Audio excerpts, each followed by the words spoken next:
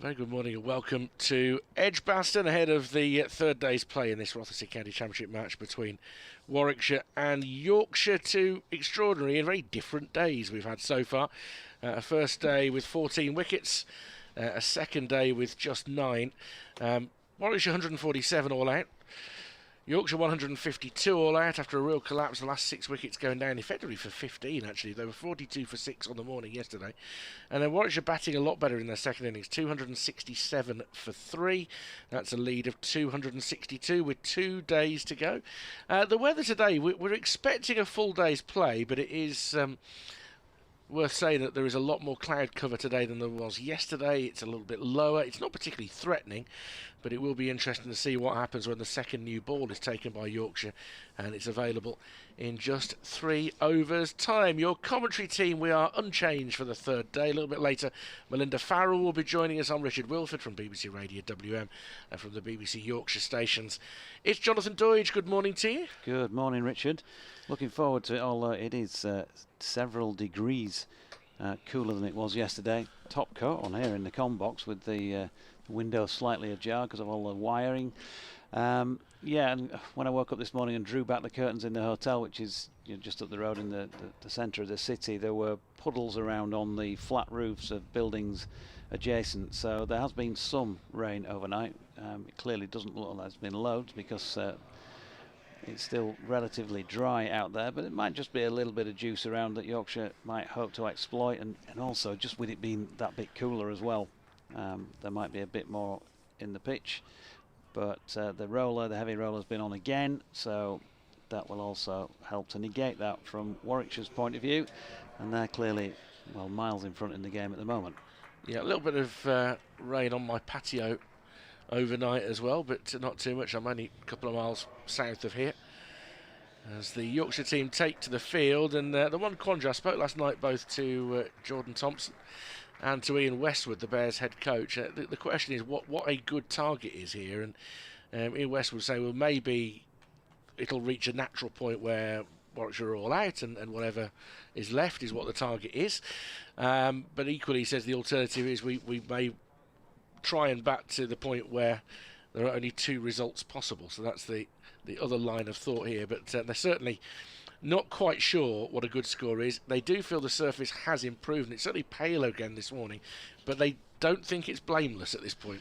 No, Yorkshire, well, it was obviously a lot of frustration really at their own efforts yesterday, just from speaking to one or two of the lads when I bumped into them back at the hotel. They had a great day one, and then they obviously pretty much binned that in 90 minutes with the bat on day 2, and then dug themselves in deeper with a poor first hour in particular, I thought it was, with the ball, barring Jack and George. And although they did bowl better, as I think we observed in the final session, and kept it to around about 2 3/4 and over, something like that, the wickets weren't exactly tumbling, were they? And they're going to resume with Harry Brook. Yeah, it may well be that Brook and Best bowled the first 3 overs to get through to that new ball. Bit of a breeze from right to left. Not as many spectators in today as there were yesterday. That's partly weather related, I fancy. Warwickshire resume with Bo Webster on strike on 18. Sam Hain is batting partner on 43. I'll have an update to do in about 3 minutes time, which will fit neatly into this over from Brook, which starts with a full ball outside off stump, which is defended by Webster. I did ask Jordan Thompson about the pre-match banter with James Wharton. Mm-hmm.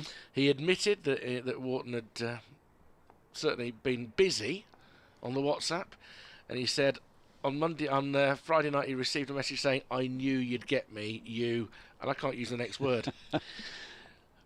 Brook in to bowl to Webster, just covers up middle and off and defends it back down the wicket to the bowler. I assume it began with B, but probably didn't end with Ola. The other significant thing is that that third wicket he took, the last wicket of the innings, the brilliant catch by Rob Yates, was one of his best mates, George Hill. It was his 200th first-class wicket. Pushing forward, and he's missed that altogether, Webster. It bounces off the gloves of Bairstow, standing up to the stumps, and goes out on the leg side. So he was rather pleased to have George as his 200th. I remember being on commentary for his first, which was at Guildford back in 2019, when he got his first opportunity to play first-class cricket under Andrew Gale. spring of 2019, yeah. You've seen his first and you've seen his 200th. Brook in, outside off stump this time, guided into the covers. Wharton comes across to do the fielding. I've also seen a great video of him. I mean, those who know, who listen to Yorkshire cricket will know that there's kind of, my son played with Jordan when they were younger, so of similar age. And when he made that debut, Stevie's dad sent me a video of Jordan running around the local park with playing cricket with Steve, and he was only, I mean, not much more than toddler age, and he, had a lot of ability from that age. He did get quite a few hat tricks, I think, bowling as a really young player. We've got an injury here by the looks of things. Injury to Johnny Bairstow. Yeah. Just in the next minute, they're going to come across for an update on the 2 West Midlands stations. But Bairstow, I think, that ball that bounced off him, I think it's hit him on the left wrist or that area. And the physio happened to be walking around the ground at the time, so he's beckoned him on from in front of the hover cover. And he's getting some treatment now. Disruption just 4 balls into the day. And Yorkshire will not want to be losing their captain at this point to anything. Now, just to say, this is the left arm rather than the right, which was the issue earlier in the season. Yeah, which led to him having to be substituted in an earlier game. Just waiting for the clock to tick over here for a report. This is Richard Wilford at Edgbaston, where we're just 4 balls into the 3rd day. There's an injury break at the moment. The Yorkshire wicketkeeper and captain Johnny Bairstow has taken a blow on his left arm in this first over of the morning. He's getting some treatment at the moment. Warwickshire still on their overnight score of 267 for 3. They're in a strong position in the game with a lead of 262. They will want to bat Yorkshire out of the match if they can today. Bo Webster 18, Sam Hain 43, Warwickshire 267 for 3. Duty's done. Bairstow looks like he's going to get back into position here. And, the substitute rules are what they are, but of course you can't necessarily just carry a spare wicket-keeper with you everywhere. So if that problem had led to him having to come off, somebody would have had to take temporary charge of the gloves. Yeah, it would have been Finlay Bean again, I'm sure, given that Harry Duke, who's number 2, is now at Middlesex on a couple of matches on loan. That was confirmed after yesterday. 1 or 2 eagle eyes spotted it. Yeah, so that he'd come on for Joe Cracknell, who'd got injured in that game. Webster to face the next ball from Brook, and he gets an outside edge that will go down through 3rd for 4. Authentic edge. I mean, Brook has bowled really well. I mean, nobody's having bowling what will be 13 overs in the first 80, because I suspect he'll get another one in. But he's drawn the edge there from Webster. It whistles down to the boundary. He goes to 22. 271 for 3. He's bowled really well. Yeah, I mean, he knows exactly, of course, he's part of the inner sanctum. He knows exactly what Ben Stokes, Brendan McCullum, Rob Key want, and it is a bloke bowling at 65 miles an hour and wobbling it about who's got 9 wickets in first-class cricket. Yeah, but the irony being that he's really managed to bowl pretty economically on the whole. As he's drawing Webster forward, there's an appeal for LBW. That's not been given. And the end of the over, 271 for 3. What I've always liked about him from the first time I saw him bowl, it looks a slightly unorthodox action, but his arm comes, I mean, bang, straight over the top, doesn't it? So he gives himself a chance of hitting the seam and nibbling it, and there was a little bit of nip off the pitch in towards Bo Webster, but that was probably missing middle stump on the next set. But he's doing a good job, to be fair. 11 overs, 1 maiden, none for 34. Oh no, that's Don Best, because of course they've changed the figures so quickly again. Looks like Revis is going to be rewarded here by having a bowl, because he bowled well yesterday, didn't he? Yeah, he was getting it through it. I noticed in the warm-up away to our left earlier on. And so Harry Brook, just to confirm, 12 overs, 4 maidens, none for 30 at the moment. And his skipper wanted a dry period last night. He couldn't get it from some of his other bowlers, and Harry has done a good job in that respect. And Matthew Revis then at the Birmingham end, 10 overs, 3 maidens, 1 for 40. You never quite know what you're going to get from Rev. And I think that's probably partly because what's been asked of him has changed over the years. But he got into this game with a newer ball than he normally gets in his hand earlier on, and showed what he can do. He banged that first delivery in short just to get through the action, I think, as much as anything, probably knowing Sam Hain wasn't going to take it on. Just got out of the way underneath it. No run. So Hain 43, Webster 22. Partnership so far worth 42, and just those 4 runs added in the first over this morning. And a little bit of sunshine poking through, and again Revis goes short. We've only got this couple of overs to go before the second new ball can be taken, and Yorkshire are going to really need to bowl well with that if they're going to give themselves any chance of reducing Warwickshire to what they'll be confident will be a chaseable score. There's a couple of people playing who've been involved in teams where they think they can chase anything, so we'll see. But they'll have to bat for a lot longer than they did first time around, as Revis bangs one in short again. Hain ducks underneath it. You can't not be wary of a batting order with Lyth, Wharton, Bairstow and Brook, because all of whom can score pretty quickly. You know, I mean, Wharton may be the junior member of that quartet, but he's got a good track record against the Bears, particularly in the white ball game. We've seen his ability to hit the long ball, and yeah, they might fancy 400. They've got the capacity to do it. They may not have demonstrated it lately, but they've got the capacity to do it.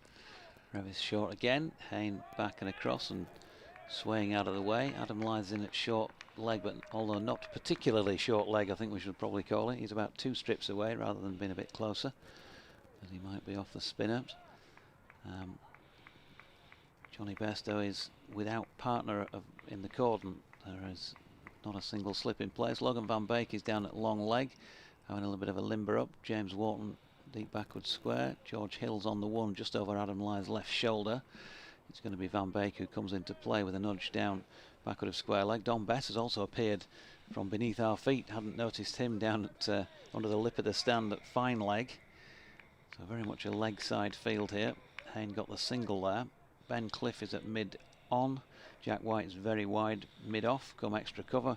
There's a massive gap between him and round to the right to Finlay Bean, who is backward point, and then a very fine third man, and that is Harry Brook.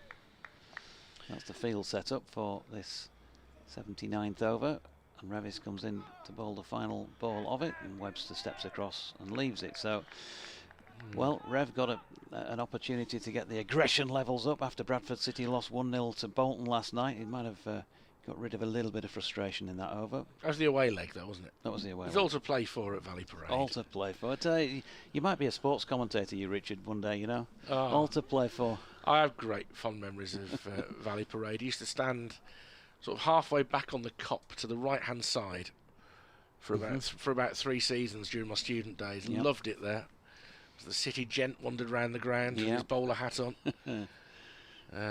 Remember seeing Dean Richards make his debut, went on to be a terrific player for Tottenham and Wolves, and so sadly his life cut short by illness. Some great forward play, Sean McCarthy and Paul Jewell playing together. It was a good era, that was. Yeah, Jagger. It's Brook then, in what we presume will be his last 13 overs for now, as he strays down the leg side. I think Hain has got a little dab on that. It goes very, very fine for 4. Indeed, it was bat, and that takes him up to 48. And Warwickshire 276 for 3. And that was a bit of a freebie. There haven't been many freebies from Brook, to be fair to him, yesterday. Maybe an occasional bowler. I mean, this is a substantial percentage of his career bowling. If you think about it, he's probably bowled less than 200 overs in his career before this. Oh yeah. It's about 9 for 630, but I was calling that up actually a little while ago and didn't quite get there. If I click on that down to 1,232 balls. Okay, of which 73 are in this match. So yeah, he was. It is quite a chunk of his bowling effort, and it is, usable. He'll take wickets bowling like this in Championship cricket. He doesn't play very much of it. So he comes into Hain now, leaves alone outside off stump. Hain 2 runs away from what would be his 4th Championship half century of the season. Hasn't converted any of them yet. Good morning to Lily. Says Matthew Revis bowled the best he has this season yesterday. I would say that as chairwoman of the Matthew Revis fan club. Unofficial. Brooke approaches to bowl to Hain, and that one actually gets up a little bit and goes past the outside edge. Adam Lythe puts his hands on his head. He's got quite large pads for short leg. He's not a short leg for this over, but they are quite... I mean, they're pretty much wicket-keeping pads he's got on there, I would say, underneath his trousers. That's a little bit awkward to get around in. Yeah. Sun on the back of Brooke as he approaches now, and looked like it was going down the leg side. It didn't. It held its line, and Hain got squared up and had to jab it out. Was it a no ball? Or did somebody shout good ball? Must have done. Must have been good ball. I mean, it's funny because you heard that noise, and at the same time the umpire is looking at the front line as well, which gave you the impression that it might have been, but nothing's been added to the scoreboard. Brooke in again, and he's going to be turned down the leg side by Hain, and that is on the inside of the fielder and will carry him through to his 50. Also a 50 partnership between Sam Hain and Bo Webster, so the first 4 wickets have all yielded 50 partnerships here for Warwickshire, but Hain's half century, it's a relatively slow one off 134 balls, 5 fours. The partnership 51 off 110 balls between these two as they try to carry the game away from Yorkshire this morning. Yeah, and doing a good job once again against Yorkshire, Sam Hain. So it's a 4th 50 of the season. 57 in the first innings in very difficult conditions. And now that one just cuts back and hits him high up on the pad. I think it bounces in front of Lythe. If that is the end of his bowling in this spell, he's done well. Came on before tea yesterday, ended up bowling considerably more overs than any of us expected. I think he's none for 38 from 13 in the end. But now the new ball is due, and you would imagine that they're going to take it. But I don't think they're taking it immediately, by the look of it. Let's see. Jack White was limbering up. I mean, I suppose there's an argument for if you're not getting smashed around the park, maybe you hang on and wait for the heavy roller to lose a bit of its bite. But I think it may possibly be maybe that Jack White might want to bowl from this end, and so they're waiting an extra over or something like that. As Revis is in, and that's an attempted pull by Bo Webster. Not quite sure what it hit, whether it was him, the back of the bat. It disappeared down to third man. Must have been the back of the bat, possibly. Yeah. It's 1 run. Harry Brooke doing the fielding. Well, I think they've gone. I think you're right that Jack White will probably take the new ball from this end. He's bowled from both ends. It was a short spell from this end yesterday evening. But Revis clearly is trying to lure them into playing the pull shot, and he's got a field set for that. And Webster almost obliged, really. Yeah, bangs another one in short. Hain's not for playing it. He's getting down low, and he's not going to give his wicket away. I think he's just one of those players, Sam Hain, kind of always admire him when he come down here or wherever you see him play. He's one of those players who I think every county would find a spot for him with the bat. He remains a prize wicket, and the reaction you get from opposition teams when they get Sam Hain out is usually pretty strong. Revis in again, and Hain, top of the bounce, drops this one out square on the offside. Bean just makes sure that the heart rate is still up. And a bit of a sprint in from the side. They get 1 run. There is an argument that he's the best middle order batter currently on the circuit not to have played a test match. And fleetingly had a couple of ODIs, made a half century in one of them.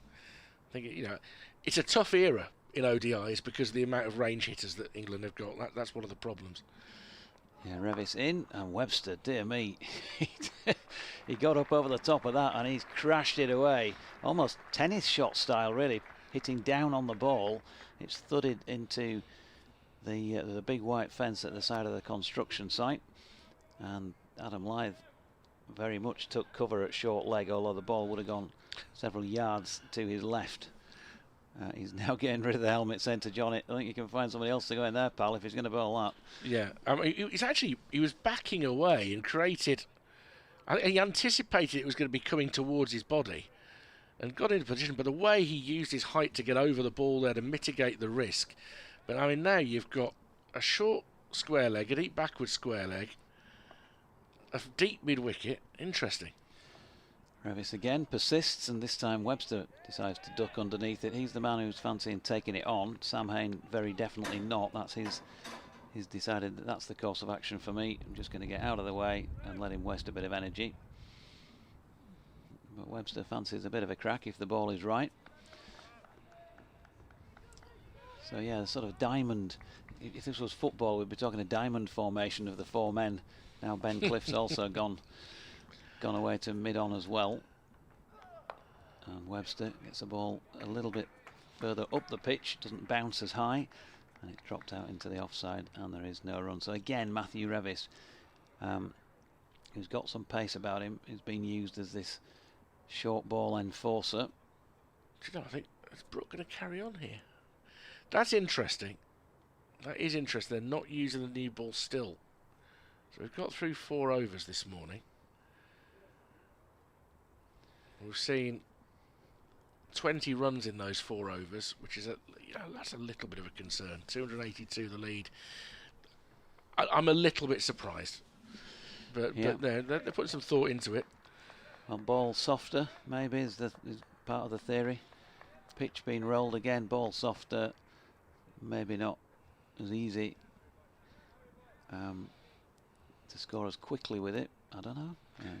Yeah, strange. I mean, normally you would consider it a bonus that you'd only had to bowl 3 overs to get to the new ball with the sky a little bit overcast. But Brooke continues and is driven through the offside. A good diving stop, one-handed by Bess, whose cap and sunglasses both fall off. But he's done well because he saved 3 runs there. Webster goes to 29, 288 for 3. The ball looked favourite for a moment there. He's done well, Bess. Yeah, he has.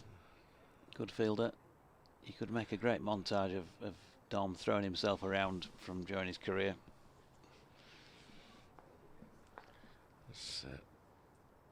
Brooke approaches Hain.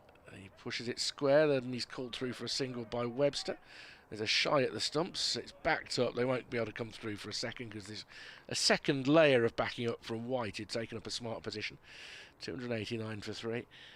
Dom Bess has a slightly scruffy air to him, which I admire as a resolute scruff, to the extent that I got derided at the Birmingham City end of season dinner last week. Honestly, can't go anywhere these days. As Brooke is in, defended by Webster up towards mid-on.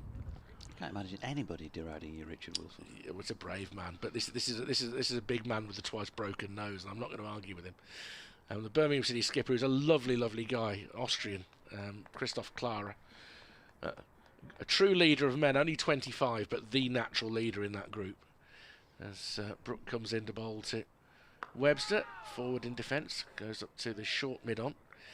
And he's walking round the media table at the dinner, the end of season dinner, and shaking everybody's hand, and he hasn't noticed me, and he sees me, looks at me in my suit and starts laughing. Shakes my hand and says, "I've never seen you trying to look smart, Rich." And as he walks off, continues laughing. As Brooke comes into Webster and leaves it alone outside off stump. The add-on to it, though, was later I had to go backstage to interview him because he'd won both the Players' Player and the Supporters' Player of the Year. And it had been pointed out to me what he was wearing. So I said, "Look, you're having a go at me for being in my suit. You're wearing the blazer you were given to go to Wembley last season with the club badge on." And he sort of looked a bit crestfallen that had been noticed. As Brooke draws Webster forward in defence. End of the over, no run, 289 for 3. And I said, "I hate dressing up smart. It's not my thing. I don't like dressing up smart." He says, "Yeah, tell me about it." So clearly it's not his thing either. But to be just genuinely laughed at by the football club captain. Yeah. I mean, it was hurtful, Jonathan. I don't mind telling you. I mean, that's sad, isn't it? I can see Mel's nearly in tears as well. Alongside. She's reading Sense and Sensibility over there at the moment. So, yeah. Well, I'm the opposite. You see, yeah, nice to get dressed up smartly. I was kind of brought up that way that you had to look smart, you know. You are smart. No, you are smart. I always think of you as being smart. You don't mind a waistcoat. I don't mind a waistcoat. No, that's true. Actually, I don't wear them very often, but I don't mind one. Well spotted. Matthew Revis is also going to continue for over number 83, 289 for 3. Hain 54, Webster on 29, and Revis bowls short with Adam Lyth back in at short leg. Sam Hain played that well up on his toes from the crease and just got everything behind it, dropped the ball into the pitch. The curious thing about this not taking the new ball at this juncture, and it's 13 balls overdue now, is that those of us who watch a lot of cricket at Edgbaston certainly feel that Yorkshire are not out of this game at this point. But they might play themselves out of the game. Robinson again, short. Hain pulls out of it. There are, I don't know. I don't know before I say this, but when you think about the way that the modern game is played, and use the W word, workloads, there could be an element of we don't want to use them too soon in the day because they've bowled this and that number of overs, and they could be on the verge of injury, and Yorkshire are pretty thin on the ground in terms of certainly seam bowling personnel, with no Ben Code at the moment. Jai Richardson being rested here. This really is it for now, what you see in front of you. So if somebody else goes down injured, with another game against Surrey next week and then 2 more to come next month, you might be nearer the wrong end of the table than you'd like. Revis in again and bangs one in short once more against Sam Hain. No run. It's interesting what you just said about the Birmingham City thing and leadership and 25-year-old. Yeah. I went to an evening with Kevin Sinfield the other week in Leeds at the Grand Theatre, just in the audience. Barry McDermott was doing the chat, although basically he led him in with a question, and Kev was speaking for 10-15 minutes at a time, and it was dead interesting. And he was talking about leadership and how he first kind of realised that he was a leader. As Revis comes in and bowls, and that's dropped into the offside by Hain. Ooh, bit of a difference of opinion on the running front, but they're okay. They stopped in time. And so he said he was a captain when he was a young player. He wanted to play for the Lancashire under 12s or something like that, and he turned up at this match and he thought they were going to get thrashed by the opposition. Everybody thought they were going to get thrashed, and he took it upon himself. Nobody had told him to do it, but even at that age he went round the dressing room and he looked at the lads and thought he's not great and he's not right good and he's not superb either. More in a sec. As Revis comes in and Hain drops that out into the offside and picks up a single. And he said he weighed it up that if he looked at Fred Bloggs over there and thought he was a 6 out of 10, he was going to get him to try and play like a 7 out of 10. And small gains. Little Dave over there was a 4 out of 10. He was going to try and get him to play like a 5, and he'd go and address the players around the dressing room before this match, I think he said, and they came out quite comfortable winners. And he thought, there's something there that I've done. So he's only a 12-year-old kid, and he realised that he had some sort of leadership qualities. Wow, so that's amazing. I don't think age matters that much, does it? If you've got it, is what I'm trying to say. As Revis bowls, and that's short and run down square on the offside by Webster for another single. So 13 overs, 3 maidens, 1 for 50 for Matthew Revis, 291 for 3. The lead 286. When you look at the man he grew into and all that he's done in recent years, I've never met Kevin Sinfield, but right now, if he came into this room and told me to jump, I'm probably going to jump. But he'll tell me how to do it, which I think is a nice thing. But what an extraordinary man he's become.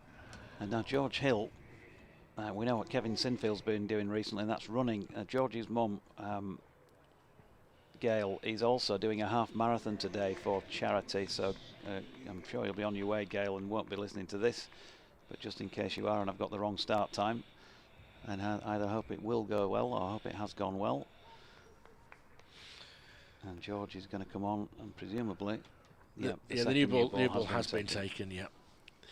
So you can reasonably assume it's going to be Hill and White, but we've had 25 minutes into the day, which means we're very close to welcoming Mel Farrell back in for day 3. I'll do this over and then I'll scoot for a bit. So we'll see what happens. Now, all of a sudden, Johnny Bairstow has company. He has 3 slips, as he did for a spell yesterday. He's hatless. As Hill comes in to bowl to Bo Webster, turns him round a little bit, dabbed into the offside, and there's no run. This pair have added 62 since the fall of Dan Mosley for 70 yesterday evening. Lead up to 286, and this second new ball needs to go well for Yorkshire. Ian Westwood was saying he'd be interested to see how the second new ball goes this morning. Little flecks of blue, but a lot more cloud than yesterday. But not as menacing as it was on Friday. Hill onto the pads of Webster, comfortable single just in front of square. Around comes Cliff to do the fielding. So interesting that it's Hill who gets his hands on the second new ball. I think Cliff would take the new ball in each innings initially. Yeah, I mean, George is obviously a vastly more experienced player than Ben, and I just think there's an element of we need to keep this tight. You know, I'm not saying Ben can't, but you know that you can't rely on George to put it there or thereabouts, just like you can with Jack, and that he's got a track record at doing that. Approaches Hain once again, and Hain gets into position, defends up towards mid-on. Jack White comes in to do the fielding. We started to get to the situation where, you know, George won't start with a new ball, but second new ball he will quite often get the gig. Just looking for signs as whether White is going to be imminent at the Birmingham end, or whether Revis might get a couple more, conceivably. Doubt it very much. It would be unprecedented if he got the new ball, I think. And Hain with a big stride down the wicket, batting out of his crease again. And at this point, I don't think Bairstow will call for the helmet just yet, but he'll keep an eye on things. Which are just White is showing no indication that he's about to come into the attack. It's no stretching, no whirling. He did a bit of that a couple of overs ago when Harry was still on, so maybe he feels like he's loose. I mean, he's maybe not a big fan of calisthenics. Hain awaits and a bit of a leading edge along the deck, past the bowler and up towards Bess at mid-off. Oh, Russ Warren's got his gloves on again today. He did the game down at Hove and he wore gloves for 2 days. And it was catching because the other umpire then wore gloves. I think it was Graham Lloyd. Wore gloves on day 3. I'm not having umpires in black gloves. No. I like snooker referees, yeah. Negative. Hill in to complete the over. Hain shoulders arms, leads it, goes through to Johnny Bairstow. End of over number 84. It was the first with the second new ball. Warwickshire 292 for 3. They lead by 287. Melinda Farrell is going to come in for me to join Jonathan Deutsch. He's a bit like the hooded claw at the moment at the Birmingham end, with the collar zipped up, the gloves on, the hat pulled firmly down. And normally maybe to shade his eyes from the sunlight, but today a bit of that and a bit of warmth as well. No, you are right, Richard Wilford. I doff my cap to you, because Matthew Revis with the second new ball is going to continue, and I don't think I can recall seeing this before. I know that it's hard to tell us apart, but I am not actually. Well, I was just. I know Richard was still in the room. Sorry. I wasn't calling you Richard, Mel. I've been called worse, to be fair. Good morning, and good morning to everyone out there listening. Good morning. Away you go. Well, here we go. Revis is in with the new ball, bowls over the wicket, just clipped in front of point by Webster, no run. I think this is a really key moment now, this second new ball. If I were some of Yorkshire's bowlers, I really do feel like yesterday, the fact that, and this morning, that Harry Brook has bowled, 12, 13 overs now? Mm-hmm. That should give them a lot to think about. As Revis is in and Webster pushes forward in defence, but the ball goes through to the keeper, Bairstow. I mean, that should, I'm not saying it should be embarrassing, but it should make you stop and think, right? If you've got Harry Brook coming in and bowling that many overs, because it just makes the Yorkshire bowling, apart from a couple of them, look kind of a bit toothless. Yeah, he and Ben Clifford both bowl the most, 14 apiece. Here is Webster defending once more, but that new ball has got a bit of nip, and that was going away from him, leaving Webster. There is, you know, you only have to do this for an over or two if it doesn't work, but you know, he's loose. He's banged a few in short with the old ball, so why not let him have a go? Quite a good fresh idea, I think. Well, he's got 2 slips in at the moment. He's getting the ball nipping away from Webster. In once more, and Webster leaves this one alone quite comfortably. I've sort of moaned a bit on air in the last few seasons when Matthew's been used as a bowler, that he's only really been used in the back end of a ball, you know, when it's gone soft, because he's got that bit of extra pace, and we've not really found out too many times what he's got to offer as a top of off-stump bowler. There was one particularly good spell at Scarborough a couple of seasons back. And Revis is in once more, bowls, and that's just dropped into the offside by Webster, and they hustle through for a single. You know, but in this match now, by necessity, yesterday he got the ball in his hand a little bit earlier than normal, and he's getting to go with the second new ball here, so far so good. And he's bowling noticeably, obviously, different length, as you would, Mel, with this second new ball. Yeah, and at the moment he is getting that seam movement away from the right-handers.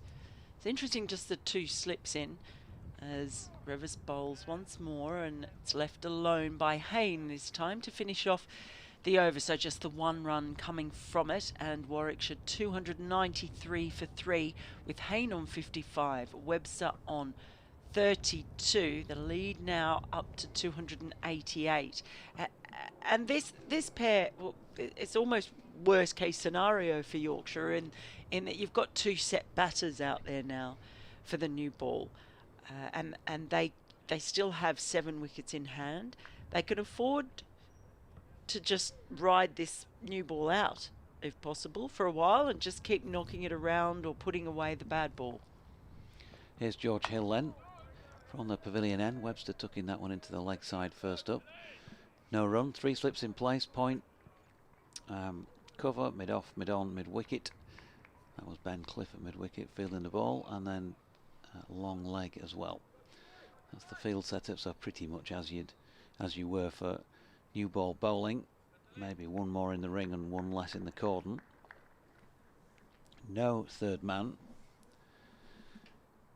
And Hill making his way in again then. Oh, good delivery this time. There's a big appeal and gone. So they have got the breakthrough with the second new ball. George Hill has done it. And it's Bo Webster who only got slightly, didn't he, half forward, and he's LBW for 32. Very little hesitation by Jack Shantry in raising the finger, but he's done a good job. But Bo Webster, Warwickshire 293 for 4, a lead of 288. Just what the doctor ordered for Yorkshire. So Hill is the one who makes the most of the new ball. They needed that. They really did, the visitors, to just keep themselves in this game and not allow Warwickshire to just bat them completely out of it. Now they've opened up one end. What can they do with it? It's a good partnership. 64 runs put on between Hain and Webster. But he just got that ball coming back into the Tasmanian. Yeah, not sure he could have had too many complaints. Just picking up on the replay, just angled in gently, really, and it probably hits him in front of middle and off and going on to hit maybe middle and leg, something like that.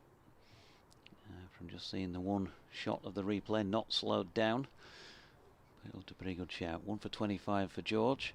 He's got in among, and Yorkshire will be hoping that he can have one of his red-hot spells, because there are just some days when he takes wickets for fun. What we've seen so far in the innings wouldn't suggest that today will be one of those days, but that probably will mean he does. Mel? Well, that's just the way sport works, isn't it, really? Yeah. Who knows? But anyway, he's got the breakthrough. Yorkshire will be grateful for that. Different player at the crease, somebody new to work on, and it's Warwickshire skipper Ed Barnard. Bo Webster LBW Hill for 32. 60 balls, 85 minutes of batting and 3 fours involved as Hill bowls his first delivery, which ends up being played into the deck to second slip where Adam Lyth fields. Barnard just having an early word with Sam Hain, who probably already had a word with him as he walked past. Hain doing a bit of gardening, and maybe imparting a bit of info to his skipper. 3 to come in the over then. Jack White is loosening. He didn't get the first over from the Birmingham end with the second new ball. Maybe brought into play soon, but Barnard's angled this one along the deck. Legitimate open face run down to third man. Matthew Revis gives chase, and they come back for 3. 296 for 4, and Barnard off the mark.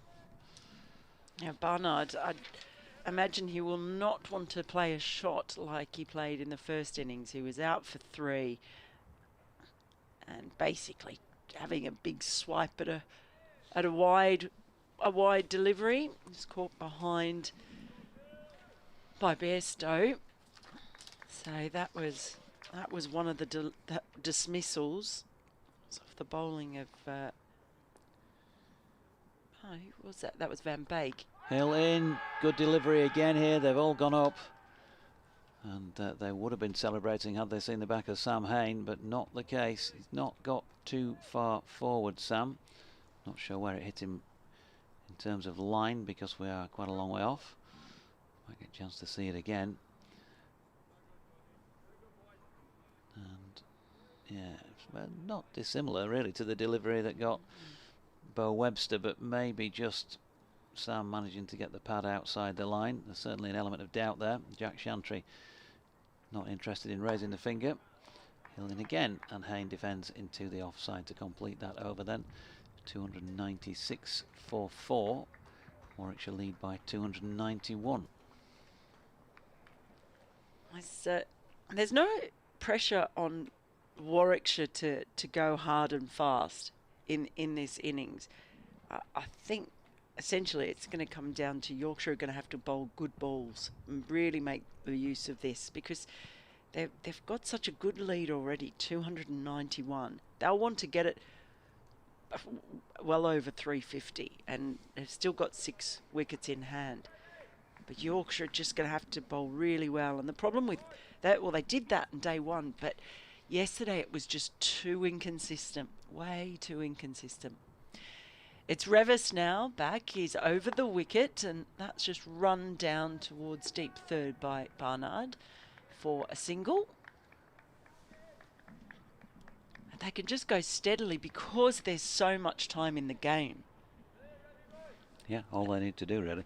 They just need to give themselves what they feel is enough time to take 10 Yorkshire wickets, don't they? That's right. And I don't think that's always been particularly easy for Warwickshire this season in the 4th innings. So I want to give themselves time, all right. Revis is in. It's defended by Hain up to short mid-off.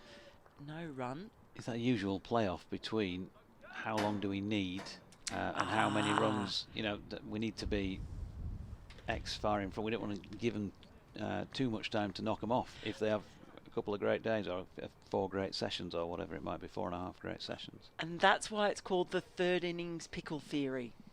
As in comes Revis, bowls. It's just dropped in front of Hain in defence. Is that kind of up there with Newton's law and things yes, like that? Yeah, it is. 3rd innings pickle theory. Yeah, coined by the great Johnny Barron, who many people will. My noble lord. Yeah, Johnny Barron. That 3rd innings pickle, because it's the most, in many ways, tactically difficult innings to bat him. As Revis is in and bowls, and that's just tapped up to wide mid-on for a single. Because every other innings, it's just more straightforward, isn't it? First innings, you just want to get as many runs as you can get. Second innings, you're pretty much trying to get parity and then a lead. And the final innings, you're either batting for a draw or you're batting for a win. But the third innings, it's much more complex than that because it's the time factor as well as the runs factor. Wanting to give them a sniff. You don't want to. You want them to go for the win as Revis is in and bowls, and that's just run down again to third for a single. But there's all those factors in there because you want it to be sporting enough that they're going to go for it, particularly if there's not a whole heap of time left in the match. Yeah. But then you also don't want to make it too easy. There's just so many different factors, which is what makes it the third innings pickle. It's true. Good on Johnny Barron to actually name it. Here is Revis. Bowls. It's turned up towards wide mid-on, and they'll come through for another single. Brings up the Warwickshire 300 for the loss of 4 wickets. Been very good for them since what was a pretty miserable first day, but that is the joy and the beauty of first-class cricket over a 4-day period, that things can change dramatically even if you have a bad first day. Yeah. So a third innings pickle is right up there now all of a sudden with Newton's law, Sod's law. Yep. Murphy's law. All of those. It's true. It's Middle child syndrome. They're all up there, aren't they? They're all up there. George Hill from the pavilion end as Jack White does some more vigorous loosening at mid-on. 3 slips in place. Ooh, that one just nipped on Sam Hain and he took the bottom hand off the bat at the last moment. Played it well enough out to Matthew Revis. He may have done his work for the moment. Latchkey incontinence, that's another one. Perhaps you might have to explain that to me. The fact that you don't need to use the loo until you pull out your house keys. And then right. all of a sudden you desperately need to. Here is Hill, and that's pushed square on the offside to Revis. No run. I must admit, I hadn't thought of that one, Mel. It's true though, right? Nor is it. Well, I can't remember. No. You're absolutely fine, and then just at the point where you're looking for your keys to open your front door. Oh no, I really, and that's when you start, you're like, you can't find them, and it's definitely a thing. Along with Newton's law, Sod's law, and the third innings pickle theory. Here's Hill over the wicket. Hain tucks it away very nicely back with a square leg, and it's returned by Logan Van Beek. They get a single.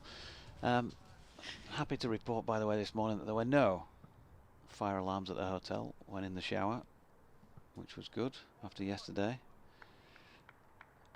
I'm glad to hear it. But I was a little bit later to breakfast this morning, and I think most of the Western world seemed to be staying in the hotel, judging by the numbers around the breakfast table, so it was a queue for everything. Just want to get a coffee, please. Yeah, you can wait 10 minutes. Here's Hill. That's punched into the offside and fielded by James Wharton. No run.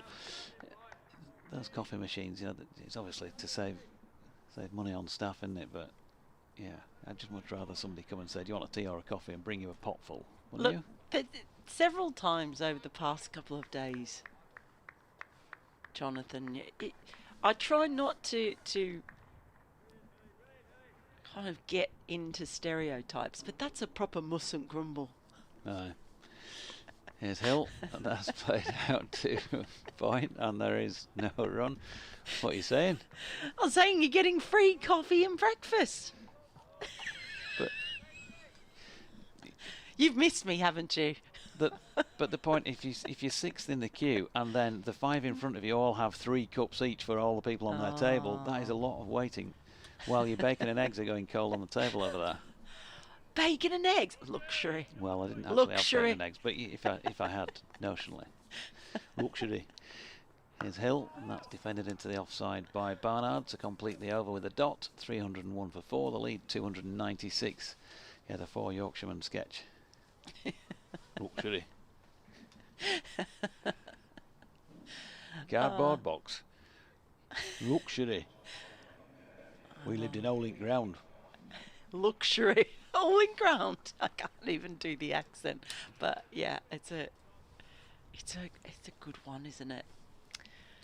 Now, I have to also say a big thank you to Paul. Do you remember yesterday we were talking about a team of geographical features, because we've got Cliff and Hill playing in this game, and Paul had emailed in some suggestions. Well, I tell you what, he's been up all night thinking about it, and he's got a whole 11, and he's got a whole 11 of current players, and he's got an 11 of past players as well, and I'm extremely impressed by his effort. So we'll have a look at those. As Jack White, though, is into the attack, and the Revis experiment was definitely worth a couple of overs, but why not bring in your big gun? It's White. He's coming in and bowling to Hain. First ball gets almost a little tangled up and tries to turn it on to the leg side, but it ends up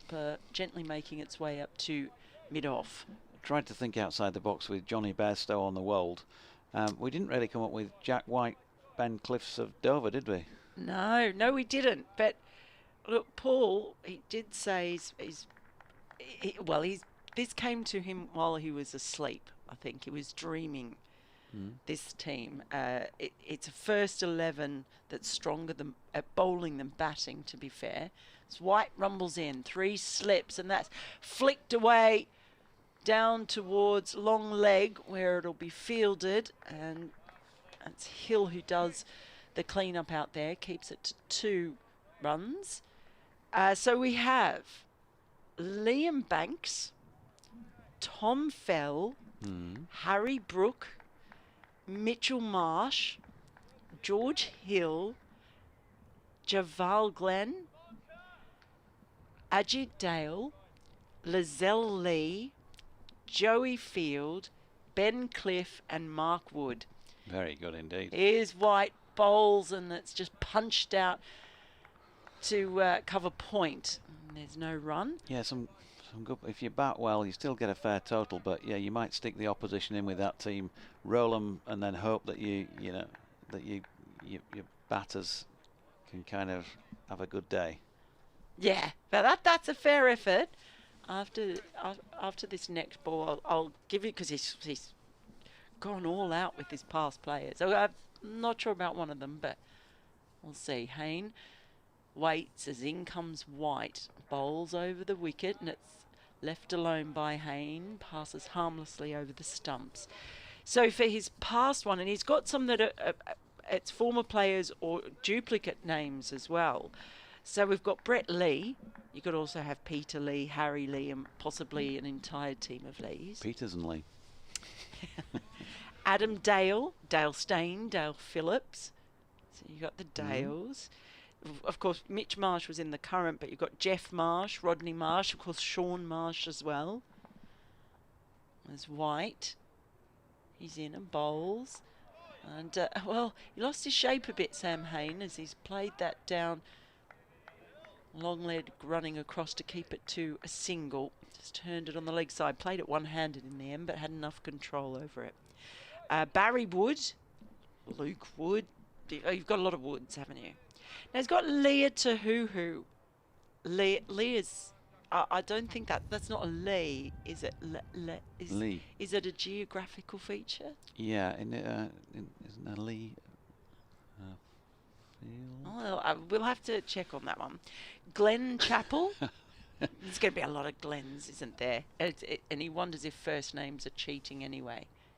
Here's White, bowls, and it's played gently through the gully region, but they won't get a run there. Yeah. And it's 304 for 4 with Hain on 61 and Barnard on 5. I did used to live on a street called Lee Field something. It is a field. It's a grassy land, pasture or meadow, yeah. Right, so there you go. So that does work. But yeah, I'm not sure about the first name thing. So Glenn Chappell, Frank Field, Lauren Hill, Charles Poole, and Stuart or Chris Broad. Graham Lake, I like that one. Sam Cliff, Amari Banks, Gary Calmeadow, which we had yesterday, and Alan Border. Well done. That's excellent research. Very, very well done indeed. Here's George Hill from the pavilion end, bowling to Hain. Lovely shot. Just over pitching George. He's bowled it straight. You can see what he's trying to do, but he's just gone a little bit too far down the pitch, and that has fed Hain with a lovely on drive for 4 runs. He looks good, Hain, doesn't he? He looked...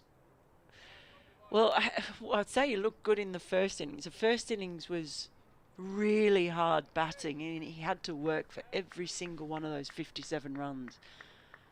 But he's batting just as well now that he's got slightly easier conditions with which to bat him. But he's had a terrific game so far, Sam Hain.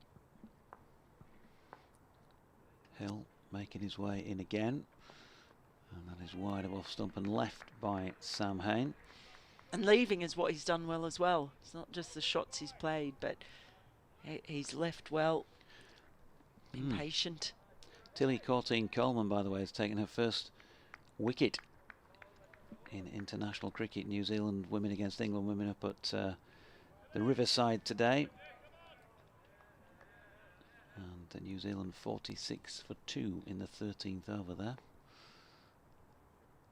Here's George Hill, meanwhile, at Edgbaston. Good delivery, and can't have been too far from taking Sam Hain's outside edge. I think he acknowledges that was a good nut by George. Yeah, really squared him up, and I've just been talking about how well he's left and how good he's looked.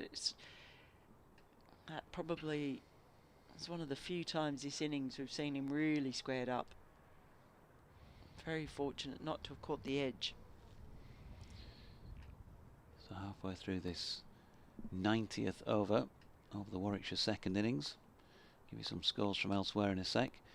Hill bowls, Hain drops into the offside, no run. So at Hove, Leicestershire at 328 all out. Sussex have gone on into a 101 run lead at the moment, 429 for 9. Hampshire 93 for 3 in their second innings. That's a lead of just 55 against Essex, with 7 second innings wickets remaining at Chelmsford. Just down the road at New Road, Worcestershire have Durham 251 for 7 in response to their own 308. Still in the first innings for Durham there. Gloucestershire in Division 2 at Bristol, 7 without loss in their second innings. They've finished Kent's first innings off. It's a game similar to this, except without being such a low scoring one. Just 2 runs between the sides on first innings. 325 played 327. Johnny Bairstow stood up to the stumps before that delivery, dragging Sam Hain back, but he was still able to defend it. Back in Div 1 down at Cardiff, Somerset, well, there were 6 down for 30 odd yesterday. They've recovered of sorts, 72 for 8. They still have a useful lead of 197 there with 2 second innings wickets in hand. Northants 123 for 6. Facing Derbyshire's 604 for 7 posted earlier in the match. So they're in a bit of trouble. And George Hill bowls, and Sam Hain plays not dissimilar to the shot he played earlier, but this time a flick off the legs to a full-length delivery. Another beautiful shot for 4 takes him to 69, 312 for 4 at the end of the over. Just 2 other games to wrap up in this little roundup. Nottinghamshire 415, Surrey 260 for 4. So they're 155 behind with 6 first innings wickets remaining. And Lancashire in trouble, 68 for 6 in their second innings. So that's the lead of just 100 with 4 wickets remaining. But it has been a low-scoring game at Old Trafford. So with 1 notable bowler and a few other good ones around, they may still have a chance of worrying Middlesex if they could add another 60 or 70 to that score. Meanwhile, here at Edgbaston, the clouds have parted and there's suddenly a lot more blue, full sunshine. It's a cold day here today, freezing. It's a lot colder than it was yesterday. So we don't have as many people here. The lead now for Warwickshire, 307. And it's White coming in, bowls to Barnard, who just drops this one out on the offside. There's no run in there for him though. And we're at that point, the little Pac-Man E is just a shadow of the floodlight. It just looks like it's about to eat up the slips fielders.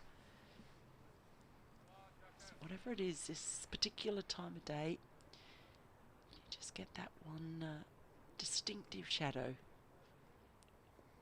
Barnard, upright, waiting as White is in. And he punches that late. And it ends up racing to the third man boundary. Just let the pace of the ball do most of the work, but gave it a good punch as well. Yeah, some people be spitting chips that there's no third man in place, and the horse has now bolted. Frank Watson gets a real Yeah. There's a few people around who do. Finley Bean has now gone down to third man after the ball's gone for 4. Yeah, how many runs get scored when with the new ball in particular? White in, bowls, and that has leapt up on Barnard a bit. He takes his right hand off the bat immediately as the ball drops in front of him and just gives it a little shake. White has been absolutely the pick of the bowlers. He was really terrific for them in the first innings. Hardly bowled a bad ball. Really economical as well. Are we getting ready for a commentary change? Because Richard's suddenly hovering. Yeah. Here's White, bowls. It's gently turned to mid-wicket by Barnard. If you want me to do the last couple of balls. Oh, yeah, you do the last couple. Sorry, yeah, we've got to do our little musical chairs. Nick Briggs has emailed in the usual moan from Nick. Good morning to you, Nick. Looked completely in control of the match until about 11:30 yesterday. He says, since when we proceeded to perform like a bunch of moderate club cricketers. What is going on? Surely we should be performing better than this. That's with regard to the Yorkshire demise. Not sure what the answer is, Nick. Ooh, now then, that was uppish for a moment from the bat of Ed Barnard. Fortunately for him, he guided it backward a point, and despite the fact that there is a third man present, it's a fairly short boundary and has gone for 4. I don't, Nick, I must say that after Yorkshire's really good last 3 days at Somerset last week, I think the email that you sent congratulating them and saying how well they'd played must have got stuck in the ether somewhere. Oh dear. It's a generation who only send messages when things are going wrong, Jonathan. It's that generation. Final ball of Jack White's over is left by Barnard, so 320 for 4, 315 runs the Warwickshire lead with 6 second innings wickets in hand. Time for me to step out and leave you with Richard and Mel. Thank you very much indeed. Jonathan Doidge will be back with us in half an hour's time in the build-up towards lunch. So, first hour is done. 14 overs have been bowled, and in that time Warwickshire have progressed by 53 runs for the loss of 1 wicket. They'd take that. Webster trapped LBW by George Hill for 32. Looked a perfectly good shout. Certainly, I don't think Bo Webster was surprised when the finger went up very quickly from the umpire. We'll have another update for local stations in the next 4 minutes as Mel sidles in to my left. I'm a bit of a sidler, to be fair. You're not. You're the star of the operation this week. As Hill comes in to bowl to Hain, who's forward in a half of the bat. There's an appeal for a good ball more than anything else. I note elsewhere, Somerset 75 for 8 lead Glamorgan by 200. Glamorgan are very much in that. 4 wickets for the teenager Norton. Van der Hoogten taking a couple. That is Tom Abel, who's batted very well this year. He's 34 not out. Abel is in that Hain category of terrific middle order batters who haven't won a test cap. Yeah, unlucky. As Hill is in to bowl to Hain, pushes forward in defence. See, Somerset runs have generally been undervalued because Taunton used to be a 500 wicket all the time. It isn't so much these days. So his runs maybe ought to be considered of greater value than they maybe are. Nick Gubbins, 57 not out for Hampshire, a 95 for 3 against Essex. That's a lead of just 57 as things stand. Hill into Hain, who defends again. And the Not Surrey game does feel like it's got draw written all over it, doesn't it? 415 knots, 267 for 4 Surrey. Dan Lawrence, 86 not out. Having seen the last game at Trent Bridge, if it's if it gets easier and easier to bat on. Pick up some batting points in the first innings, and that's hope for maybe a bowling one. Hill in again. Hain sturdy in defence. Effectively, I mean, that's what Warwickshire did there by getting to 450, which was pretty impressive stuff. Derbyshire 604 for 7, Northampton 127 for 6. Harrison is still there on 54. Sales gone for 46. 2 wickets each for Aitchison and Hayden. Gloucestershire 14 without loss in their second innings, leads Kent by 12. So that's as even Stevens as you could get. Middlesex going well at Old Trafford though. Onto that after Hill's next ball, which is down the leg side, hits the pad. Maybe actually might have been a Bairstow. Lancashire 72 for 6 in their second innings, lead Middlesex by 104. So Higgins 4 for 27, Roland Jones 2 for 20. It's doing plenty. Highest score in the second innings, Keaton Jennings 18. Doing a bit then? It may be. Right, my update is in the next minute. Durham 253 for 8, trail Worcestershire by 55. Worcestershire will be delighted. Beddingham out for 83, 3 wickets each for Waite and Taylor leading the attack. Hill in again, and this is whipped off his pads by Hain. Might split 2 fielders, one of them had to make their mind up, and in the end they restrict him to just a single. End of the over, and I think the report will fall rather conveniently in this slot now, with Warwickshire 321 for 4. Just waiting for the clock to tick over. This is Richard Wilford at Edgbaston, where Warwickshire have moved on to 321 for 4 in their second innings. It's a tidy lead over Yorkshire of 316. The only man dismissed shortly after the taking of the second new ball, Bo Webster. A good ball from George Hill trapped him LBW for 32. Sam Hain's made his 4th half-century of the season. He's yet to make a ton. He'll be looking to make that good. He's on 70. Ed Barnard, the captain, is supporting him on 13. Warwickshire 321 for 4. That very conveniently fell into the over break. Well done. Good if you could have planned it better. I'm grateful to Jack White for not hasting in. Well, he is running in now as Hain waits. Just plays that one. I think he was looking to guide that one down towards third, but it's ended up just squirting out towards point. No run. The one thing I haven't done whilst running through those scores is I haven't done Substitute Watch, which is our new feature. So I'll let you know if anybody new has dropped into any of those games. I've ranted about it so much, I'm not going to rant anymore. White rumbles in, bowls to Hain, who leaves that alone, and Bairstow is up to the stumps, as he has been quite a few times to Hain, because Hain, certainly in that first innings when things were really difficult, he was batting a long way out of his crease, and he likes to come forward. At the moment, he's being forced to stay in his crease and maximise any swing that White is able to produce. Just 2 slips in now.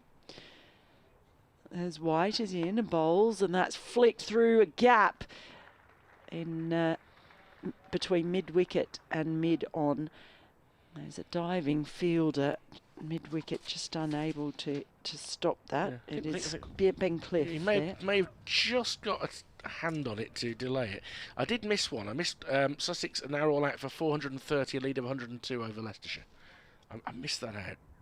Simpson 114 not out. He's returned to form, hasn't he? 3 wickets each for Helm and Ben Green. Helm on loan. White, he's in and bowls to Hain, who again leaves that alone and keeps his foot firmly behind the crease as he took a stride forward, because Johnny Bairstow is hovering. Managed to get 2 runs from that previous ball, so hence Hain still being on strike. Looks like Harry Duke is still the only substitute of the week in the Championship. Is that just a new title? He's the substitute of the week. Substitute of the week. Here's White. In bowls, and that one's leapt up, and it was left alone by Hain shouldering arms, and then Johnny Bairstow was unable to take it above his right shoulder. It really spat up off the deck. It's not a lot of fun standing up when the ball's going up there. No. I actually love it. I love a keeper up to the stumps. I don't know, it's fun. It's fun cricket. Alex Carey did it brilliantly during the Ashes. He's a good keeper. That was some seriously good keeping from him. It's White in, bowls, and Hain just defends it back to White, who picks the ball up himself to finish off the over. And Warwickshire 323 for 4. Hain now 72, Barnard 13, and the lead is a very healthy 318. Meanwhile, at Chesterfield Street, it is the opening international of the summer. It's England against New Zealand. 50 overs aside. Toss won by England, who chose to field.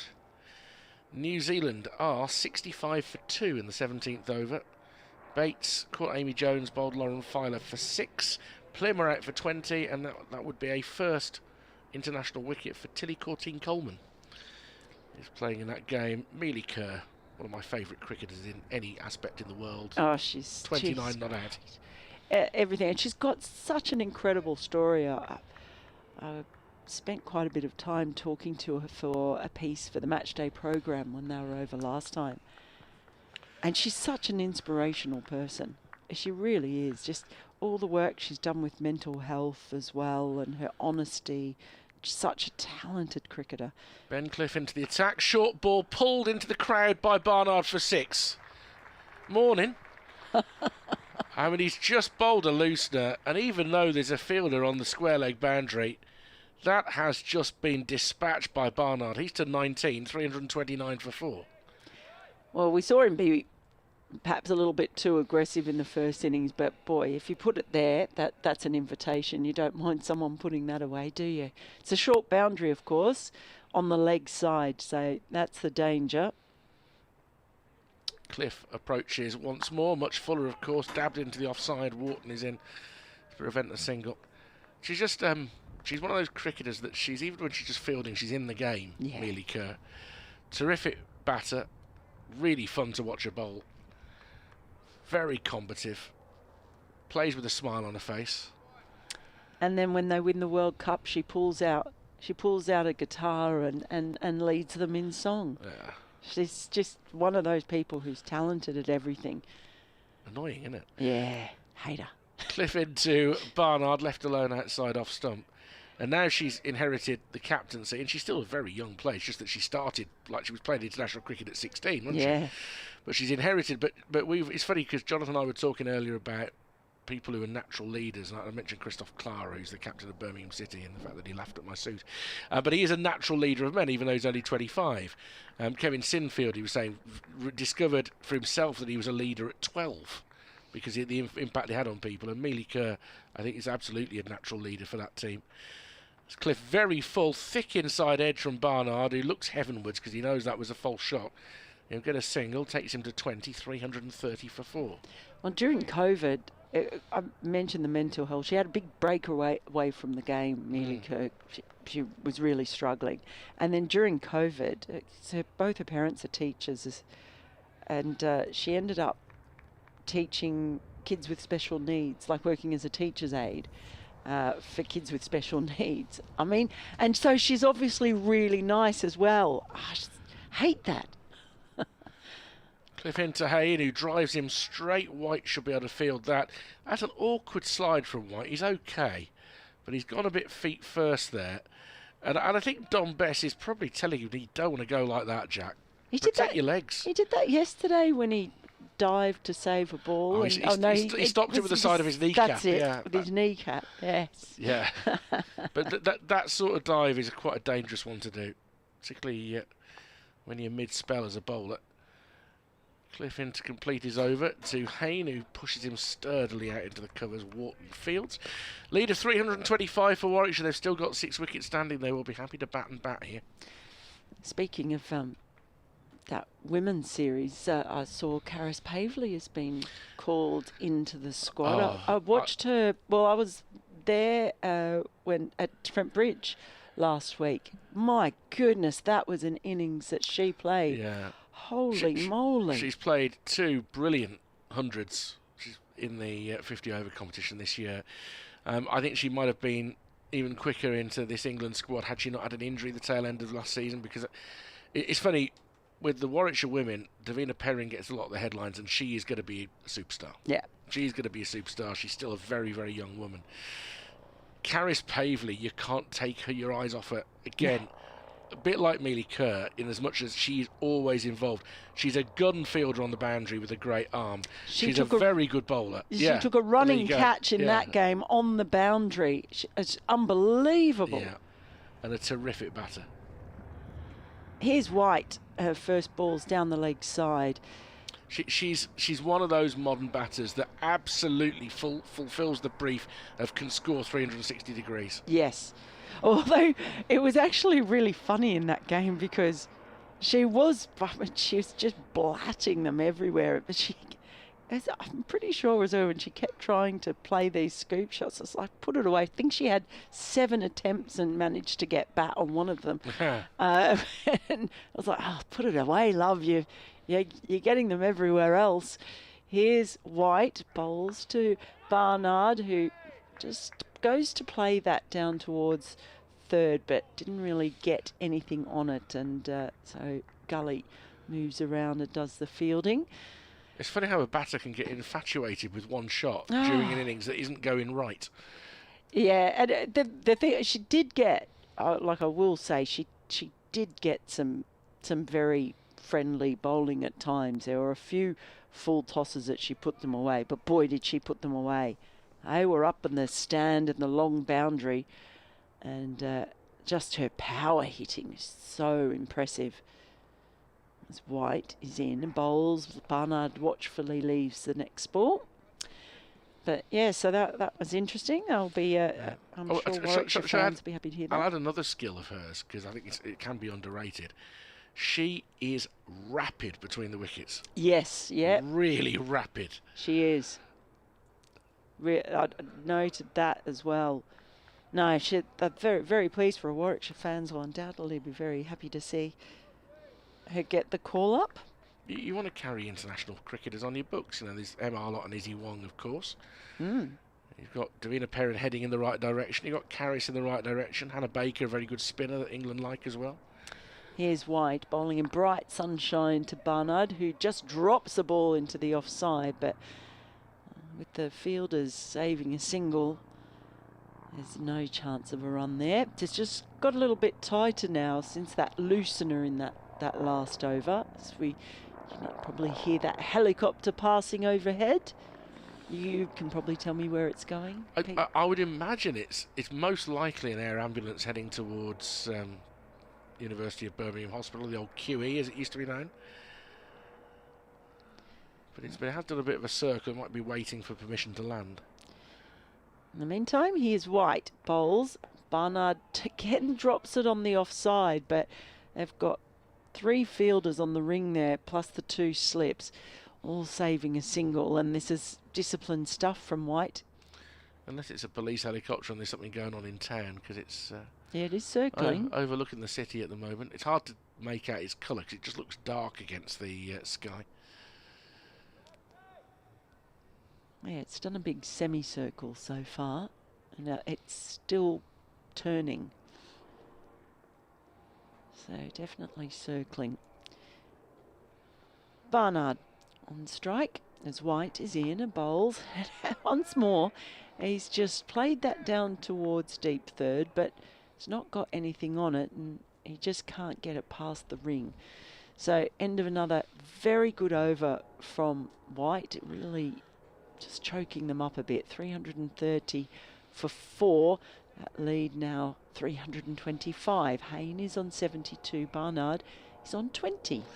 Have you ever been commentating at Lords when one of those giant double propeller helicopters comes over? Yeah. I think from RAF Northolt.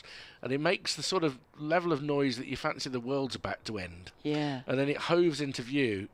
And then you can't quite understand how gravity isn't bringing it down because they're enormous. They are. It's like you suddenly feel like you're watching Apocalypse Now, and all the soldiers are going to come streaming out of a Chinook or whatever they are. Here's Cliff in, back of a length, left alone outside, off stump. I think I'm fairly reassured that neither of us are big on our military history and aircraft, but nonetheless. That's where you need Martin Emerson. He'd know. Oh, it's coming around again. Yeah, Carly Simon. Yeah, Yep. Swooping over. Maybe he wants to have a look at Sam Hain and how he plays this next ball. Lots of action in the air. We had fireworks going off yesterday in front of us. Some helicopters today. Hain awaits Cliff. It's down the leg side. It's guided down towards long leg. It should be cut off down there. One-handed by Van Beek, but that means they'll comfortably come back for 2. And Hain did get a little tickle on that, so he's up to 74. The speed that the ball travelled suggested that it would probably come off wood rather than pad. And the lead at 327. Johnny Bairstow will be frustrated that the clouds have parted for a while. We're expecting a fair amount of cloud cover during the day. And the second new ball is now 12 overs old. And they did well getting the wicket of Webster early on, but nothing since. Hain on the back foot just jabs it out into the covers. Wharton does the fielding. And so Ian Westwood last night saying that it might be a natural situation where we're all out. We don't have to worry about what we're going to set. It's just the game takes its natural flow. There will come a point sometime this afternoon, if they're still only 4, 5, 6 wickets down, where they will have to make a decision as to what the score is. They may want to accelerate, but he did say we probably want to rule out the third result. We probably want to narrow it down to 2 possible results before we'd pull out. As down the wicket comes Hain, and he slashes Cliff behind square for 4. Cliff has tried to adjust and pushed it wide, and Hain has reached with low hands and slashed it away. He's up to 78, 336 for 4. I had to double check that wasn't Barnard for a moment, because that's about as much aggression as we've seen Sam Hain show. He really flayed at that one, but came out of the middle of the bat, and that's what matters. Well set, of course. It's been a very watchful innings, but that was a moment of belligerence from Hain. I think he'd like to get himself up to that century, hey? Oh, hugely. I mean, this is his 4th half-century. He was left stranded on one occasion on 88 not out. He's got a 94, and of course the 57 in the first innings here in very trying conditions. I mean, that was worth 100, but that's not what the stats tell you. Cliff approaches once more. Hain stays in his crease this time and defends with a very straight bat. Well, that's what often makes stats so deceiving, isn't it? There's no substitute for actually watching a day's play. I say that when people ask you to make a comment about certain players or whatever, and I don't like doing it unless you watch a whole day. You can look at a scorecard, and it only tells you the bare bones of a story. Yeah, you need context. Cliff outside off stump, driven through the offside by Hain. There's a chase on over the used wickets, and the ball's accelerating. And it's going to be 4 more. It'll get as far as the hover cover. 10 runs off that over from Cliff, 340 for 4. Now, Warwickshire, there is a bit of drama going on around the country. In Division 2, Lancashire are now 84 for 9 against Middlesex. That is a lead of 116. So Higgins 4 for 27, Sharma 3 for 17. There are some low scores around, and that is a challenging situation for them. Somerset 100 for 8, leading Glamorgan by 225. Abel still on 37. Lewis Gregory on 25. There must be a reason he's batting as low as 10 there, because that would be a bit unusual. I think Pretorius might have been. Was he a night watch last night? I don't know. Or did he? Was he off with an injury? Yeah, you wonder whether. I mean, the way he's smiting the ball around the field at the moment makes you wonder whether he's batting injured. Oh, we love a bit of drama. We've got a slow burner here as White rumbles in, bowls, and Barnard just plays it out to in front of point, no run. Didn't feel like a slow burner this time yesterday. Well, no, we did not. Well, it's yes, you're right. It's been a fascinating match. I've actually really, really enjoyed it, because we've kind of had a bit of everything here. And we're just at a stage now. We said a few times yesterday we weren't sure what a really good score would be going into the last innings. White is in, bowls, and it's just run down to deep third. They'll get a single. Takes them to 341 for 4, and Barnard to 21. And I mean, when you say what a good target would be to set Yorkshire, it's going to be very much dependent on the time left in the game as well. And you can't play the fact that weather forecast is a little bit up and down for tomorrow. They've got to have to play it as if it's going to go its full course. At the moment, I don't think I want to leave anything under 450, and that's extraordinary given the way the game started. It really is. As White is in and bowls to Hain, who just tucks this off his hip in front of square leg, but mid-wicket is there to prevent the run. It's Matt Revis who's fielding there. Hain just going up and doing a bit of gardening. A couple of boundaries in the last over, but I think he's treating Jack White with quite a bit of respect. White does 1 for 28. 7 maidens off his 15.3 overs. He's in now, bowls, and Hain just plays that into the leg side. Revis running in, doing the fielding once more, no run. Slight idiosyncrasy that Sam Hain seems to have developed is against the pace bowlers who've got a decent length of run-up. He waits for them to start their run-up before he gets down into his stance. So if you watch now, he will stay adjacent to the stumps, and then when White starts coming in, he'll look down at the crease rather than watching the bowlers approach. He's got down earlier this time, funny enough. I've said that. Sod's law. Here comes White. That's left alone outside off stump by Hain. He's been doing it consistently today, and then Sam, have you done that on purpose, mate? Have you? He's heard you. He's out there with our commentary feed under his helmet in an earpiece, clearly. Quite the wander between deliveries as well. He was about 5 yards behind the stumps diagonally. Doesn't want to walk towards the umpire, clearly. Maybe it's so he doesn't have too much time to think. He's down this time. Yeah, he's down. He's ready to go. White's in past the umpire, bowls, and Hain is up on his toes, bat in the air as he lets that one go through to the keeper. Another very tidy over by White, 341 for 4 with Hain on 82 and Barnard on 21. The lead now 336, and you're right, Richard.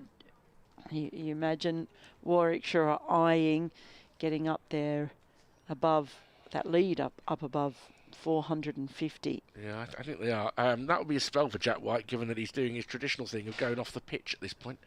And Will Luxton comes on. I think he does enjoy a change of shirt, is what I imagine he does.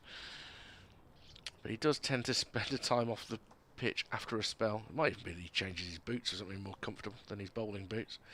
He's rarely off for long. We'll see. I bet it's at most a couple of overs. 341 for 4. The inverse of whether Sam Hain is deliberately taking his time to get down until the bowlers actually started coming in is it could be that Yorkshire are making a deliberate attempt to not wait for him, because Sam does like a fair period of time between deliveries. So well, we're going to run up anyway. You might as well be ready when we get there. Two slips in place. The rest of the field now is fairly spread here for Barnard. 21 off 26 so far. And this he just guides down into the slip cordon, chopping down on it. And as usual, berates himself. He's his own biggest critic out there, is Ed Barnard. It gives the impression that he's constantly frustrated. Did you see? Maybe he's a perfectionist. Yeah, it's like he expects to hit the perfect shot every single time. He's been timing the ball very nicely for much of this season. Just the one big score so far as he cracks the ball here through the covers. Bit of a chase in the deep for George Hill. And they'll come back for 2, and that brings up another 50 partnership for Warwickshire. All 5 wickets have come with 50 partnerships. This one off just 72 balls. Hain contributing 27 and Barnard 23. So stands of 95, 52, 82, 64, and they're 50. And what was it? Their highest in the first innings was 30 for the last wicket. For the last wicket. Yeah. Yeah, I reckon there was a bit of a word about that amongst the players and the coaching staff. Just a bit. Barnard waits on the back foot and tries to lift him into the crowd again, and he does. It's a second 6 for Ed Barnard. And it has gone about 4 rows back. It is a short boundary on that side. When they dig the ball in, he's more than willing to take it on. It didn't get much above hip height. And he's just lifted it into the crowd. He's to 29, 349 for 4. He actually did really well because it was a sort of ball that it could have cramped him, I think. But, yeah, played it close to his body and almost just shoveled it over into the Holly stand. No, he is aggressive. He will try and take it away from them if he gets the chance. He's 29 off 29 now. And this is a really dangerous period for the visiting side, Yorkshire. And Warwickshire's goal this morning was to bat Yorkshire out of the game. And so far this morning they've added 82 for 1 in the first, coming up to 90 minutes of play. And Barnard has been the most aggressive of the batters. This is hidden away well outside off stump, a full ball. And Barnard leaves it alone. Dom Bess is starting to limber up. They've used a fair array of bowlers. The only main bowler they haven't yet used other than Dom Bess this morning is Logan van Beek, who travelled yesterday. The first 2 overs went for 30. Yeah, he did well in the first innings, but that was certainly not his best day yesterday. Cliff into Barnard, full driven straight for 4. It's already 12 runs off this over, and the 350 is up for Warwickshire.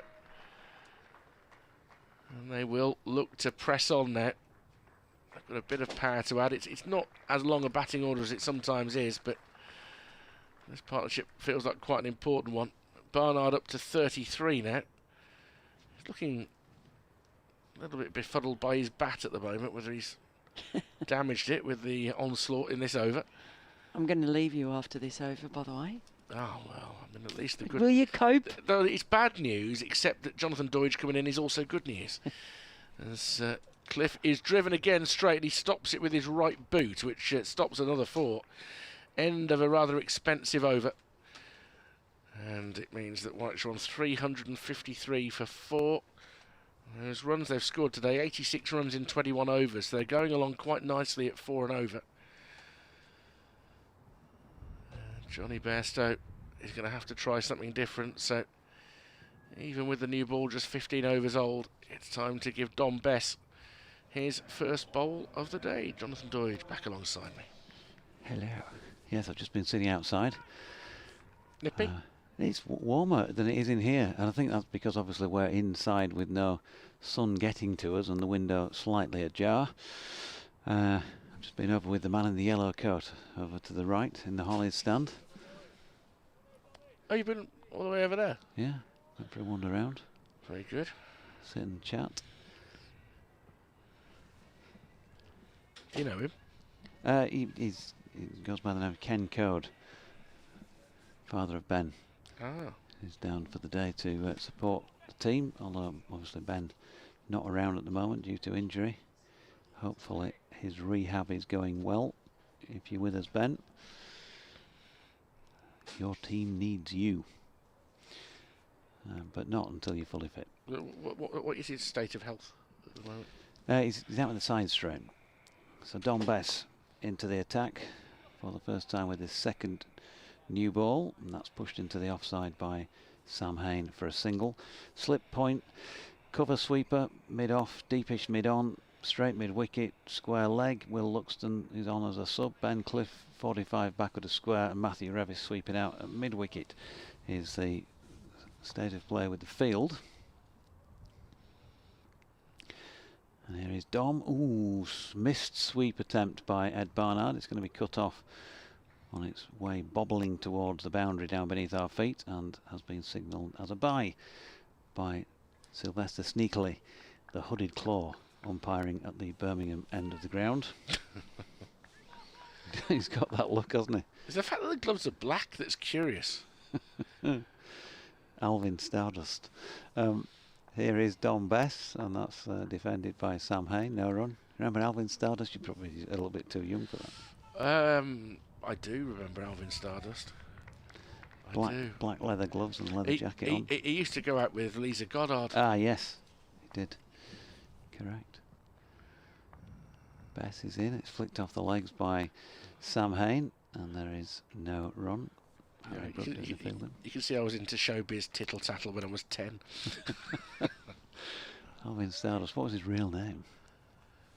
Oh gosh, now I ought to know this. Clive Eakin would tell me straight away because he's a big fan. Oh really? Yeah. I've never met a big fan of Alvin Stardust. So that's punched up to mid-off by Hain and fielded by Lythe. I'm not saying that there aren't, because clearly there must have been at the time. Yeah, no, genuinely big, huge fan. Clive is Alvin Stardust. Here's Bess again. It's flicked off the legs by Hain and fielded by Brooke for a quick over from Don Bess. 12 overs, 1 for 35, 355 for 4, and the lead still 350. Jack White, by the way, back on. It is. He's never off for more than 2 overs, but he's now happy again. Whether he's changed his boots, whatever he's done, but he's back out there. Yes, you have to. I can't remember his real name, but when you say it, I'll immediately think, yeah, that's right. I can't remember either. It's got a Mac in it. Someone like Desmond or. So I'll have to look it up now. I'm getting confused with Elvis Costello.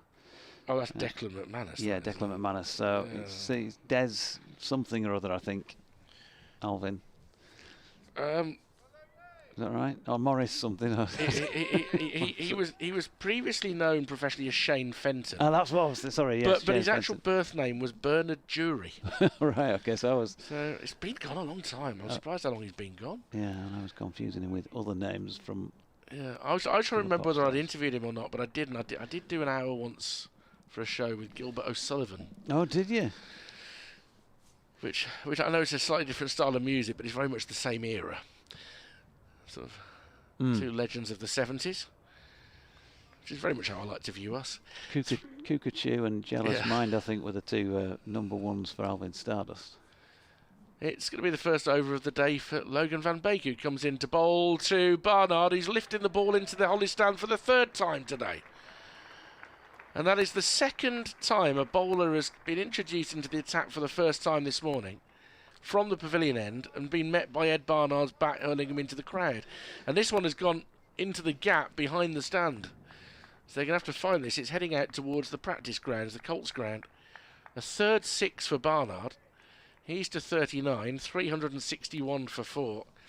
And Yorkshire are now in delay the declaration mode to some extent, I think. Yep. He's going for precisely 1 a ball, Logan van Beek, 11.1 overs for 67. And I've got to the stage where, I mean, there's been disappointment with his performances, no doubt about that at all. But you sort of get into borderline feeling sorry for the guy now because whatever he's trying to do, he's not getting it right. And they can't find the ball. I've certainly been there where your first ball's gone for 6.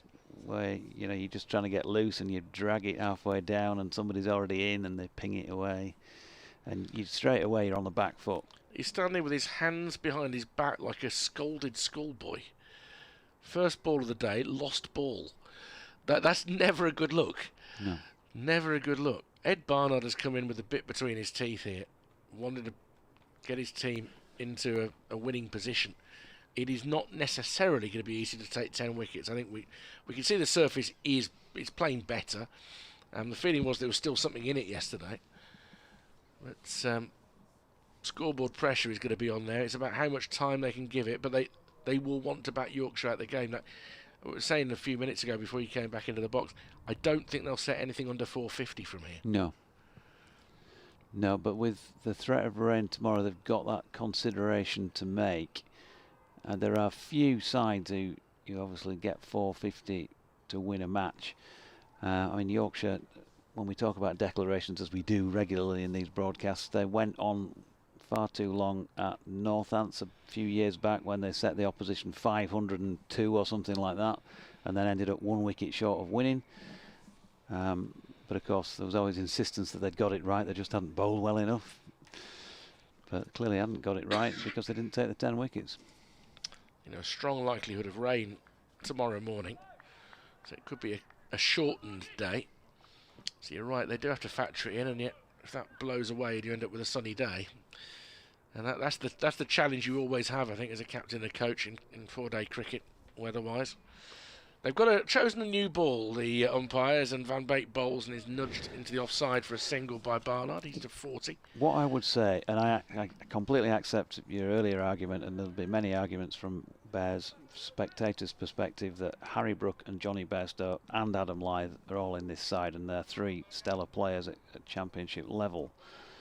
But if you can't back yourself to set the opposition 450, 475, something like that, and bowl them out with the amount of time that's left in this game, then you don't deserve to take the points, I don't think, do you? I mean, I think the number probably will be around 450. The second factor just will be time, at which point they arrive at that number and how many overs are left in the game, but you're right.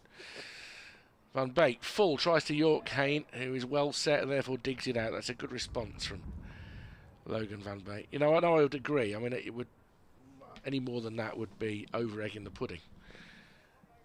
And if Yorkshire, did manage to win from that sort of position, then I think you've just got to shake hands with them and say, tell you what, yeah, that's a good effort by whatever yardstick you measure, benign pitch or not. And you say, wow, boy, did that wicket flatten out over 4 days. Yeah. After 2 sides mustered just under 300 between them for the first 20 wickets in the match. Warwickshire now 362 for 4. Hain wrapped on the pad, an appeal for LBW, immediate shake of the head from Chantry. Van Beek does like to stay with his arms aloft about 3/4 of the way down the wicket. He does that even when he's not bowling, have you noticed? Somebody else will appeal and he'll still stand there at mid-off or mid-on with his hands raised and the bowler's back at his mark. It's like a 4-year-old boy whose dad has just refused to take him down the park, but has given a good reason for it. So he's crestfallen but accepting. Looking forward to the age when he can go down to the park by himself. So he comes into Hain, and that one was just angling into the pads, and Hain made nothing of it. Misses out, really, with that ball. Talking of going down the park, I remember the 82 World Cups. I was sort of just got into my teens, and me and a mate of mine around the corner used to go and sort of reenact goals in the park like you sort of did in those days, jumpers for goalposts and all that. And I just saw an interview on the socials on BBC Scotland this morning with Graham Souness, who was talking about playing against Brazil during that World Cup. More in a sec. Van Beek approaches, final ball of his over. Hain pushes out into the offside. It'll be picked up by Wharton. End of the over. Warwickshire with 6 wickets remaining, lead by 357. And he said whatever the temperatures were in Spain where they were playing against Brazil, it must have been hot. And he said we walked out into the tunnel waiting to go on beforehand, and I've got the linesman or the referee standing next to me. I look across and there's Socrates and Adair and all these guys look like they've just come out of a shop window. And I look around at our guys and they're all already red-faced, dripping with sweat and looking like they need to go back for a second shower before we go out and start the match. And I thought, yeah, could be tough, this one. That's a good image, isn't it? I think Spain's co-hosts of the next World Cup after this one, is it? Is that right? I think they are in 4 years' time. Oh, that was a good World Cup, was that one? 82 was it was the second one that I was able to watch most of. I was 12 for the 82 World Cup. Here's Bess bowling to Barnard, who tickles this one for 4. Down through third man. Jack White is, no disrespect to him in saying this, but probably the slowest across the ground for Yorkshire, and he was quite a long way from the ball, to be fair to him as well. He was never going to get that. It was an unfair contest because the ball was going along beautifully mown grass and he was running through slightly heavy sand. Yeah, he was on the dunes at St Anne's, Lytham St Anne's there, I think, which is probably where he's quite at home, actually. Likes a bit of outdoors, as Jack. So Barnard on to 44, which has come in a flash, really. 36 deliveries, and this one's going the same way. Too wide from Don Best. So Jack, though, to his credit, his legs are pumping away, arms are going. He's got there 2 or 3 yards in from the boundary edge and kept him to 2. He looks absolutely exhausted. I've got to say, I'm not going to make many predictions about what will happen in what remains of this game, but I doubt we'll see him bowl again. He looks like he's spent. He really does. Looks like he's just run the Rob Burrow Marathon, which is obviously back up home. And here's 4 more from Barnard. This time he's got away the reverse sweep, timed that superbly, got to the pitch, and he's turned that into a 5th boundary to go with 3 sixes, a 38-ball 50 for Ed Barnard. And the skipper is doing his bit to help kick Warwickshire into a very big lead. This is the acceleration that they were going to need today. Barnard has come in to provide it, and then, you know, it's quite a dominant innings, isn't it? He's hit the ball to all sorts of areas. 3 sixes into the holly stand. Well, I say the other one, the one missed the holly stand and has disappeared somewhere into the babbling brook behind. Can't remember seeing too much of him playing red ball with the bat before. It's been white ball where he can obviously have an effect quite significantly on his day. He's down the pitch here and he's just dinked that one along the deck to James Wharton coming in from long on. Single. Yeah, he's been outstanding with the bat in all forms of the game since he came here. I mean, T20 wasn't until last year they had an impact, but his first season he'd struggled up until the T20, and then they got to the 50 over format and he opened the batting and made a couple of hundreds, and that absolutely got him going. Here's Bester Hain, who's across and dinking into the leg side, Ben Cliff Fields. The century at Trent Bridge a fortnight ago was an exceptional innings. Made 165 there. Bears were in trouble when he came in on that occasion. This has been different. This has been a case of putting some icing on the cake of the innings.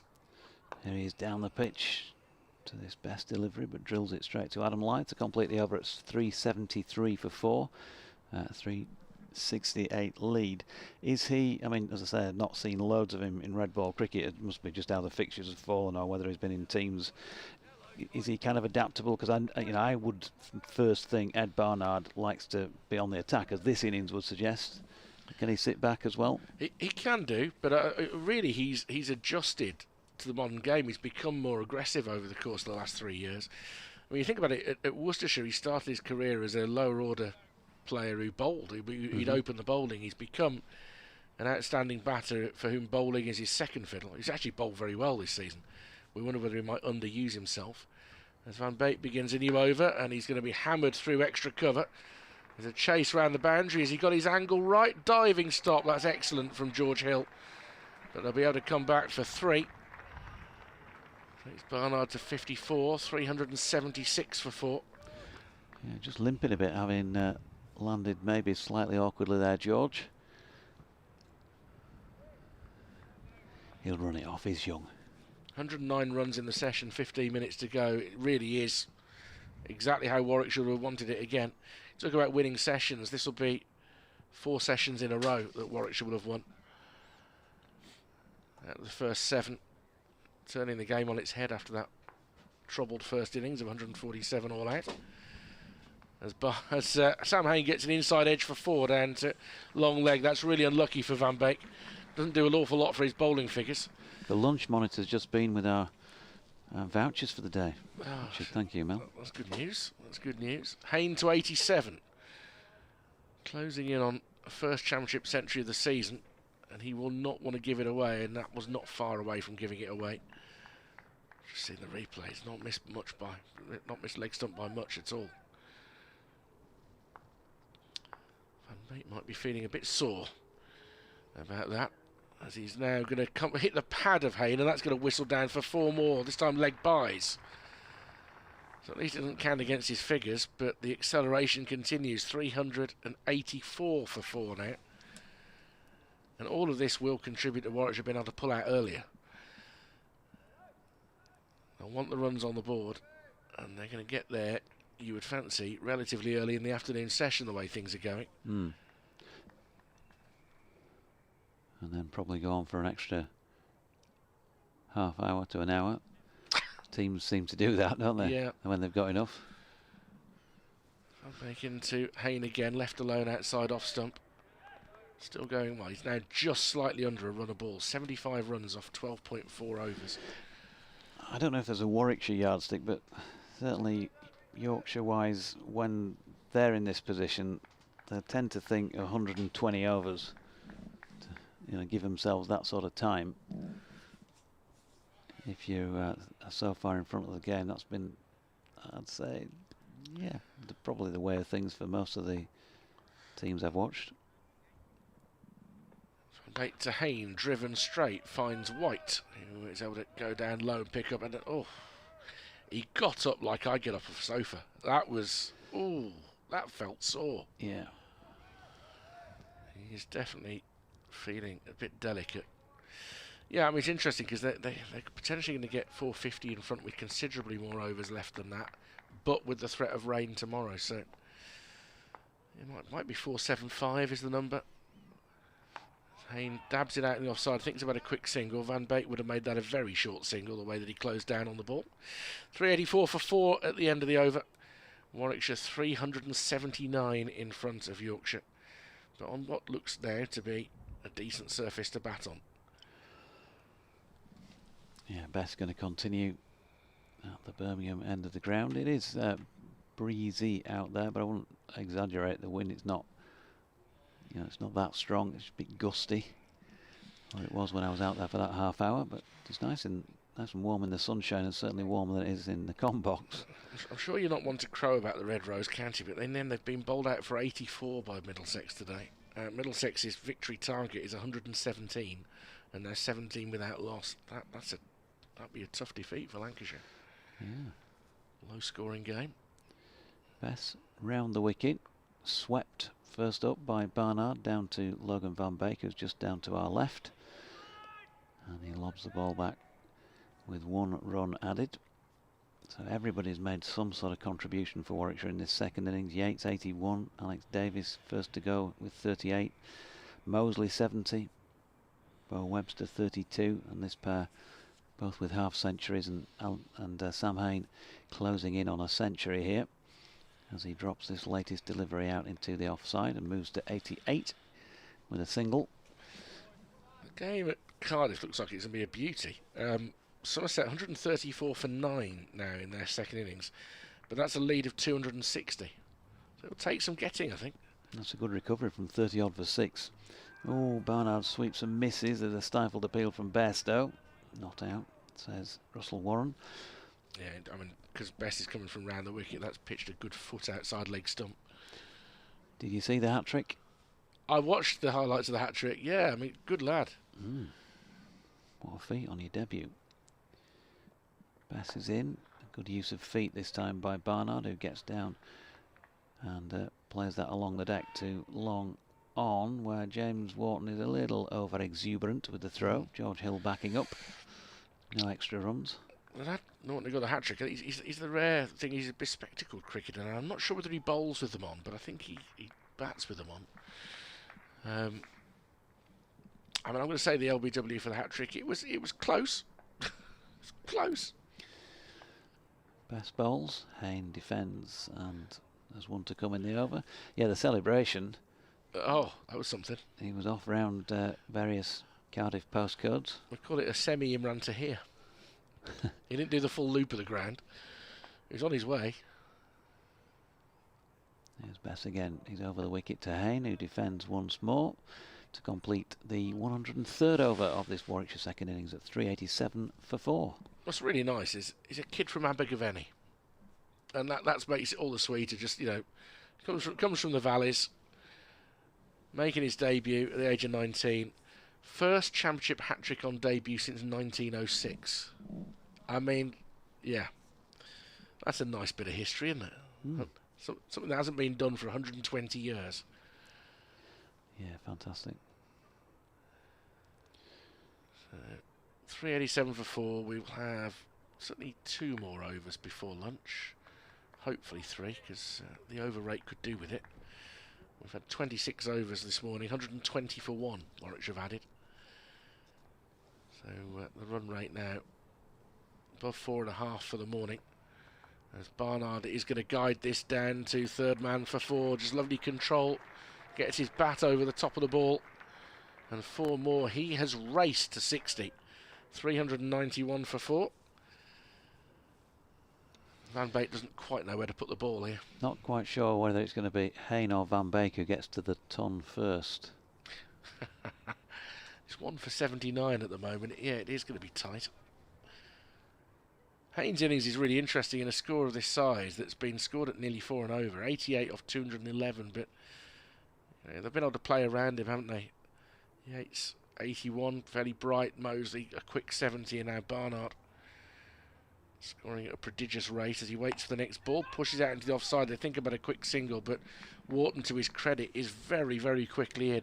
He's a big lad, but he's very agile, isn't he, James Wharton? Yeah, very quick across the ground. The slightly in between position that Matthew Revis was in, he was like kind of a backward point, really. He's going to go down to third instead to cut off the boundaries down there. So there's a more orthodox point now in Wharton. It means the covers area is empty as Barnard this time is going to get himself out, trying to go for another 6 over the Hollies.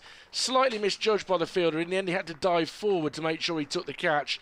But Van Beek gets his second wicket, both of them caught in the deep in this innings, and Barnard is gone for 60. Warwickshire 391 for 5. Yeah, it'll be a bit of relief from Logan Van Beek, I'm sure, putting a second wicket on the board.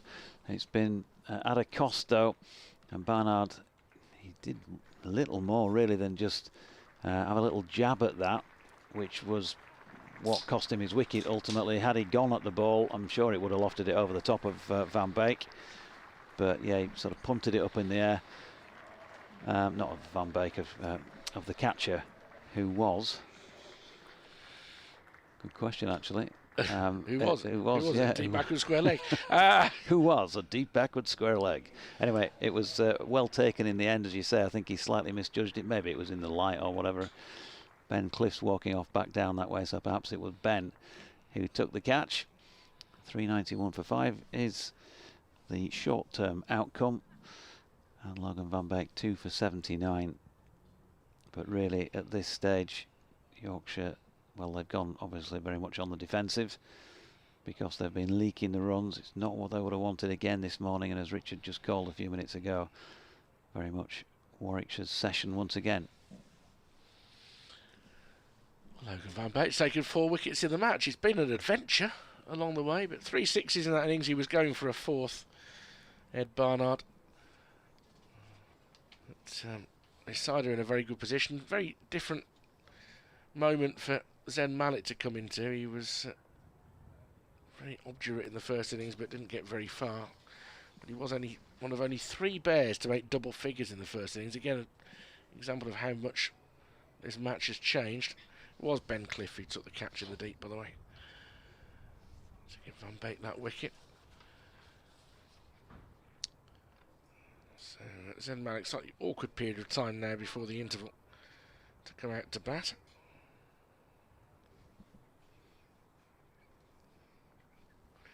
And Van Beek comes in for Malik's first ball, just touched down towards point, and there's no run. Looking at Ed Barnard's figures for the season, he's now averaging 42 after a bit of a slow start. It's 342 championship runs for him this season. Van Beek getting encouragement from his teammates. Probably will only be 1 more over after this because of the wicket falling before the interval. Van Beek in and goes past the outside edge of Malik's bat. Suddenly looks a little bit different out there.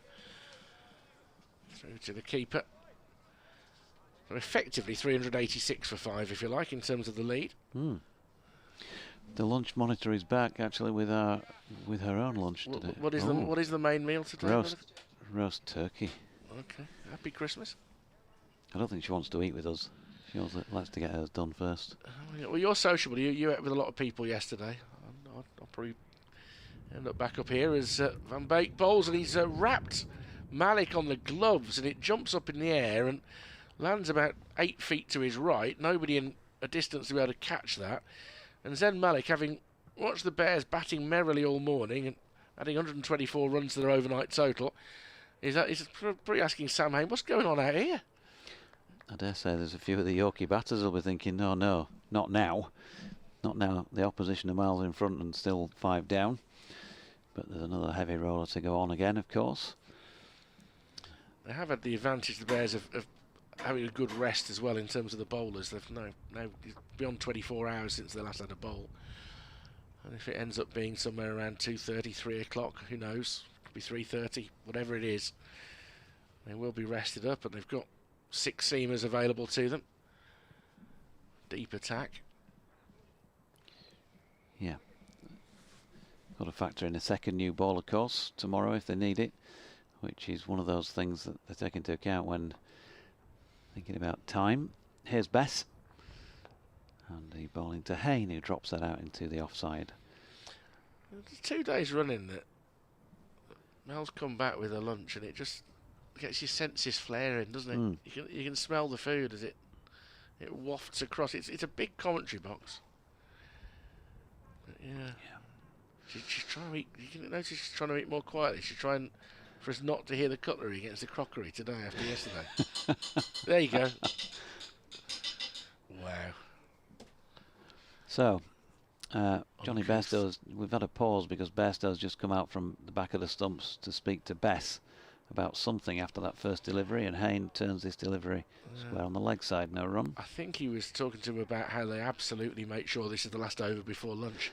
Probably. Yeah, so I'm just coming to talk to you to make sure there's a bit of a delay. I'm hearing it could be turkey today. Is it? Oh, I don't fancy turkey. Oh, that's all right. There'll be some pulses. I'm sure they get fed very, very well, the players here. Yeah. He's only taking his time over this next ball. Yeah, Bess to Hain. Strokes this one out nicely to the cover sweeper, Finley Bean, 1 run. 392 for 5. Hain's going to go to lunch. Well, potentially a couple of strokes from a ton, probably more likely to be several, the way things have gone. And Zen Malik yet to get off the mark.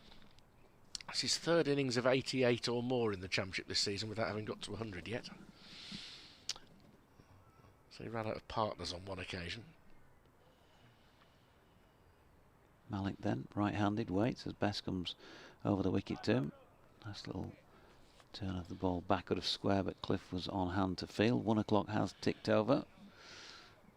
So last couple of balls of the session. I mean, I don't like to be too pedantic, but they didn't actually start until 11:01 today. And they get very pedantic about when they come back out after intervals these days. They often do start before 11, don't they? Yeah. Regularly, you'll see an early wicket might fall at 11:01 and it'll be the 5th ball of the over or something. And Bess wide of the wicket, and Malik leaves, and there is one to come before the break. Ben Cliff, by the way, moved to mid-wicket just before, to cover just before that delivery, meaning Van Beek came round from 45 behind square to just backward of square. Best then to Malik, who defends, and that will be that at 1 o'clock on day 3. Lunch is taken with Warwickshire having dominated the session. Hain on 89, Malik yet to score, 392 for 5, leading by 387 runs. Yeah, wicket apiece for George Hill and Logan Van Beek. Bo Webster trapped LBW when the second new ball was very young in its infancy. Good ball from Hill, absolutely plumb for 32. Ed Barnard, very attractive innings of 60 off 45 balls with 3 sixes. We're trying to get it into the crowd again, only to top edge one that Ben Cliff caught off the bowling of Van Beek. We'll be back with you in 40 minutes time via the BBC Cricket website. And I'll do an update for local stations in a few minutes as well. You might catch that if you don't tune away for your lunch. And we'll bring you the rest of the action of the day from around 1:40.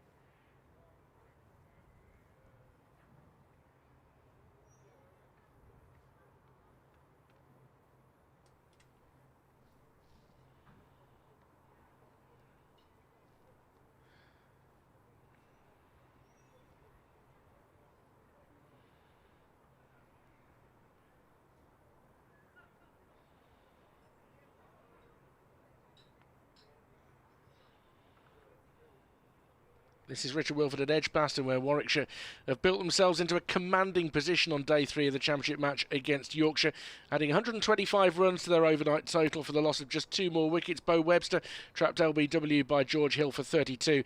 And then Ed Barnard, a really attractive innings from the skipper, 60 off 45 balls, including 3 sixes lifted into the holly stand. He tried to repeat that trick and was caught by Cliff just inside the boundary of Van Beek for 60. Sam Hain is still there anchoring the innings. He's on 89. He's been joined by Zen Malik, but the Bears go into lunch on 392 for 5, a lead of 387.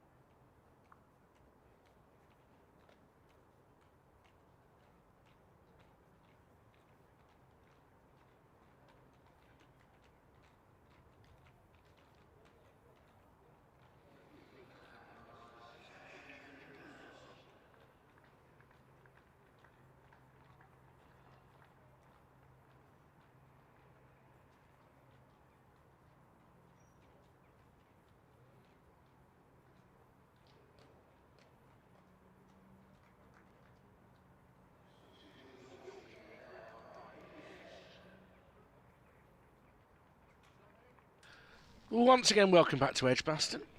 They've taken a couple of extra minutes over their lunch, it seems to me, as the teams finally emerge for the afternoon session on day 3. Warwickshire absolutely in the box seat on 392 for 5, a lead of 387. It's a question of at what point they pull out, or if Yorkshire can bowl them out. There is a slightly longer tail than there sometimes is for the Bears this week. 2 wickets in the morning session. Bo Webster trapped LBW, good ball from George Hill with the second new ball out for 32. And that broke up a partnership of 64 with Sam Hain. And then a stand of 98 between Hain and Ed Barnard, who crashed 60 off 45 balls with 3 sixes. Hold out attempting a fourth. Ben Cliff did well in the end to hold on to a catch, having to move forward onto it to give Logan van Beek his second wicket of the innings. Zen Malik is not out naught. Sam Hain is on 89, trying to get home for his first Championship century of the season. I'm Richard Wilford from BBC Radio WM. Mel Farrell will be with us in half an hour. Jonathan Doidge is here from the BBC Yorkshire stations, having during the interval missed out on a very exciting moment that Mel and I enjoyed, meeting Arthur Hannon Dolby, who is only a few months old, there with Mum Kirsty and Ollie, and Sam Hain, his wife and little boy, were there as well, just in the corridor behind us. Oh, nice. And I can say Arthur Hannon Dolby has got the most lovely blue eyes. Good, it does look a bit like his dad. A bit like yourself, Richard. Oh, I wish. Here we go then. Van Beek to start the session. Bowls full, outside off stump, defended by Hain. And there's no run. But Ollie, a dad at the age of 36 and rather enjoying it, which is really sweet. I mean, got to know him really well over the years doing the podcast with him. So he and Kirsty are loving every moment of it at the moment. Even the difficult bits of having a little baby. Yeah, enthusiasm for that often wanes. It can do. Van Beek into Hain, turns his 90th run through mid-wicket, wide of the right hand of Dom Bess for a single. What can Yorkshire achieve in this session there, Jonathan? I suppose, apart from the clatter of 5 wickets fairly quickly, just keeping it dry and dragging things out as long as they can. We know that they can't and won't be playing to weather forecasts, obviously, for tomorrow, but they'll probably have it in mind that there might be a bit of rain around, so the longer they can hold things back here, might give themselves a bit more chance tomorrow. Malik on strike to Van Beek, defends it up towards mid-on. I mean, they helped themselves by getting Barnard out just before lunch, because another half an hour of him and you know, the score would have been 450, 460. He was batting in top form. Yeah, just got to try and just dry things up, really. Just slow down Warwickshire's progress. Not many other options, are there, really, apart from take wickets. Back to Malik. He gets off the mark, whipped off his pads, quickly round at long leg. Here's Cliff. And they get another single. Throw beat Johnny Bairstow to the stumps, but the backing up was good. 2 men backing up, which is always a good sign. Malik off the mark, 394 for 5. So, crowd's built up a little bit since the first hour. A few more people in.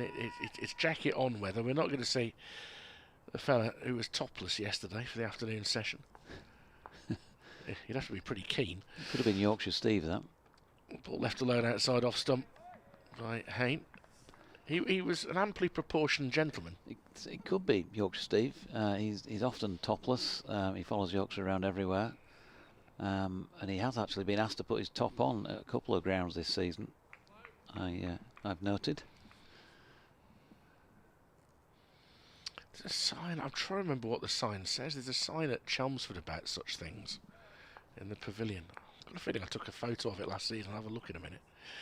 This is full from Van Beek, left alone by Hain. End of the over. Warwickshire's lead 389 with 5 wickets standing. If there is a photograph of it, I'd be interested in reading it. It's the sort of material that our dear old friend Dick Davies would love to make a bit of fun around, I'm sure.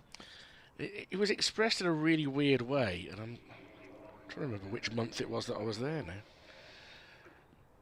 It's September. They're not going there till September this year.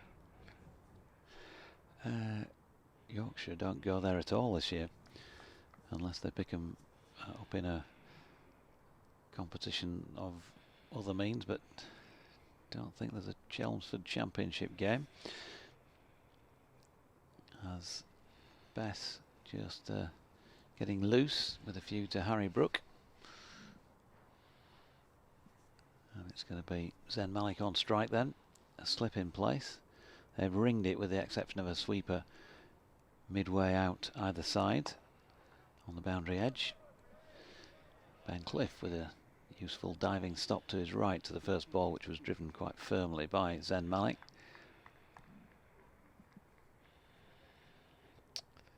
In comes Bess again then. Just drops it down maybe a little bit short of length, but he's got away with it. It's flicked away for Harry Brook to field at mid-wicket. Found it? No, it looks like I haven't found it. It's on the Dug Insult Pavilion. I'm trying to see whether everybody else has taken a photo of the sign. Because it was quite snazzy the way it's about not having a bare torso. Okay. Another dot ball. Malik just dropping his bat on that into the offside, and Bess back with ball in hand again. Comes in now. Lovely textbook forward defensive push by Malik. He's got the freedom to try and play some shots here, but he wants to get himself in first, clearly. Here's Bess again. Malik defends once more. Yeah, if it's the sort of sign I'm thinking of, then you can imagine Dick going into that almost the third Duke of Winburn type. He tells some good stories from ye old days. As Bess is in, and that's punched into the offside by Malik and fielded by Ben Cliff, but they get through for a single, so Zen will retain the strike. He's on 395 for 5, and the lead 390. Yeah, disappointingly, I haven't taken a photo of it because I found the week where I took a couple of photos of the ground and the covers that were rained on. It was a very high-scoring draw that was going absolutely nowhere, and then 2 o'clock on the final day it started raining, and the relief in the changing rooms, the relief in the commentary box was total. Because there was nothing to be gained. Van Beek to start a new over. Into bowl to Malik. Clipped off his pads again. Should only be a single. Gets Hain back on strike. 396 for 5. We had one of those farces that you're talking about that was petering out to a draw at Chelmsford 3 or 4 years back, where virtually everybody, including the crowd, were being invited on to bowl and over, before we got to 10 to 5. Well, of course, under my regulations, that would be 20 to 4. And you still see some comedy bowling before 20 to 4 then. And back into Hain, drives it towards straight mid-wicket. There's a misfield that will allow them a single. It comes through to Jack White. It burst through the hands of the fielder who was closer in. Don Bess. I think Harry Duke might have bowled an over in that match. Actually, with the declaration, you could finish at 3:30 under my regulations. Yeah. With the support, I will hasten to add once more, of Ben Slater, Jack Haynes and Bears coach Ian Westwood. They are all supporting my adjustment to the laws of the game for the Championship cricket. Yeah, and all commentators who've got a 4-hour drive plus. This is full, driven into the offside by Malik, picked up by Wharton. Oh yeah, look, we shouldn't be borne in mind. Dave Bracegirdle was making a very strong protest against my regulations, but there was an element of devil's advocate about it. They're paying spectators, not paying to watch what happens after 4 o'clock in a game where everybody stopped playing. And a lot of counties don't charge for after tea on any day, but certainly not on a final day. Van Beek in, full outside edge from Malik, and that'll scuttle away towards third. It should be chased down by Revis, I think. I think he might just about win that race. He does, but he has to flick it back and tumble, so they come through very comfortably for 3, and that will bring up the Warwickshire 400. They're 400 for 5, leading by 395, with Malik on 6 and Hain up into the 90s. This is exactly what they needed from their second innings. Still plenty of time in the game, and a substantial lead on the board. just tick, tick, tick along, and then occasionally a little burst just up in the rate. But Sam has been tick, tick, ticking from the word go. It's not been one of his quicker innings, but leaves the ball alone just outside off stump. He brought up his 50 and 134 balls. He's added another 86 balls and added a further 39 because his 50 came up with him on 52, the boundary that got him there. So 91 off 220 after making 57 in very difficult conditions in the first innings. Only half centurion in the first half of the match.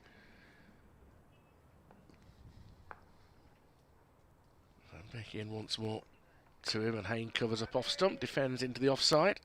He's dragged his figures back a little bit, Logan Van Beek. 2 for 86 from 16, 400 for 5 Warwickshire. New ball is now 25 overs old, and for Johnny Bairstow there's a little bit of an element of saving 1 or 2 sets of bowlers' legs for next week, I think.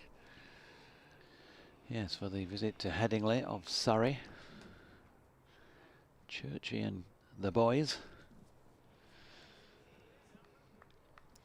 And the prospect of Root, Brook and Bairstow in the same 11.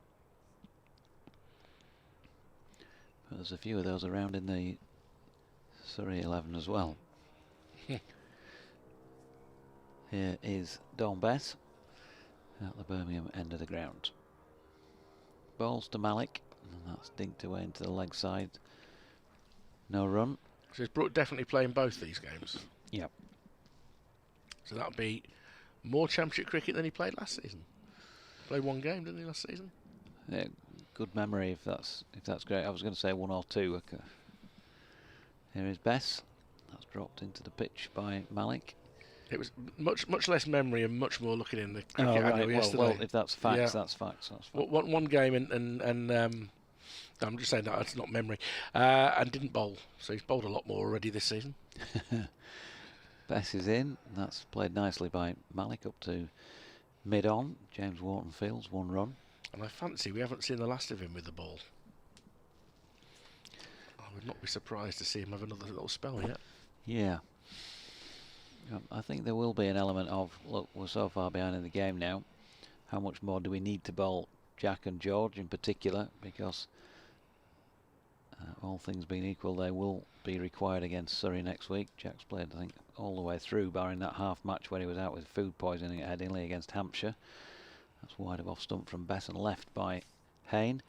But Jack unlikely to figure, I think, in the T20s, so he'll get 1 more week of action and then, what, 3, at least a couple of weeks where he'll just be able to tick over a little bit before they go off to Scarborough. Hain turns that one into the leg side, and Brookfields. Yeah, next week's match will finish on the 18th of May, won't it? And then Championship restored on the 12th of June. So it's a decent break for those who are red ball specialists, nearly 4 weeks. Here comes Bess with the view of 1 magpie on the field. Not sure who it's sorrow for, whether it's Yorkshire or Warwickshire. Probably the former, as that's turned to leg by Hain off the final ball of the over for a single. Well, there's 2 more to our left. So 2 for joy, 3 for a girl. Only the 2 little babies that I met earlier were both boys, but never mind. Oh, the one in front of us is hopping along. I think he's noticed his mates are over there. He's coyly making his way. I think he's concerned about being rejected by them. He's probably just he's realised that he's on commentary and he wants to, you know, savour the moment down there. Yeah, look at the strut. Look at the strut now. Oh. Chest out, head bobbing to and fro. And that's just Logan Van Beek, who comes into bowl to Hain, turned off his hip for a single. 93 to him, 403 for 5. James Wharton, I was talking about this last week, he came on comms once, and he gets the nickname, he gets various nicknames, Warts, the obvious one, Pumba, but he also gets, one of his other nicknames is Head Bobber, because apparently his head does that like a bird when he walks, the lads all say. And the other one is Knuckle Dragger, because he's got such long arms. Harsh places, aren't they? Yeah. Cricket changing rooms. Van Beek into Malik, who comes down the wicket, swings and misses through to Bairstow. So clearly, Warwickshire batters have been given the go-ahead to give it a bit. Still Jordan Thompson to come, who will be more than happy to have a swing. Michael Booth, it's the way he plays. Although, 9 is a promotion in the batting order for Booth. But then Malik recalled to the side a couple of games ago. Needs to get a run on the board. That's the one he turned through mid-wicket for a single. He's to 8, 404 for 5. So the target now will be at least 400 for Yorkshire. Yeah, Malik, and he's making the first innings 10. So 25, 29, 39. So he's only up to 47 championship runs, and this is his 5th innings. Just the 400, Richard. I think we'll be going home around about lunch tomorrow then. They'll be chase him down by then. Yeah, knocked off by then. I'm back into Hain, leaves it alone outside off stump. Hain, what about whether he'll, if he gets to 3 figures, whether he'll just release at that point? He has the ability to change gear from 1st to 4th in one fell swoop. Be interesting to see what the tactic is for the Bears and how many they do want on the board. And then notionally there's still 159 overs left in the game after this. It could well be less than that with the weather. Still a lot of cricket left. As he's wrapped on the pad, he was well down the wicket, probably hit him outside the line. There may even have been 2 touches. They're coming through for a single, and it is off the bat. So that's 93 to Hain, 405 for 5. So it didn't have a lot going for it, the appeal. It was obviously very close, so let's be honest about it, Yeah. Keeps them honest. There weren't a lot of voices involved in that appeal either. No. Got a 5-4 split to the offside, but the leg side field is set expecting the ball to be hit that way, and it is towards square leg for another single. 406 for 5. Hain on 94. Malik will take the strike on 9, and the lead is at 401. Must be one of the most difficult jobs of the season so far. For Johnny Bairstow, knowing where he can set a field for Logan when he's bowling, because it's been 2 lengths and both sides of the wicket, and so difficult when you're trying to put fielders in place and bowl to a plant if the ball's not landing in line with that plan. Here is Bess, and that's played backward of point. Jack White's on hand to field, no run. We've already had the 3rd innings pickle today from Mel when you were out of the room, I think, earlier on. What's that? It's a theory. It's a bit like, the Wilford theory. Okay. Newton's law, those sort of things. It's pushed into the offside by Malik, and he's going to get through before Ben Cliff can cut off the single. So 3rd innings pickle apparently was a theory invented by Johnny Barron that Mel's picked up on, where in the 3rd innings of a match it's the most difficult because you don't know how many overs you're going to need to bowl the opposition out if you're in front, or what the weather's going to be like, or how the pitch will play. And that 3rd innings pickle obviously very often leads to the captain of the batting side going on for longer than everybody else in the world wants, probably including some of his players at the time, as Hain just dinked one square on the leg side, no run. And I'm sure your commentary career, like mine, is littered with innings where you can remember that they've gone on for an hour too long, and then they've not managed to press home their advantage with a win. As Hain faces up to Bess and defends. It does happen. It is a pickle. I'd have to agree with Johnny's thesis there. It is a pickle. I mean, in this instance, Warwickshire will want it to get up around 4 and over as the required rate. Maybe not quite that high, but somewhere up there. And it's not there by any stretch. Now here's Bess, and Hain defends. And the pickle being that in the 1st innings of the match you just want to get as many as you can. In the 2nd innings of the match, if you're batting, similarly you want to get as many as you can. In the 4th innings, you're either playing for a draw or you're trying to knock off some runs. So you kind of know what you're trying to achieve. Hopefully the scoreboard's frozen at the moment.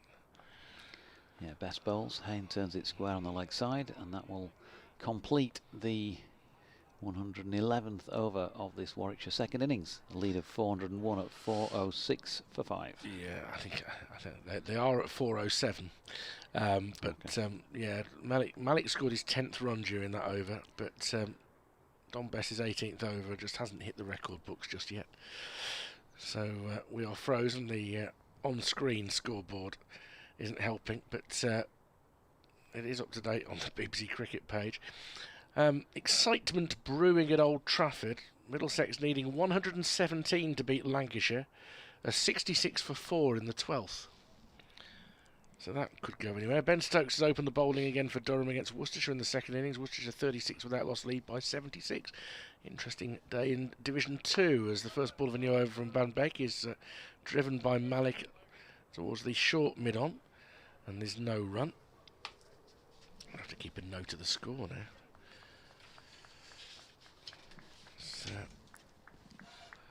So, before I lose track of it,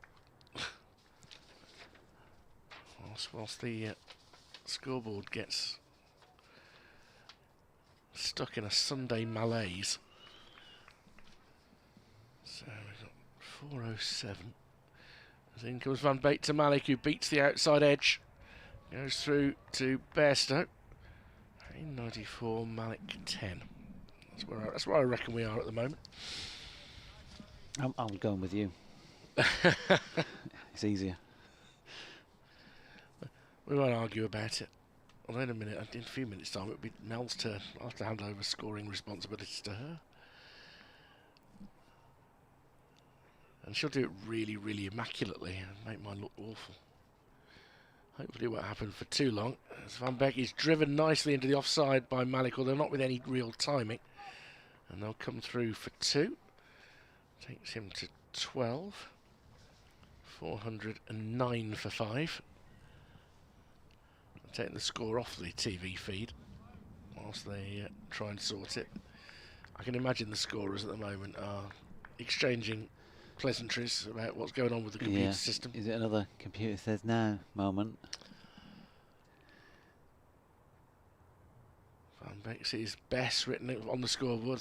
Thinks I'm going to bowl off spin. I'm going to carry on as I am, and he's guided down towards third by Malik for another single. Takes him to 13 and scored of 410. Sometimes when the scoreboard updates after a hiatus like this, you see it sort of go a ball at a time. Well, the game's happening quickly. It's a distraction for the batters. In this particular instance, it's not too bad. As, in comes Van Beek, left alone by Hain outside off stump. It would also then be helpful, I think, if the announcer was to give the score at the end of each over, just so that the crowd have got some idea. Yeah. If you're a counter as a batter, you're okay. You can probably,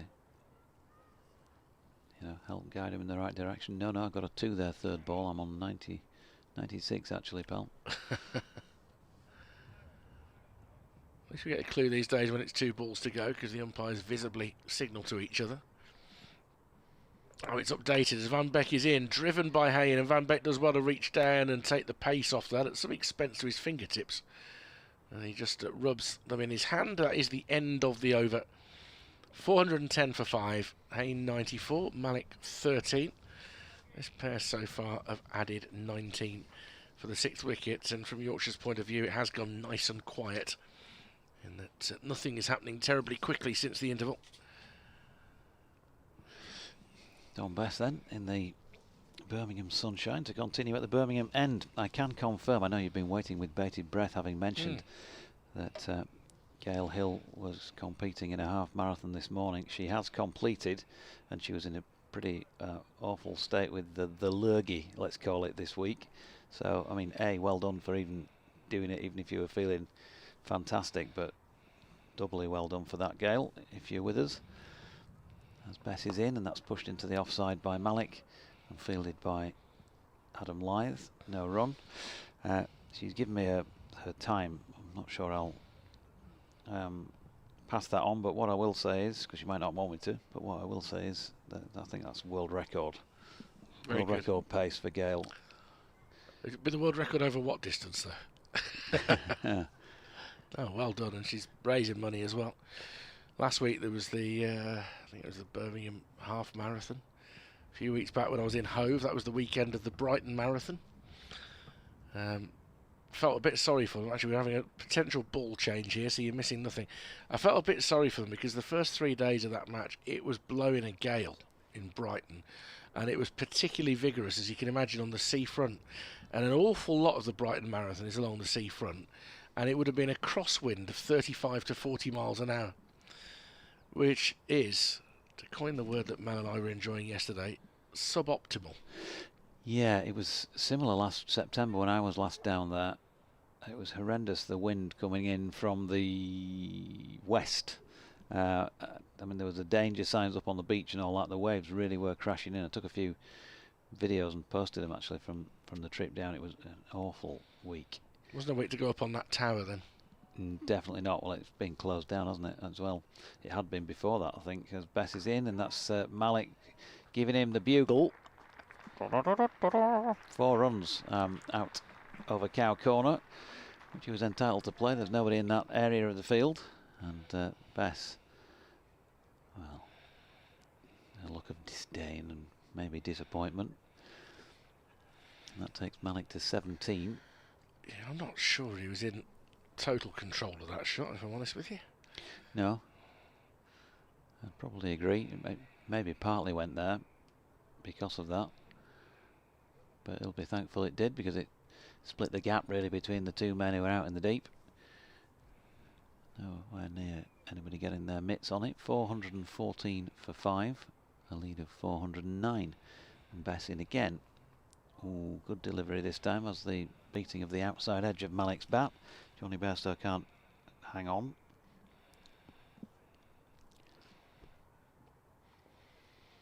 I think it's back open at Brighton 360. Is it? Yeah. Well, I think it was a finance issue that it was closed for.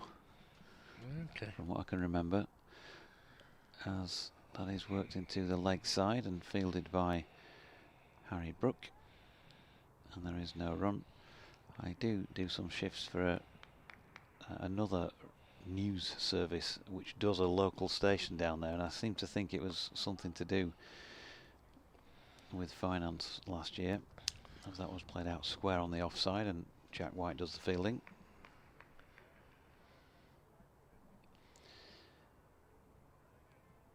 And Bess places the ball carefully in his right hand and comes in again, and Malik defends once more, having hit the boundary earlier in the over. So 414 for 5, the lead remains at 409. The most recent review for the Brighton 360 was a 5-star review. Lovely place. You cannot feel when you are going up or down. It's very chill and relaxed place. They have a bar inside. You can pay with card. They do not have toilets. They are downstairs. Before to enter the waiting room is big. There is a coffee shop at the entrance of the tower. Tickets only to go up and down from 30 minutes cost £18. Staff was polite, including the security man. There we go. Excellent. It was. Well, I was in the hotel more that wasn't or their less. first language, I would point out.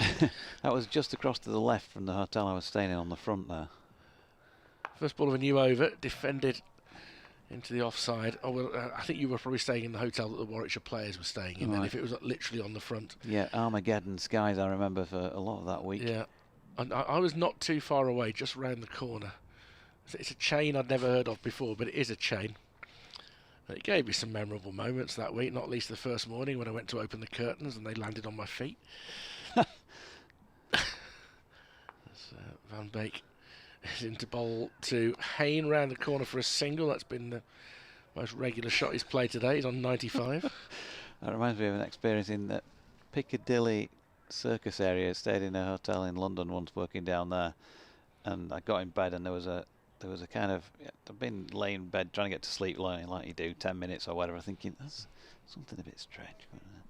Anyway, put the light on, pull the covers back, felt a bit itchy, and there were just red bugs everywhere. And I'd sort of got in bed and not noticed them because I don't think they were obvious at the time. Malik just defends this next ball from Van Beek into the mid-wicket area. No run. And I can remember gathering my stuff, sticking it in the case, you know, marching down to reception saying there's red bugs in the bed. And the receptionist said, oh, okay, sorry about that. So I said, room change? Oh, you want a room change? No, I just thought I'd come and tell you there's some red bugs in the bed, you know, let's celebrate that. No, but they do. Van Beek approaches once more into bowl to Malik, who's looking to launch him over square leg, and he puts one in the crowd. A la Ed Barnard. There's a short boundary on that side. Malik finds the Hollies. He goes to 23, 421 for 5. And yes, Jonathan's big query before lunch was, who gets to 100 first, Sam Hain or Logan Van Beek? And the answer is? Logan. Yeah. 2 for 100 in his 19th over. If only it had been Hain who's in the 6th, they'd have done it together. Yeah. Oh, does he? Takes the cake. Malik on 23. It's his highest championship score of the season. Beek is in again, and he chops down towards the gully where it hops up in towards the chest of Adam Lythe. Was that the zenith of Logan's bowling career? No, not quite. If it was, he's in for some more bad days. Well, he was malicking his lips when he saw that going down. Well, I had to. You got to follow on when somebody produces a groaner. You got to join them. Had a couple of really important hundreds last year, Zen Malik. Well, one in a drawn game, one in a much more difficult situation where he helped the Bears chase down a target. He's a talented player from the Saka system. He's on 23. It's time for me to vacate, and I'll be back in half an hour to do an update elsewhere. But Mel Farrell is going to join Jonathan Deutsch. Yeah, Mel's back. We're in for a Farrell of laughs. I'll get me coat. Don Bess is going to continue at the Birmingham end of the ground. I wonder if back in your days doing the Sky Rugby League, did people often ask you if you were related to Andy? Yes. Yeah, got that a lot. Andy, Owen. As Bess starts a new over, first ball, Hain is putting in a long stride and smothering that. Johnny Bairstow has to walk around the stumps and do the fielding. Andy Farrell, and then he went to rugby union, didn't he? Yeah, he was a great player. He was. I remember being at Headingley on the terraces when he made his Great Britain debut, 17. As Bess is in and bowls, it's patted towards square leg by Hain, no run. I actually ran into him a few years back, I think. Might have been when he was in Australia for a rugby tour. And comes Bess, and then this time it's played slightly straighter up to mid-wicket by Hain, but still no run. Yeah, I think it was a Lions tour several years back. Or maybe, no, probably a decade ago. Bess bowls, and it's pretty much a carbon copy of the previous one. It's just going between those fielders. Harry Brook at mid-wicket coming around. It's all on the leg side for the right-hander. On 95. As, the next one is defended straight still and goes back to Bess. So maybe just a couple of hits away from bringing up his first century of the season. Sam Hain, this time he gets it past Bess and just drives it without too much power up to long on to finish off the over with a single. So Hain moves to 96 now. Warwickshire 422 for 5. Malik out there with him on 23. This partnership is now on 31, and every other partnership in this innings has passed 50. So it's been a stark contrast to what we saw on day one, when the highest innings was for the 10th wicket between Ollie Hannon-Dolby and Ethan Bamber, and that was worth 30. Yeah, change of bowling at this pavilion end. Ben Cliff coming back into the attack to replace Logan van Beek. Cliff is in danger of going for a ton himself here. 88 off 17 overs, 2 of which have been maidens. Yet to take a second innings wicket. And Yorkshire, I think, pretty clearly are just not bowling Jack White and George Hill, given the match situation. Might as well get a bit more rest in before the visit of Surrey to Headingley on Friday. In comes Cliff then to blustery Edgbaston wins, and Sun not out at the moment. Hain flicks that away backward of square leg to take his score to 97. Is that a bit of a worry though? If you're talking about not bowling, is it, in that, does it mean they've just given up the ghost on this game? Yeah, I think, you know, there's a few different angles on this one. There's that argument, and you could argue that relatively confidently as Cliff makes his way in again, and Malik playing across the line. There's an appeal by Johnny. He thinks he's definitely heard something, and he's quite adamant that that's out, but not out, says Jack Shantry. So there's that angle. You know, at this stage, I mean, why not bowl the bowlers who whose workloads are not on, you know, full danger zone, and also get a bit more experience into them. Ben Cliff, who knows, he may also be needed next week. We're not quite sure what's going to happen between now and Friday. He's in again and bowling, and Malik turns that one in front of square on the leg side for a single. There's I think a bit of banter going on there between the crowd and maybe Johnny Bairstow, not quite sure, after the appeal for the previous delivery. Matthew Revis could bowl a few more as a seamer, but it just feels like, I don't know, there's no inside knowledge when I say this, but it's just he's feeling like there's been opportunities to bowl Jack and George again, and they've not been taken yet. So, you know, the opposition are 400 odd in front. Why not save him for other days? He's getting.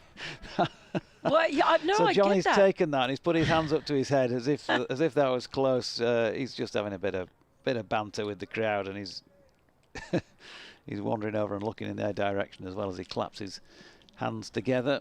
Bit of fun. I guess that's the danger when you know you have bonus points in the first couple of innings and nothing offering, and so it just feels like that's a negative way of thinking. Yeah, Cliff in, it's worked away in front of square on the leg side. Beanfields, 1 run. I can see why you say that, absolutely see why you say that, and there's probably plenty of supporters who feel exactly the same as you.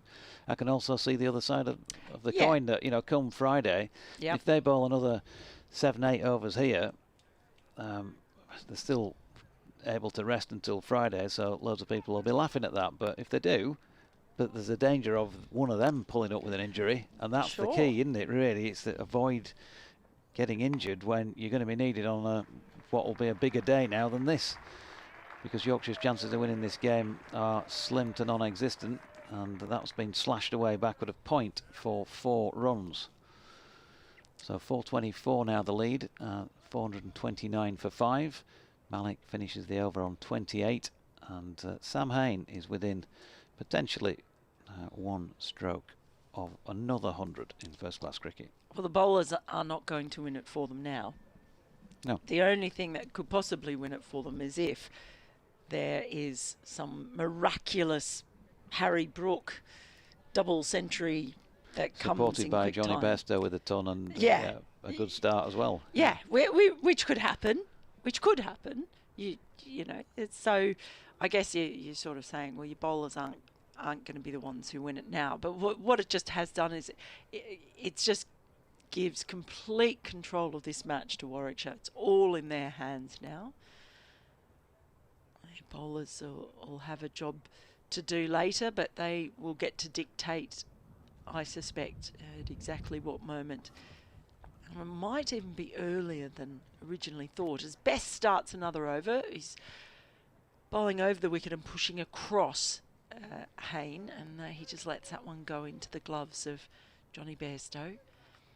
Yeah, it's just they're completely in charge. Then was just talking to colleagues upstairs, thinking they might actually declare. We were thinking about tea, but they might want to have a little go at them for half an hour or an hour before. Here's Bess. Ball just tucked behind square leg by Hain, and they will come through for a single. Harry Brook was just standing, fielding just off the cut strip.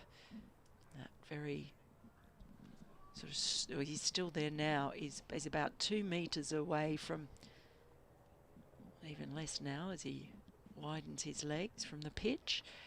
As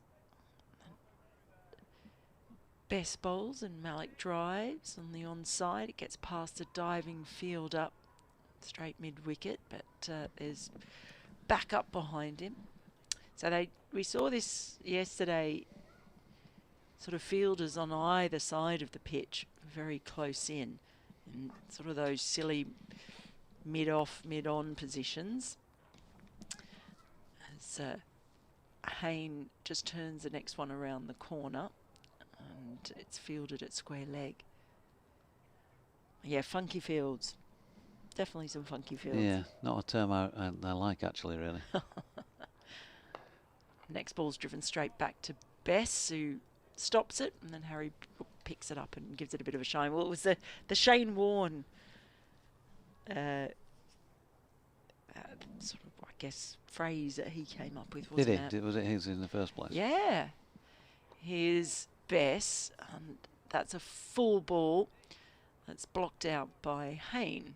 A quiet little over there at the end of it. Warwickshire 431 for 5 with Hain on 99. He's not been in any hurry to get to his century, and Malik on 29. I remember him here in 2005 when he got was it 91 he got here, something like that, Shane, in the greatest test, quote unquote. I think he got a 90 on in that game. Well, why don't you like the funky field? It's just a funk music.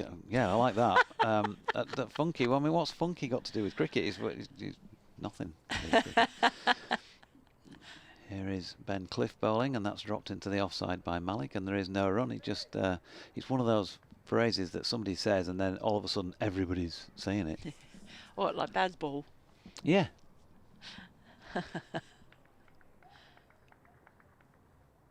Oh, it's the zeitgeist.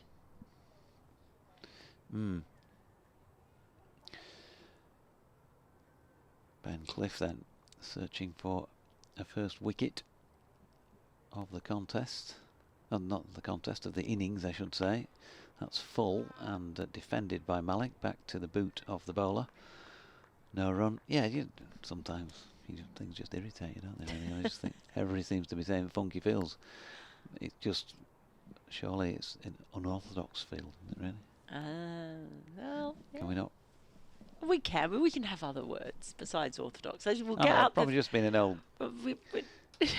Mustn't grumble. Mustn't grumble. Oh, git mode. Is Cliff again, and that's dropped down to gully. And Malik gets himself through for a single. Brings Sam Hain back onto strike. I have missed you. I really have. Yeah, you can tell. You can tell it's the tone of your voice. Yeah. It's been way too long. I gotta say, way too long. That was I actually really enjoyed that week up there. There was you, me, and Bradders on for that Yorkshire-Worcestershire game. It was the lesser spotted Yorkshire win at Headingley, actually, because they don't find too many wins there. Here's Cliff coming into bowl to Hain, who's dropped that into the leg side, but can't pick up the single he wants at this stage. And if memory serves me, I had to dash down to Birmingham. There was a rain delay in the afternoon, and I had to dash back here to get my passport with my Indian visa in it. Yeah, I remember now, yeah. And so I literally came down here, got a taxi to the consulate, and then was straight back, and I was on the road back, on the train back up. Cliff to Hain, who defends this delivery. Not going to take any chances on 99. Yeah, and it's always a joy working with Bradders. He's just a great broadcaster. Yeah. Knows his cricket. Just fun, isn't he? Fun to work with. There he is. Both Bradders and Frank Watson. Yep. Really good eggs. What's happening? What's happening at Worcestershire at the moment? That was. Have a look in a sec. Here's Cliff bowling to Hain, who's punched this one to mid-off, and that will be Sam Hain's 20th first-class century. Adam Lyth with the despairing dive. Hain kisses the badge on his Warwickshire helmet. 252 balls, 11 fours. It's been a slowish but even pace knock, and really it has been just what the team needed after the way things went for both sides in the first innings of this match. The safety, security, serenity. Superb. Sam Hain. It's been terrific. He was so good in the first innings when wickets were tumbling. Batting was really tough. And he scrapped for a 50, which, if you were just looking at a scorecard, would not convey how well he batted in that first innings. So to see him come out and get a century in the second is really just desserts. He's been an absolute rock for Warwickshire. I saw his son earlier, his little boy up in the corridor behind us. As Best starts another over, bowls. Malik, well, he tries to slap that one away through the covers, but it comes off the bottom edge of the bat and just trickles out to the offside. Yeah, he's little toddler who's who was wearing a cable net saying Hain on the back like his dad. It's very cute. Best full ball, and Malik thought about dancing down the wicket then, realised how full it was, and in the end just jammed his bat down on it and squeezed it out to point. Yeah, very, very cute little cable net that was. The next ball's flatter. He's just pulled his length back a bit. And Harry Brook at that straight, silly mid-wicket that is not a funky position. Runs across and does the fielding. In comes Bess. And Malik defends it back to the bowler. Here we go, here we go, here we go.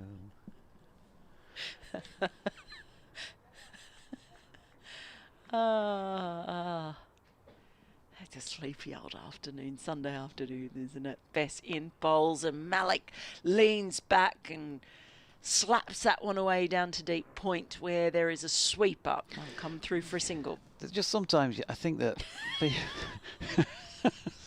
no, I'll stop there. Oh dear. Bess is around the wicket to Hain. Just nudges this one into the leg side. Ended up being slightly tight single, and there's a shy at the stumps. Johnny Bairstow's gone for a tumble. And is that Jack White out there? Yeah, he's had to tumble as well, and he's not the most elegant of tumblers, it has to be said. So it all seemed a bit fraught for a single.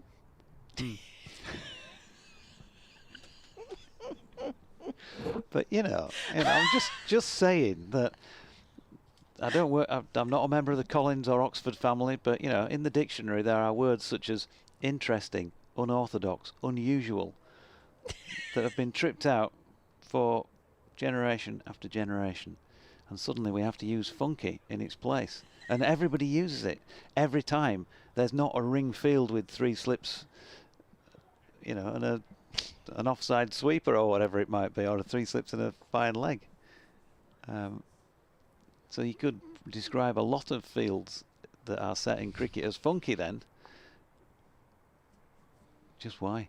Here's Cliff in, and that's dropped into the leg side by Hain and fielded by Don Bess, who approached that with the step of a real funkster. On the one. Don't forget it's on the one, the funk beat is on the one. Right. That's James Brown. So interestingly, synonyms in the thesaurus for funky are earthy, fashionable, and hip. Yeah, so there we go. So why are people using that word to describe a field? Here's Cliff, meanwhile, and Sam Hain. Slightly false shot for a bloke on 104 because he's trying to put it away through. Yeah, he's just pointed to where he was putting it. Extra cover, and he sort of dragged it back really towards the bowler, but no harm done. Just looking up synonyms for pedantic. Just look up synonyms for being hit by an empty can of Sprite across the commentary box with you. I wish it was full.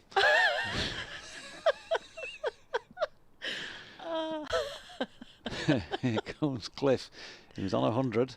Ooh, and Hain has played a second slightly false one in a row. That's probably worse than the first because he's got a big thick inside edge on it down to Logan Von Beek, who is at long leg, 1 run. The Yorkshire super fans are away just at the foot of the Hollies stand. Where are they? Yorkshire Steve, he has got his top on. Is that the one with the yellow? Yeah, that's Ken. Oh. No, Ken, that's Ben Code's dad, Ken. Oh, okay. Alice and Steve over there. Wendy. They're in the sunshine, but I'm They not are. sure how warm it is. It's not too bad when you're in the sunshine. Here's Cliff, defended by Malik. The warmest place in the stadium is up in the press lounge by the Yeah. coffee machine. Oh. Oh my gosh, it's beautiful. But then, yeah, Oh, it's nice, isn't it? I just want to every Can time. we commentate from there in future? Oh, I'd be Off the screen. asleep. I just want to curl up on that sofa, and I have seen many journalists fallen asleep up on that couch over the years. Doesn't surprise me. His coat's warmer than in here. Cliff in. Malik pulls that one backward of square leg, and Van Beek can't get round to this one. Nearly hits the Yorkshire super fans. And the partnership now worth 52. Hain's got 17 of them. Malik has 35. It's taken him 98 balls to get there. And Warwickshire just keep on coming. Well, that's another 50-run partnership. Every single one in this innings has gone past 50. You can't ask for much more than that, can you, as a coach? If you can guarantee every partnership is going to go for 50, it's pretty impressive. Final ball of the over. Bangs it in short. Ben Cliff so short that Johnny Bairstow strains to get his mitts on it, but he does. Oh, he's been wided. That's how short it was, and over the head of Zen Malik. Well, Zen Malik isn't particularly tall, but that would have gone well over Bo Webster's head and Oliver Hannon-Dolby. Some tall players, Warwickshire, haven't they? Yeah. Oh, look. Oh, look. I wouldn't want you to... Oh, look. Oh, look. Oh, look. Very Aussie, isn't it? As Cliff comes in. Ooh, Malik almost cuts him in two. That best ball of the over from Ben Cliff, but he'll be frustrated. He's gone for 106 now. Yeah, oh, look. I'm not saying that I don't like any alternative expressions in cricket. But... funky.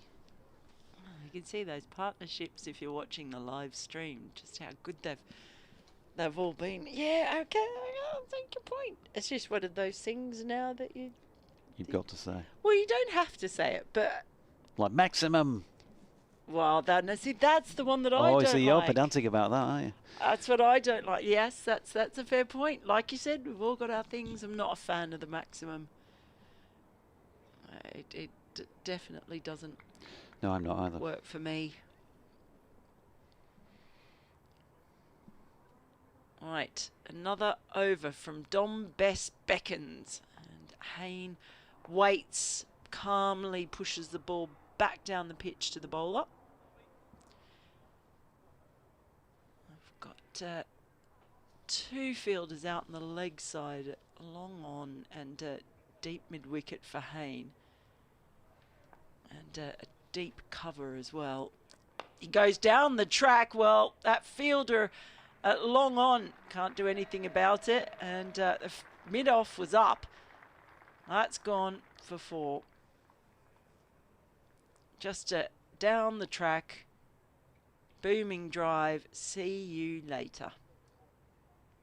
Hain moves on to 109 now. Impressive stuff from the Australian. You literally, I'm amazed your eyeballs still work after how Well, hard we'll you just talk rolled about them. biased. Here's Bess again this time. Hain sweeps, very fine. Ball running away. He's not going to get a boundary here. I don't think. It's just slowing up. And is fielded right below us by Ben Cliff. I think you'll find he was born in Hong Kong, which at the time was British territory. I grew up in Australia. That's brought up the 450 for Warwickshire, by the way. 451 for 5. Bess now over the wicket, and that's a nice little wristy drive from Malik. I'll just get the single, though. That's Adam Lythe out there on the far side, preventing the boundary. I think that the measure by which we should judge Sam Hain is not by the 20 first-class centuries or the average of 40 plus or the damage he does in white ball cricket, but does he say the word funky when it comes to fields? He'll say, and oh, maximum look. when he hits a 6. Bess tosses one up, and that has just belted straight back past him along the ground. It's not going to be a boundary. They'll just get a couple. Long on is able to cut it off. So Hain, since he got his 100, he wasn't in any hurry to get there, and it wasn't a I'm going slow because the 100's there. He's just played the situation and the ball in front of him. Waiting now as Bess is in. Another full ball. It's just patted back to the bowler, and Bess shapes to throw down the stumps, but of course thinks better of it. So at the end of that over, Warwickshire march on to 454 for 5. The lead is 449 now. Hain is on 114. Malik on 36. And with the lead now round about 450, or 1 run short of it, we're officially in declaration speculation time now. Am I allowed to say that? Do you have an issue with me saying That's all right. declaration speculation? That's not a modern cliche. No dramas. As Cliff comes in then to bowl to Malik, who's on 36. Ooh, and just has a little grope at one that doesn't get up outside off stump, fortunately for him. Leicestershire 93 for 3 in their second innings, trail by 9 runs against Sussex. They've already lost to Sussex at home. That's the reverse fixture already in the first half of the campaign. So they need a fair few more runs, you'd think, to give themselves a chance of being able to bowl Sussex out. It's not looking great for them down there. Hampshire 196 for 7 are 158 ahead of Essex with just those 3 second innings wickets in hand. So Essex on their home patch, you'd think, are favoured. As Cliff skips in and Malik pulls the bat inside the line. Down the road at New Road, Worcestershire 60 for 3 in their second innings. They're leading by 100 against Durham with 7 wickets remaining. But again, they're going to need a fair few more. Gloucestershire 95 for 2 in their second innings and 93 runs ahead with 8 second innings wickets remaining. Against Kent, there's a check on the ball after that delivery. Johnny Bairstow's run across to umpire Russell Warren, who's now going to come across to Jack Shantry. So while they're having a chat about it, 449 run lead, and you're concerned about the ball. I think I'd be slightly more concerned about the bowling. Somerset, they're 157 all out in the end, so that's not a bad recovery from 30 odd for 6, is it, yesterday? Glamorgan needing 283 at the outset, are 9 without loss. So that one is developing into a cracking end at Cardiff. They are going to change the ball meanwhile. Northants have moved on to 217 for 6, so a little bit of a recovery, but they're still a country mile behind Derbyshire's 604 for 7. Time running out there, unless of course Derbyshire can finish them off and then have another go, which there's still ample time for, I suppose. To contradict myself, Surrey 352 for 6, trail by 63 with 4 wickets remaining in their first innings. Nottinghamshire posted 415, and they're into the last innings of the 4 at Old Trafford, where Lancashire were rolled for 84 in the second innings. Middlesex closing in on victory because they need just 9 more runs to win there with 6 wickets remaining. That's going to be done any time, you'd think. Johnny, in conjunction with one of his senior pros, Adam Lythe, and umpire Jack Shantry, they've inspected the ball that's been selected. So, change of ball with the score 454 for 5. Yeah, you're right. I'm not sure that the ball's a problem. No. But clearly that one's gone out of shape. But it just feels like we're marking time now. All it is now is about whether or not Warwickshire want to have a little crack in the half hour or so before tea. Here's Cliff. Malik goes back foot and defends. Yeah, still got, what, 51.3 overs remaining before tea, so... Is that before tea? Isn't that in the day? 51 overs remaining. Sorry, 51. I was going, bloody hell, that's a late tea. 51.3 overs remaining in the day, with 32 overs to go for tea, so I nearly got 20 overs is what I was trying to work towards, but I obviously didn't get the words out correctly. Cliff making his way in again with 3 to come in the over. Bowls, and that's turned to leg by Malik. I've done some long sessions. If I picked out the wrong numbers on the boat, we've got 449 overs to go before tea.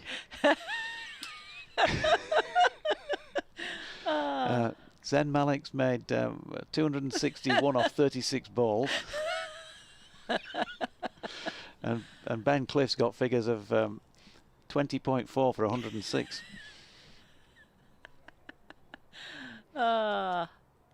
Here comes Ben Cliff, number 26, bowls it now. Malik tries to whip it away on the leg side, and Bairstow has a little tumble around and manages to stop it of a fashion. So what do you reckon they want to? Oh, we're gonna have a little swapsies. Bit of musical chairs again. I'll come back on your mic in a sec. Thanks, Faz. Well, that's what they used to call Andy, isn't it? Faz. So 454 for 5. That lead remains 449. We've just had the greater spotted ball change. And for the final ball of the over, Ben Cliff is in, and that's turned into the leg side by Malik, and there is no run. Richard Wilford is back alongside. I shall leave you in the company of Mel and he. Yes, if only I was called Kim. Yeah, that'd be respectable. 449 the lead, which is more than respectable for the Bears. And it is just a case of when they decide that it's time to call it an innings. Yeah, that's what we were just talking about. I originally thought maybe bat up till tea, but just they've actually scored the runs probably a bit faster than expected. And it's whether or not they might want to have like even maybe 5-10 overs at them before tea. Yeah, I mean, you've got the threat of rain tomorrow. If these two can very quickly get the lead up to 500, because they can play with freedom now, can't they? With a lead at 449. Yeah, I think they might want to get the score up a bit quickly now. Don Bess. He just started and stopped again. He's starting again as he makes his way in, and Hain turns that one around the corner. They will get a single, and it was because Hain did that thing that you were talking about earlier, and that he was very, very late to actually get into position and didn't really move until Bess had started on his approach. Result in Division 2. Oh. Middlesex have beaten Lancashire by 6 wickets. Ben Geddes 73 not out. Oh, wow. Interesting. Here is Bess, and a little skip down the track from Malik and sends it down to long on. Now he'll take a single. See New Zealand collapse from 147 for 2 to 210 all out against England at Chestler Street. 55 for Kerr, 88 for Green. Wicket shared around. Bess holds a slightly flatter one. It's just tucked into square leg, almost rolls to Jack Chantry's feet where he's umpiring at square leg. They did get another single there.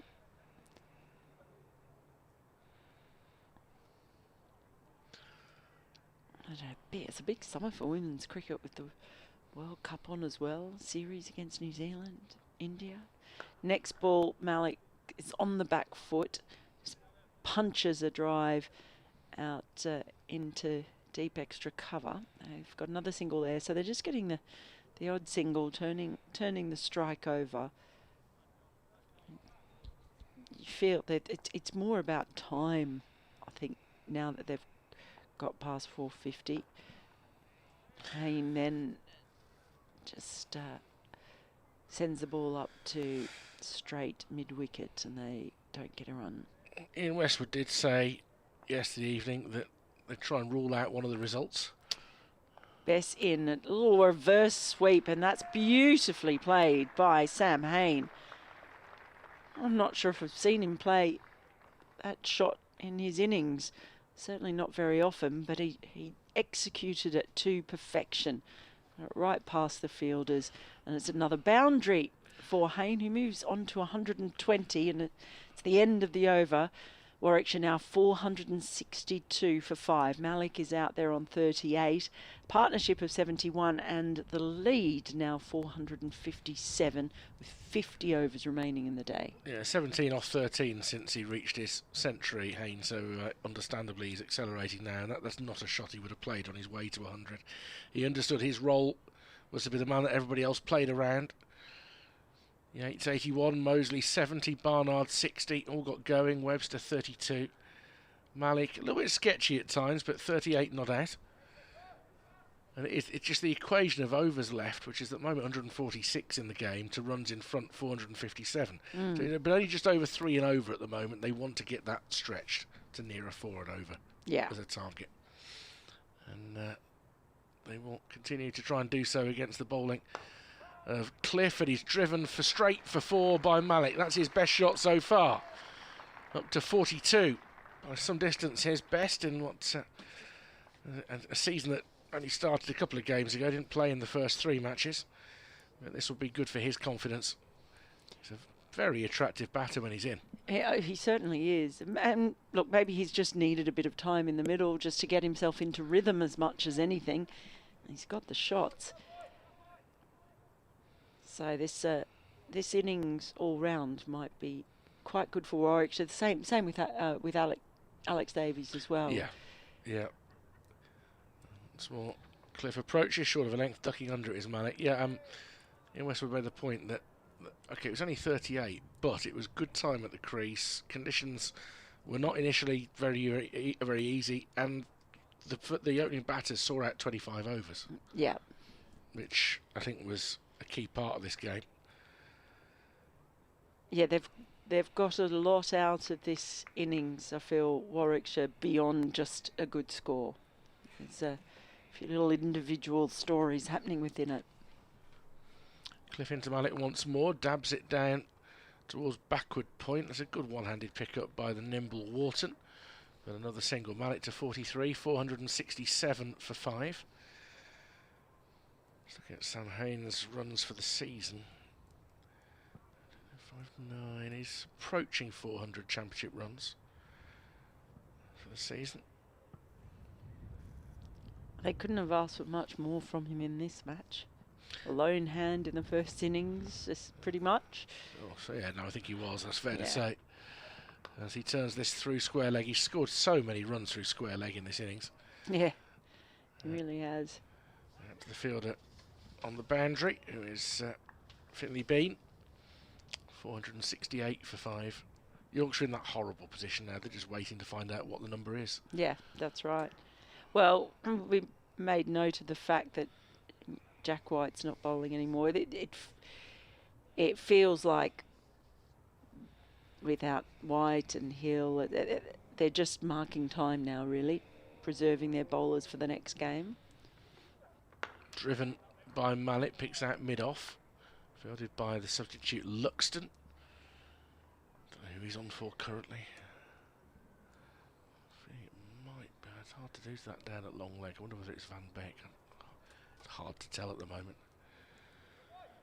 But yeah, I mean, Yorkshire at the moment would feel that they might have a bit of fun with a target of 450, but I think Warwickshire want to take it a bit further away than that.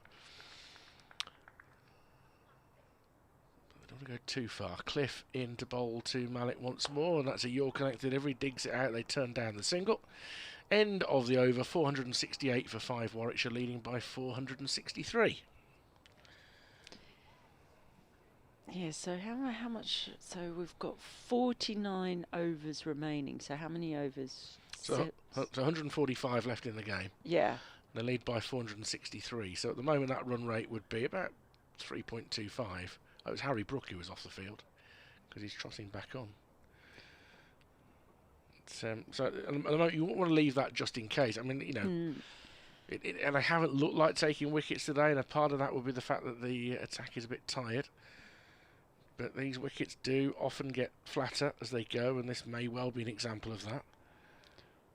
Oh, yeah, so we may well see them bat on until tea, then at this rate, and then just make an assessment once they hit in. I don't know. The picture changes pretty quickly. If they take 30 runs off the next 8 overs, yeah, then all of a sudden the equation changes. And it's up around 4 and over, and we'll see. And they're certainly playing more shots now. Not more than Ed Barnard did, though. That was a brisk and bright innings. Bess in, that's going down the leg side, but or on leg stump anyway. Hain just turns it into the leg side. That was actually in the end. I think that was kind of quite not as important as Sam Hain's innings, but he just pushed it along so quickly. The next ball's tossed up by Bess, and it's just nudged into the leg side by Hain. They'll take a single. He scored an awful lot of runs around that square leg area. It's a real release for him, but he's got so many options that it becomes difficult to plug those holes. As Bess bowls again, that is actually played a little bit uppishly by Malik out towards mid-wicket as Richard prepares for another bulletin. By the sounds of that. Yeah, it's half-time in the Villa game at the moment. Bess bowls, and Malik loves to basically set his stance really wide and slap that down towards deep point. May get through for a single. He loves that. The old wide stance flaying away with the cut. Hain on strike now as Bess is in, and it's left alone outside the off stump. I'm not sure when they're coming to you. I'm not sure when I should they come now, so... I'll let you take over. Yeah. I'll put Turf Moor. Here's Steve today.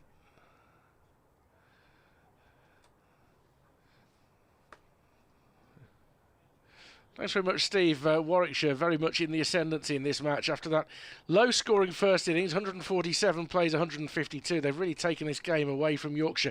They're 471 for 5 in their second innings. Sam Hain with his first championship century of the season. He's on 123. He's been fairly becalmed, but he's let the more aggressive players around him, notably skipper Ed Barnard, who struck 60 off 45 balls, including 3 sixes into the Hollies stand. And now Zaid Malik, he's starting to enjoy himself. He's opening up onto 44 off 70 deliveries. The lead is 476. There's about a day and a half of cricket remaining. It's just a case now of when the Bears decide to pull out and set a target that will look very big indeed. 471 for 5. They lead by 466. And actually it is exactly a day and a half left, isn't it? Because we've 48 overs remaining. Just mindful of the fact that they could lose some overs to rain tomorrow. So I haven't looked at it recently. Yeah, the morning's not great. Right.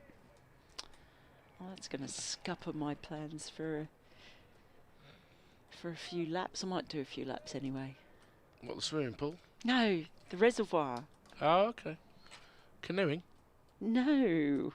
Paddleboarding? No. Walking? Yeah. A little walk or a run. So, Matthew Revis is going to return to shoulder some of the burden here. Ben Cliff looked like he'd had quite enough. Well over 100 against his name. Revis has bowled pretty well. I think he has, yeah. About 40 overs since he had a go, so it's probably time as Sam Hain guides him into the covers, and that's it. They were going to come for a single, but the shout of no, because Wharton is not a man you want to take on there. So it's what, part jog, part walk? Well, I've got a problem. I've got a kind of eczema on the sole of my foot. Right. So it's quite raw. So running's a little bit tricky for me at the moment. Revis approaches once more, back of a length, whipped through square leg for a single by Hain. That was off Paul Simon's Graceland album, wasn't it? Eczema on the sole of my foot. Good song. Good song.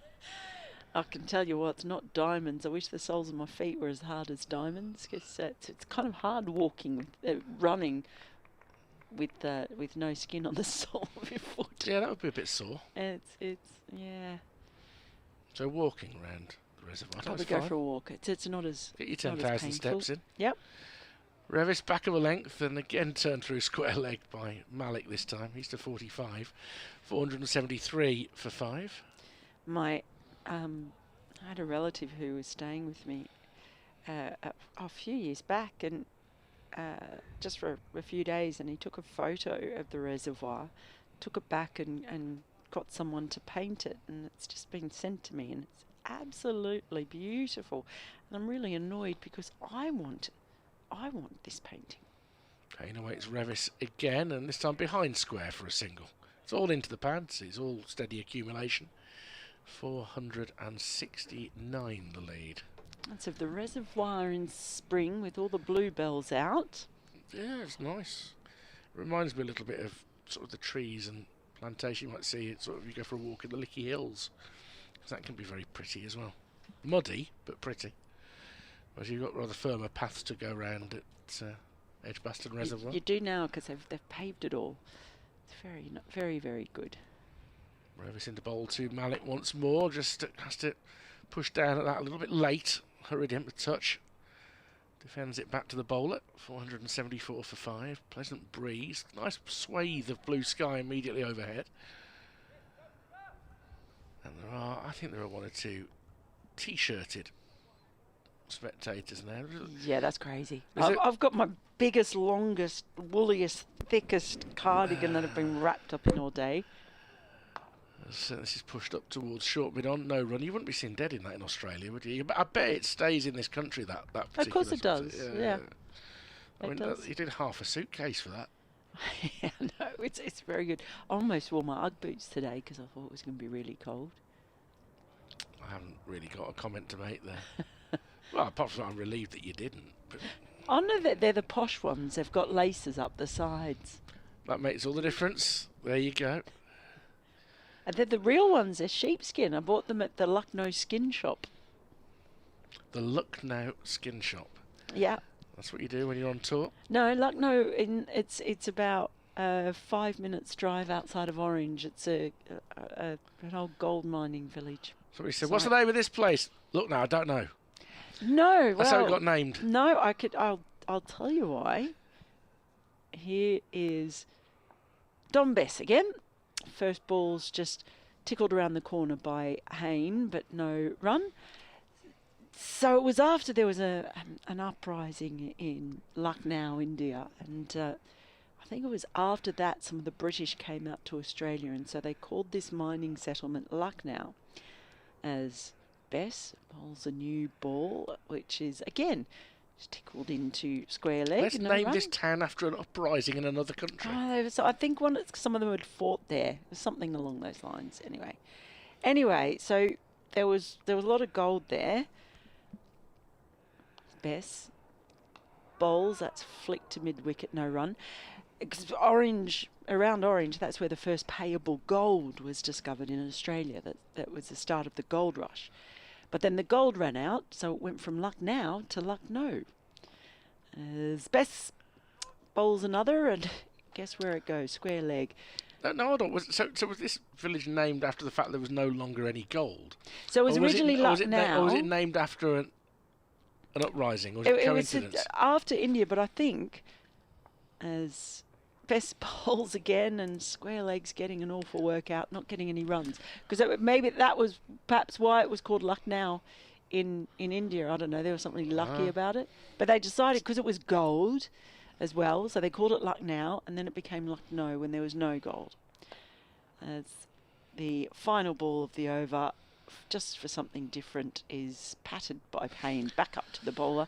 No run, 474 for 5. So it wasn't named after. I mean, I was. You can't name a place after an uprising in another country. I'll be thinking about that when I'm driving between Longbridge and Rednall through Tiananmen. I'll have to look it up. It was named sort of after Lucknow in India, and maybe it was just that Lucknow in India is known for there being some big uprising against the British at some point. And then it was around that time. If this comes up in your kids' GCSEs, don't let Auntie Mel's story be the one they put to paper.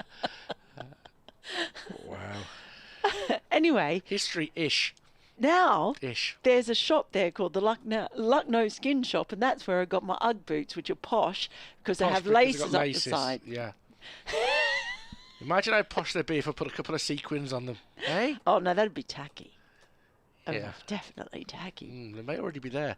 Revis is in back of a length and trying to cut it into the offside. It was too close to Malik, so he just stubs it down into the ground. Yorkshire hoping for a declaration at some point. Is Matthew Revis suggesting that Sam Hain was backing up too far? Oh, that's what we need. Run out of the non-striker. The mancad that you're no longer supposed to call a mancad. That's why I called it run out the non-striker. Yeah. Yeah, although that's just the deflection onto the stumps. That's a good ball. Full ball. Plays and misses Malik. And the majority of those types of dismissal, when the non-striker's out of his ground and the bowler stops and whips off the bails, most of them, for me, don't even obey the law anyway, in that it's meant to be sort of in the once he goes into his bowling stride, not he just runs through and whips the bails off, is it? Just, I don't know.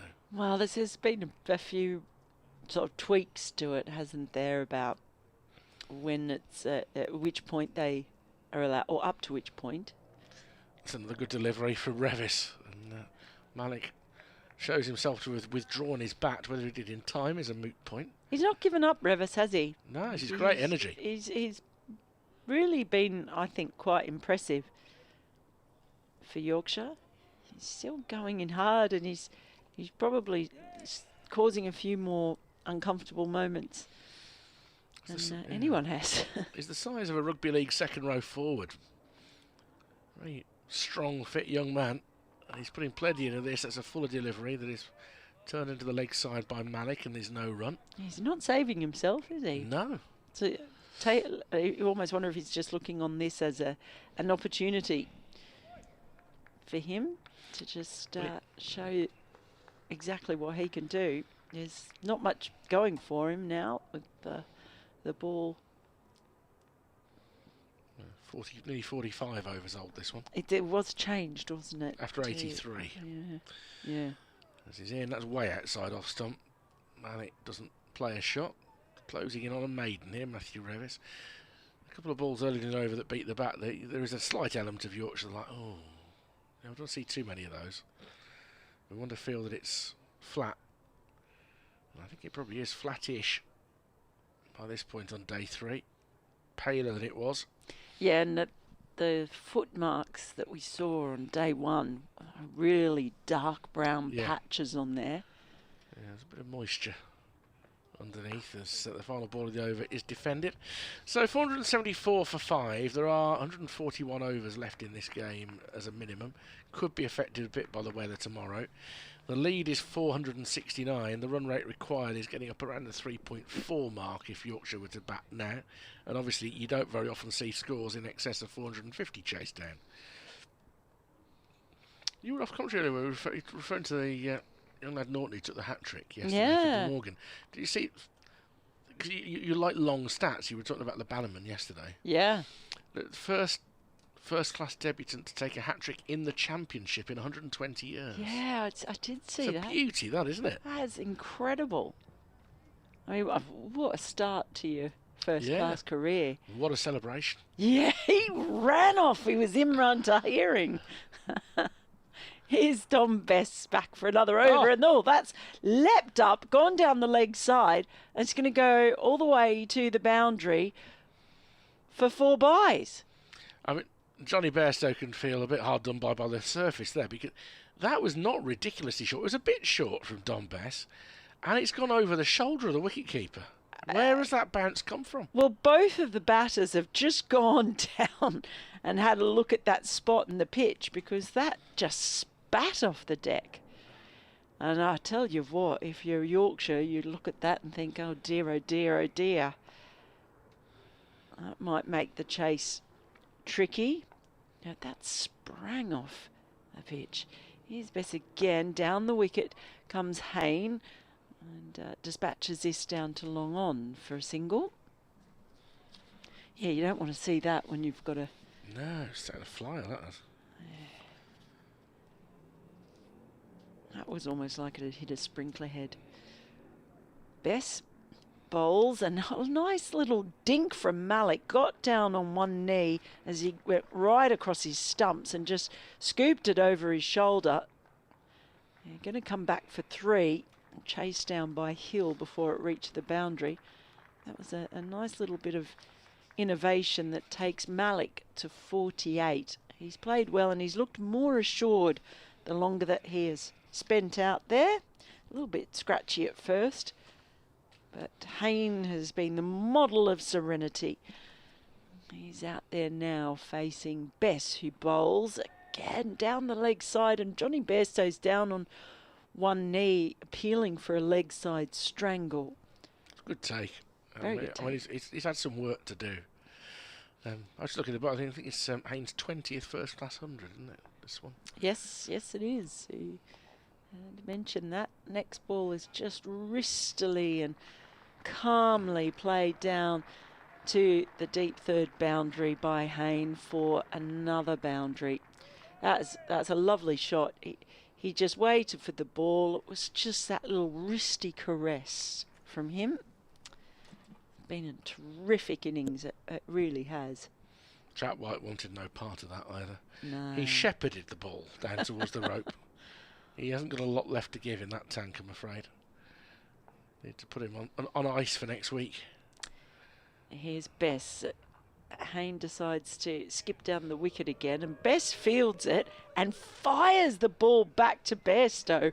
And Bairstow, I think, is just having he's fuming. Yeah, he's having a word. Fuming. He's not happy, because he really threw that ball very hard back to Bairstow, who he had a bit of treatment for a bang earlier, and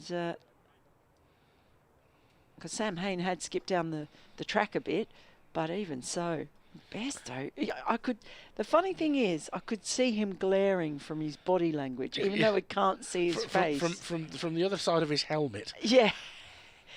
You could just tell he was not happy about that. I think he had a little word with Bess as they walked past each other mid-pitch. Now, Zan Malik on 48. Facing up to Revis. There's a big back area in the covers. He's actually come down the wicket and then adjusts and guides it down to third, and there is a fielder down there. So it will only be a single. That takes him to 49. He adjusted really well there, because he was a long way down, about to play a massive hoik over deep mid-wicket. Is that George Hill in the dim, deep distance, or is it Luxton, the 12th man? Is he on? That's a long way away. It's a long way. Hello to all of you down there. At the far end of the ground, at the Birmingham end. 487 for 5. Warwickshire started this innings before lunch on day 2, after both teams had been bowled out once. Well done if you predicted a 500 score. Revis back of a length, cut into the offside by Hain, fielded on the bounce at point by Wharton. I mean, it's not that Yorkshire haven't put a lot of effort into this, they have, but it's been a relatively unresponsive surface. Well, we were discussing when Jonathan and I were on first, and you understand both points of view, but even back then, even an hour or more ago, yeah, they're preserving some of their quicks, their frontline quicks for next week, but it starts to feel a little bit empty when that happens. Yeah, I think they have to, though. They do, yeah, they do. But it's just entering that. They've basically given up the ghost on the win, haven't they, you would imagine. Down the wicket comes Hain. He looks to launch the ball. He hasn't quite got that cleanly, but I think it's going to drop between the two fielders in the deep, and they'll come back for two. He was trying to put it in the pavilion, but he's split Lythe and Hill, who's actually out to our left, and come back for two. 132. False shot from him.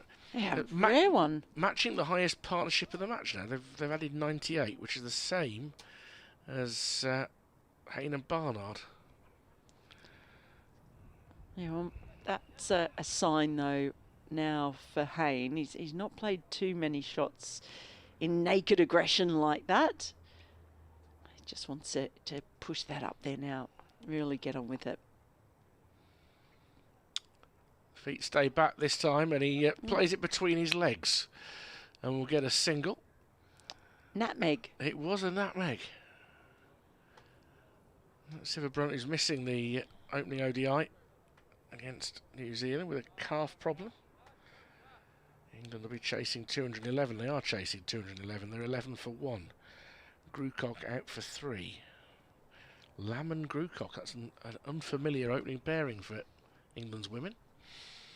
Yeah, they're trying a few new names. Next generation. Malik on 49, driving straight, and should get the one. It's fielded by White, but Malik, with his first half century of the season, useful time at the crease for him. Comes off 82 balls with a 6 and 4 fours. It draws Warwickshire ever closer to pushing the target up beyond 500, as for reasons best known to himself, Harry Brook does a handstand. Doesn't hold it for long, but he does do a handstand in the covers. He and Root, they like doing that. I've seen them do cartwheels quite often. Joe Root's, he's a keen cartwheeler, isn't he? And yeah, Harry Brook likes the odd handstand and cartwheel as well. Full delivery, guided to point by Hain. End of the over, 491 for 5. One other factor, just on the clock here, in that I think if it gets beyond 320, you're probably looking at a point that if and when Warwickshire declare, tea would be taken at that point. So you're thinking, well, okay, how many overs do we want to bowl in a session today? Maybe it's 38, maybe it's 40. There are all these various factors that Ed Barnard and Ian Westwood and the Brains Trust downstairs will be contemplating. Whatever else, they're in a great position, but they are going to have to take 10 wickets, and as we've seen during this innings, that is not necessarily going to be an easy thing to do. In Division 2, Worcestershire have collapsed in their second innings against Durham. 88 for 6, they lead by 128. Nobody's got out of the 20s there. Parkinson, 3 for 7. Wow. Best starts a new over. First ball is absolutely belted by Malik. Goes for the cover drive, and that goes all the way as far as the boundary goes. 4 runs to him, so I think we might see these two really playing their shots now. Yeah, I do. We're not far away from the declaration, clearly. I mean, no. Logically, with the score on the board. Best bowls again, and Malik defends.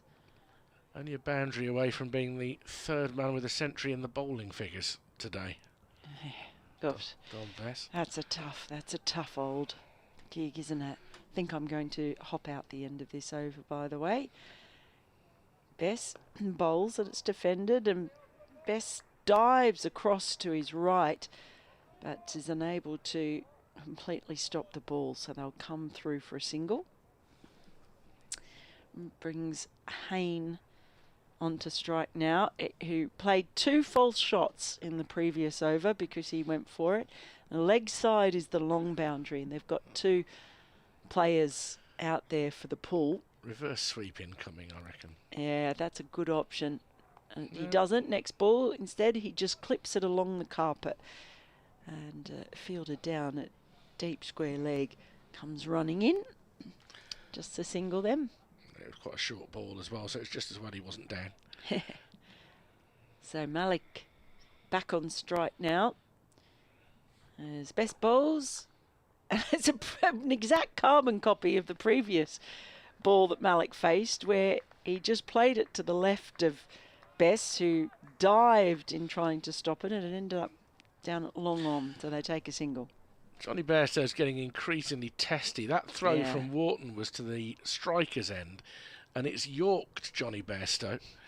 And luckily, there was some good backing up going on there, and it really was good backing up. Hill getting in front of White, as they could have easily conceded 5 there. We had a 6 that we thought might be a 7 at one point in this match.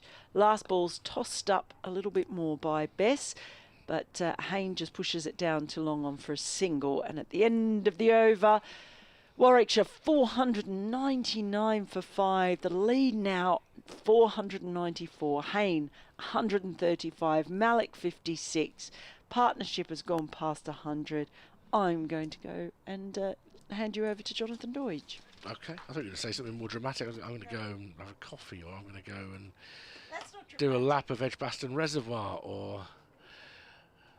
Don Best did end that over with a century against his name, so he is number 3 on the day.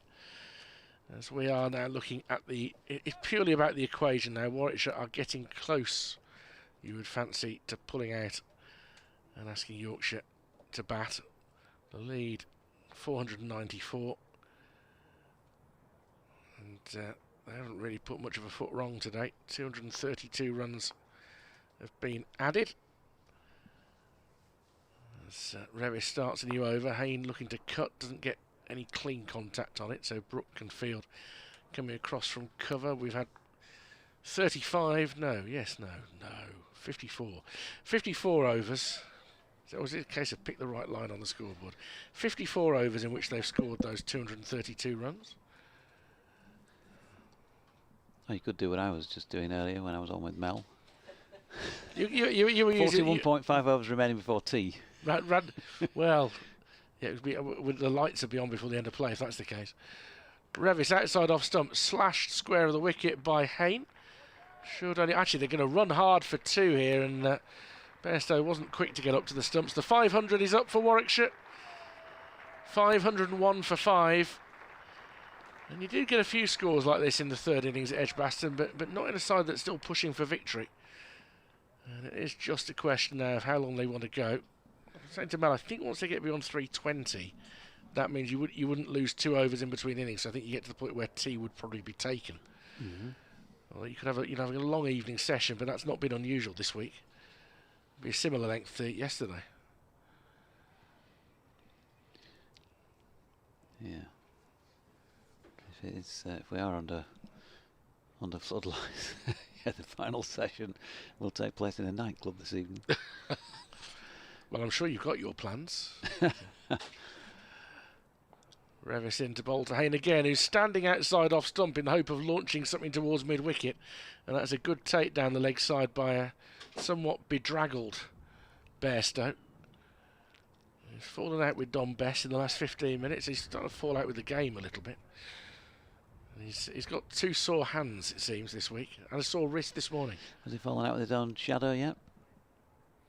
Is he what? Fallen out with his own shadow yet? There's every chance. Revis still working hard into Hain. Again makes room, and he's therefore bowls way outside off stump. And Hain is across to slap it out towards the cover boundary fielder for his 138th run. That was outside the tram lines. Yeah. When at the point of contact. Well, that's because Hain was batting halfway out there. He's wanted to hit stuff towards the short boundary, and Revis is very keen that he shouldn't, which is not an unreasonable position for him to take.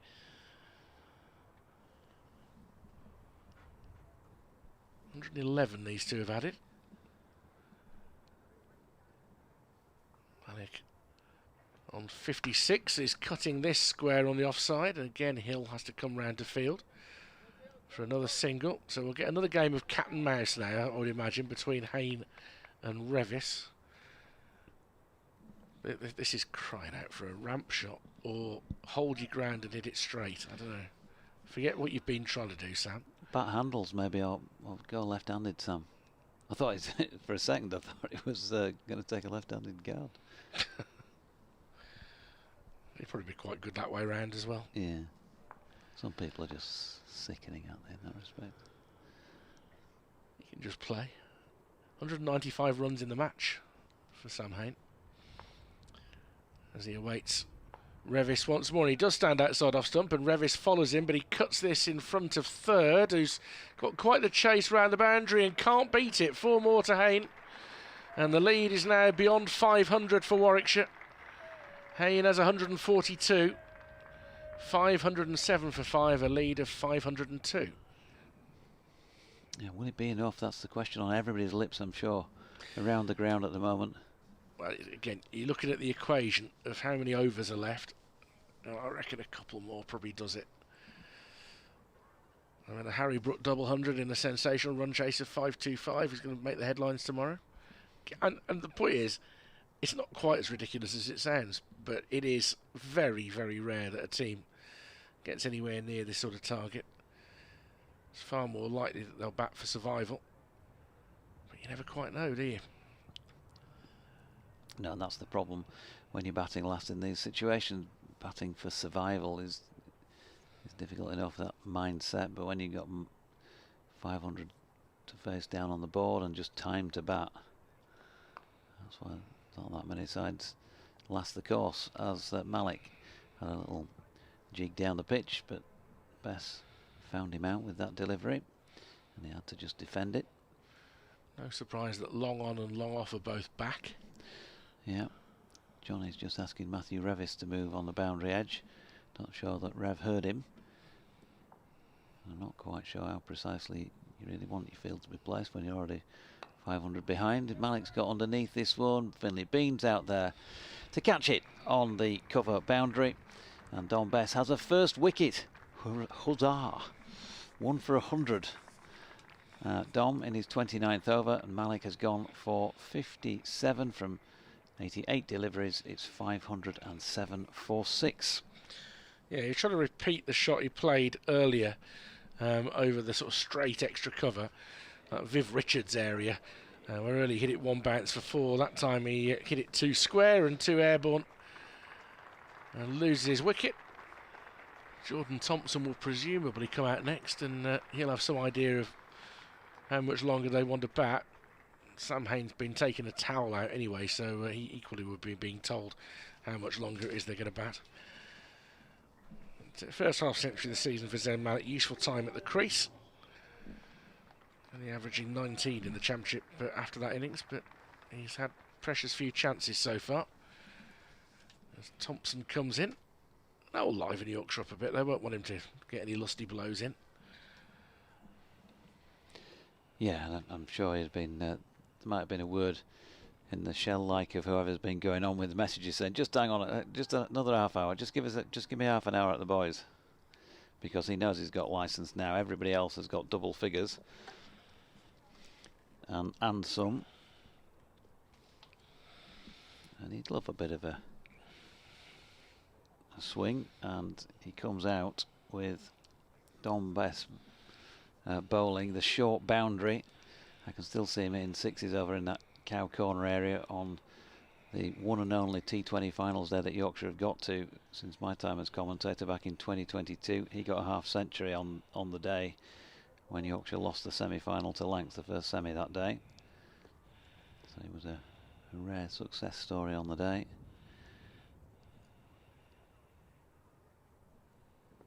And it picked up 3 for 14, of course, in Yorkshire's first innings. And he's immediately off the mark, punching one out to the cover sweeper Matthew Revis. So it's the only finals day that Yorkshire have been to since you started doing the job full time in 2022. Now, when you consider how allergic Warwickshire are to playing here on finals day, I won't worry about that too much. Yes, Bess again. Hain goes back foot, punches it straight back to the bowler. They got to the quarters, I think it was the year before that, when They were undone by Rashid Khan in a home game at Chesterley Street because the test match was on at Headingley, beaten by Sussex. As that's flicked away into the leg side by Hain and picks up a single. I think that's the only two semblances of a reasonable campaign for Yorkshire in all that time. Oh, the Bears love a quarter-final. It's like a final to the Bears, the quarter-final. Yeah, they regularly do get into that stage, don't they? As Bass's final ball of the over is left by Jordan Thompson, 509 for 6. Yeah, like first or second in the group. Yeah, traditionally lose the quarter-final, particularly if the quarter-finals at home. Lousy in home quarter-finals. Very good at away quarter-finals. Amazing win at Surrey a few years ago when Colin de Grandhomme and Grant Elliott were still playing for the Bears. that's a point actually you reminded me. Yorkshire did get to the quarters and won. Oh no, that was the year they got to the finals day. Yeah, apologies. So it was the same year anyway. Yeah. You would have to go that route. Jordan Thompson's famous final over when he kept him to 2, I think it was. Be interesting to see where and if he fits into the T20 Blast, Jordan Thompson. I mean, he should do. Yeah. But there's going to be a lot of competition for places because, of course, George Garton and Richard Gleeson come into consideration. They've also now signed the Pakistan mystery white ball spinner, the man with the stop-start action. Said that we might not have seen the end of Harry Brook. We haven't. He's back for a 15th over, coming into bowl to Sam Hain, who clips him through mid-wicket, as he's done so often since he came in yesterday. Takes him to 144, 510 for 6. So Johnny Bairstow not wanting to put any more running into anybody's legs that he doesn't have to. He stopped short of bringing Adam Lyth on there so far. So Yeah. the one bowling option that we haven't seen. Interestingly. Are you surprised? Well, by this stage, yeah, probably am. Might give him a 2 or 3 overs of 12, see what happened. Brook coming round the wicket to Thompson and bowls him a bouncer. And when they continue to stare at each other, I suspect, because we can't see from here, that is almost certainly with smiles. I can't believe it's anything else. No. Brilliant. Jordan Thompson's down at him thinking, fair dues, Harry. That's I've faced worse bounces than that. And he tries to bowl another one, and it's just steered from in front of his face by Thompson for a single. He goes to 2, 511 for 6. When James Wharton was WhatsApping Jordan Thompson earlier in the week and saying that he was going to face a barrage of short balls, was he fancying they'd be delivered by Harry Brook? Brilliant. When they lost at Lords 2 or 3 years ago with Brook, Root, etc. all playing, Jordan managed to pull a 6 down to the pavilion. Brook into Hain, has to wait for that one to arrive, pushed out into the covers. They run the first one hard, they'll run the second one hard, and the ball's been left behind anyway. So they come through comfortably for 2. And obviously, I get on great with Jordan, but I'd said on commentaries a few times, if when Jordan comes in, you can expect the bowlers to bang a few in short because he will hop around a bit. That's just, the evidence is there. Go back through the videos. Brook to Hain, driven again into the covers, and they'll comfortably come back for 2. George Hill being super served out of the outfield by the ball. 148 now to Hain. Anyway, Tomo being Tomo, he got a few runs and he pulled a 4 and then he pulled a 6, and it was his turn for the interview that day because he'd got a few runs and 2 or 3 wickets or whatever. Advances once more. Hain off his pads towards mid-wicket for a single. He's 149, end of the over, 516 for 6. Warwickshire lead by 511. And so anyway, the post-day interview on the balcony, I mentioned to him about pulling a 6, and he looked at me pointedly and he said, "Yeah, some people say I can't play the short ball, but I think I can play it well, and I've just proved it again today." And I knew what it was getting at, and I just smiled and carried on with the interview. And we've had a bit of a laugh about that since. But yeah, he does tend to get a few up the armpit. A certain Brian Holford has just been in with a note saying, "I understand Warwickshire are going to pull out at 8-8-7," which was, of course, the score that Yorkshire posted here in 19-0 blob or whatever it was. It has to be soon now. 135 overs left in the game, so we're reaching that point where it would be a 4 and over chase, such that it is a chase. As Hain will bring up his 150 here with a nudge into the leg side. And the most recent half-century has come off 50 balls. So 302 in total for his innings. And he has hit, is that 15 fours? It's quite small on the board at the far end. I think, yeah, it is. I can see it on the screen in front of me on the laptop. Yeah. 15 fours. So, yeah, he brought up his 100 on the 252 balls. He brings up his 150 on 302. I was kind of. Did I take over that over? Kind of. I did. I'm sorry about that. As Thompson cuts it behind square and it's picked up by Cliff. Don't know what came over me. As this one goes past the outside edge. Maybe I thought it's Haney's 150. We'll do it justice. A rush of blood, Richard. It was, wasn't it? You know, I'll go and lie in a dark room in a bit. Have a word with myself. So, best round the wicket to Thompson, who defends.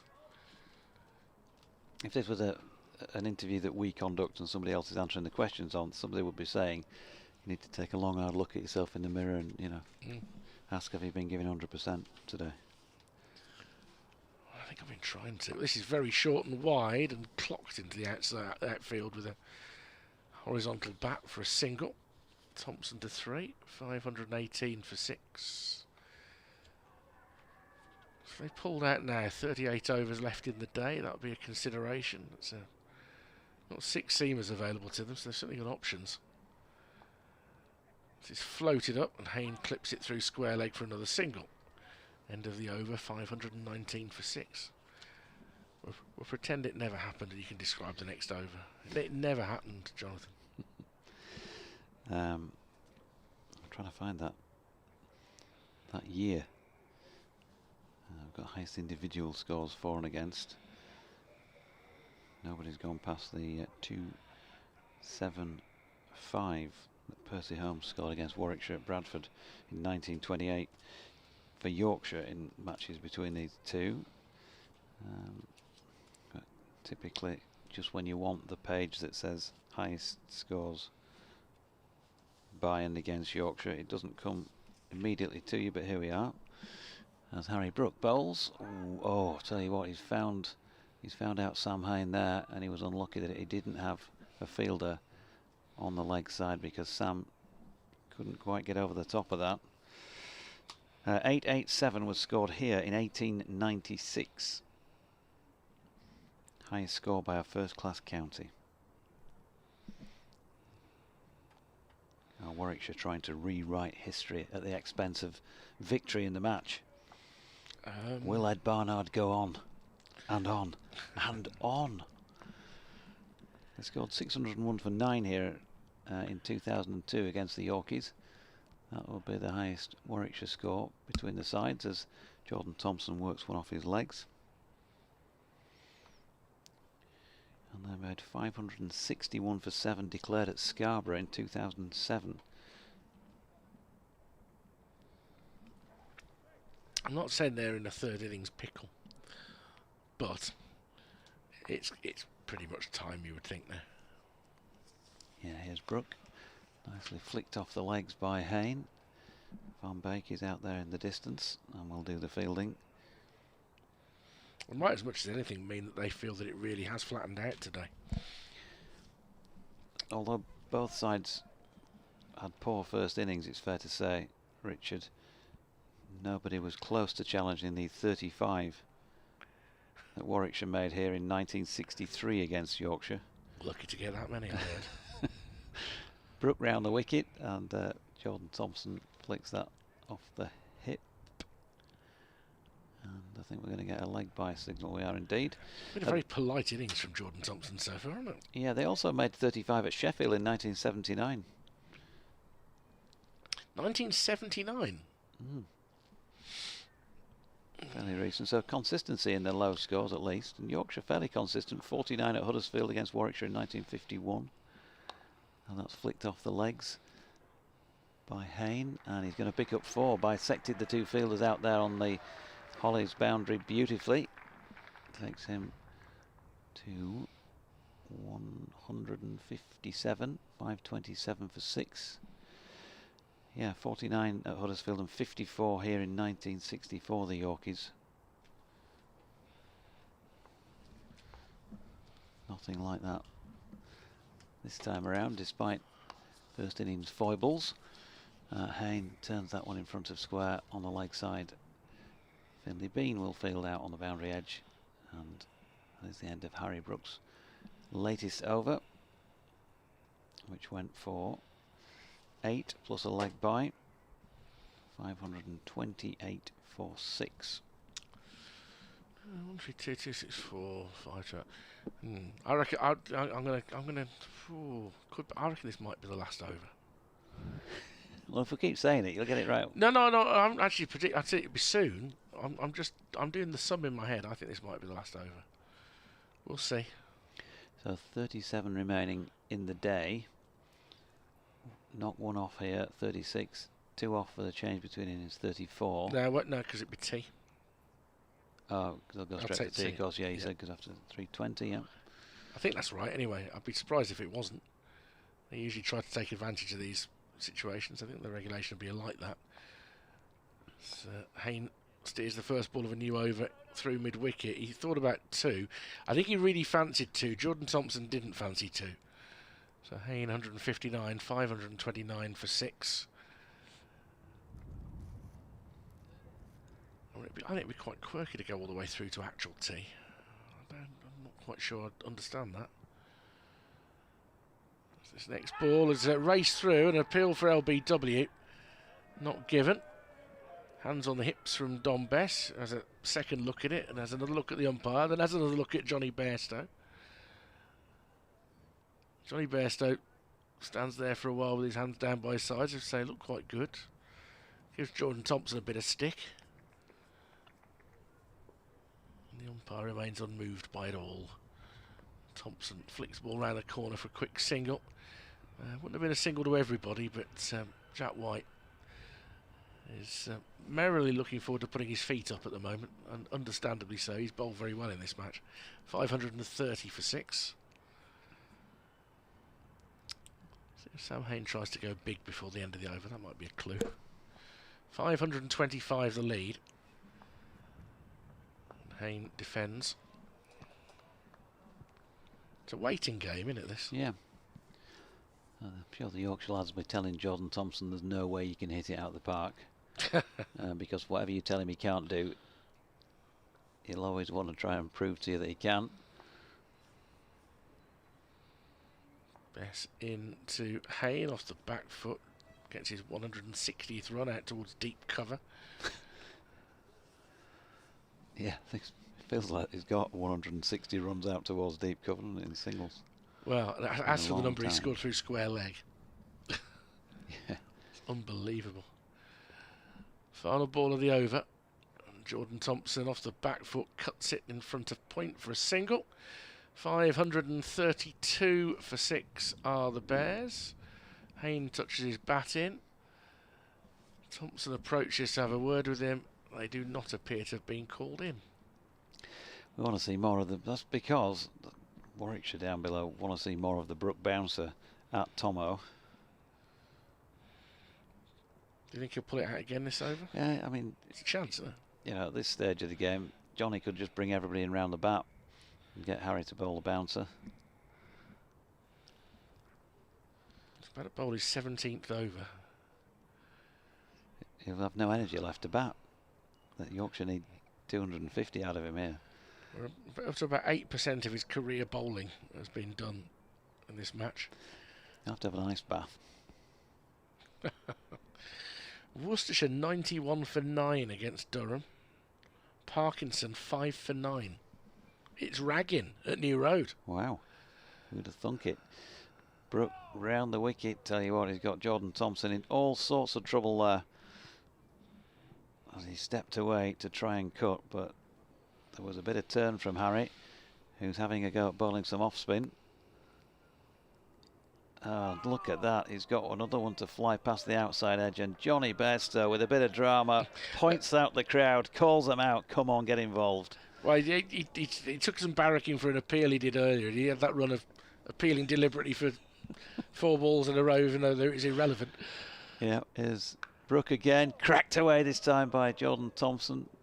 Van Beek is out sweeping on the cover boundary, and they'll get just the 1 run. I don't mind that from Johnny Bairstow one little bit, by the way. Having a bit of banter with the crowd. I think that's really good.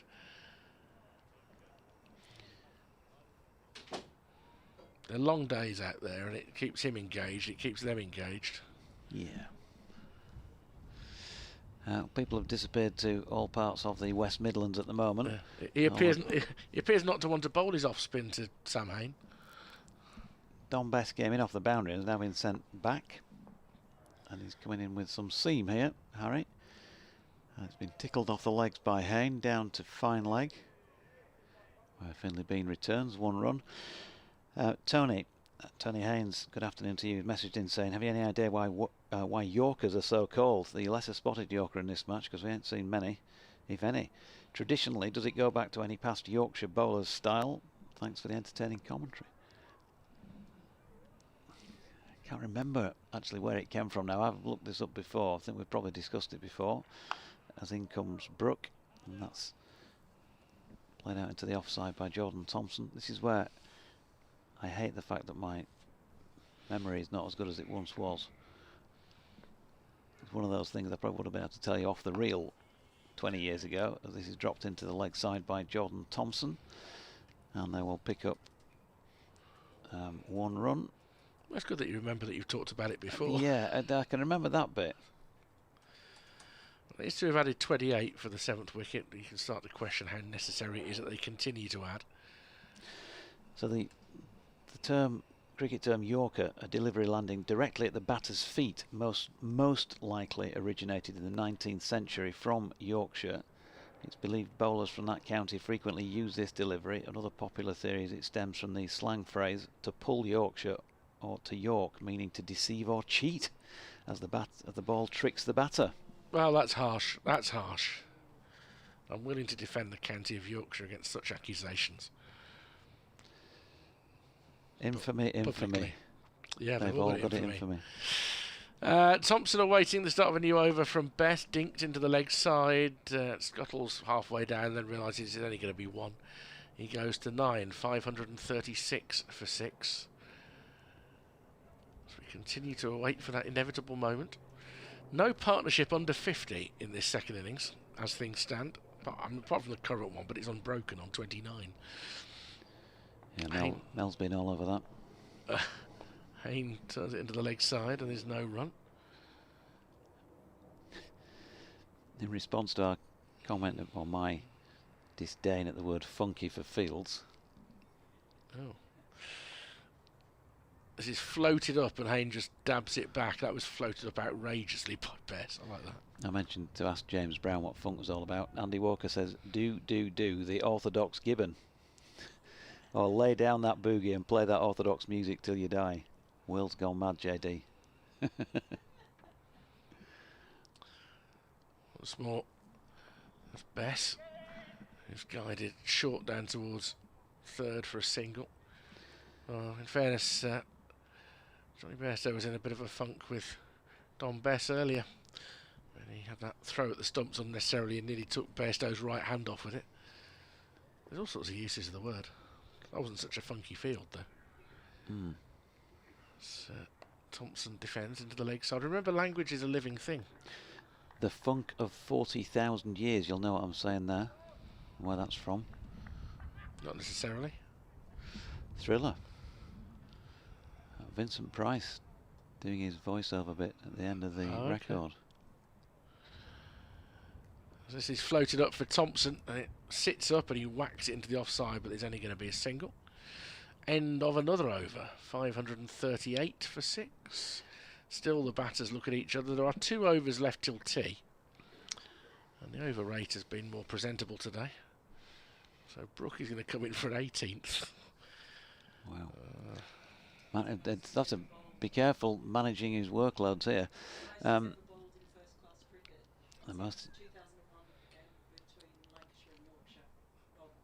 There's a lot of information off. Which 2001? It was 2 then. 21? Ah, okay. Yeah. Oh, yes. I recall as he's in and bowling off spin to Jordan Thompson. Nick Moxon, just to respond to your message, Harry Duke is apparently on a 2-match loan at Middlesex. So he's gone down there as a substitute. Here is Brooke again, and Jordan Thompson tries to hit the commentary box, and he's not far from succeeding. 6 runs back over the head of his mate. He'll enjoy that. He resisted temptation about as long as was humanly possible. Well, it's taken him 23 deliveries to unleash that one. I mean, that is positively boycott-esque from JT. But you know, he's got Harry Brooke lobbing up off-spinners to him. An off-spinner might be doing him a disservice. Slow deliveries might be more accurate. And he comes again then, Harry, and having hit the 6, with all that wealth of experience, Jordan Thompson decides to just prop forward to the next delivery, and it's a dot. Well, it's partly because it was fired in, wasn't it? He went a bit Dan Mosley with that delivery. Floats another one up. JT's knocked it in the gap. He wants another go at Harry Brooks, so he's going for a 2 here. Is he going to get there? Oh, supported by Sam Hain for some of it, but George Hill covered the ground like a greyhound and kept them down to 1. And like a greyhound, he didn't manage to pick it up either. Despite the fact that he's got an opposable thumb. But the second attempt he was able to gather. So, Brooke back to medium pace. Man of all talents. He's able to change mid-over and bowl to Hain, who flicks that to Van Beek for a single into the leg side there.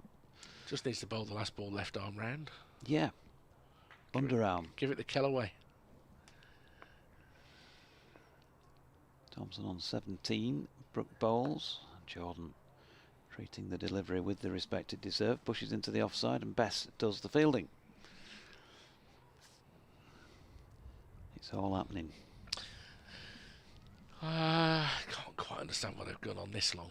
You know, you start the equation, you worry a little bit about the weather tomorrow, and the run chase now would be at something like 4 1/4 and over. It doesn't really need to be that high, I don't think. So if they don't bowl Yorkshire out, especially if they get through all the overs and don't bowl Yorkshire out, I think they'll be quite frustrated. That's the situation they've created for themselves. This is the last scheduled over before tea. Sam Hain comes down the wicket, and a good adjustment made by Bess. All he can do is drive it towards mid-wicket, and there's no run. Fielded there. Is it Brooke at mid-wicket? Yeah. Looking at his physique. Which is much changed, really, since I first started commentating on him. Floated up. Hain guides it again wide of Brooke, but Brooke gets it quickly enough across. A gentle throw into Bess, and again there's no run. It should reach the 550. Maybe so, maybe not. I don't think Hain necessarily wants to lose the red dot here. Comes down the wicket, hits it straight back towards Bess. No run. It would be one of the odder maidens, this, wouldn't it? With the score on the board, the circumstances of the game. He's bowling defensively, and he's doing it very effectively, Bess. As Hain, off the back foot, will force this up to long on for a single. 164 for him, 547 for 6. 2 balls left till tea. And then you would expect to see Warwickshire bat, but you'd expect not to.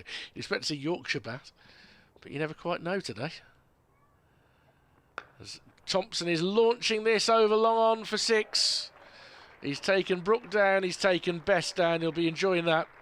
And the 550 is up for Warwickshire, 553 for 6. That was a decent clatter. Member of the public throws the ball back. Adam Lythe was quick to indicate that was going over his head. He knew that was too far.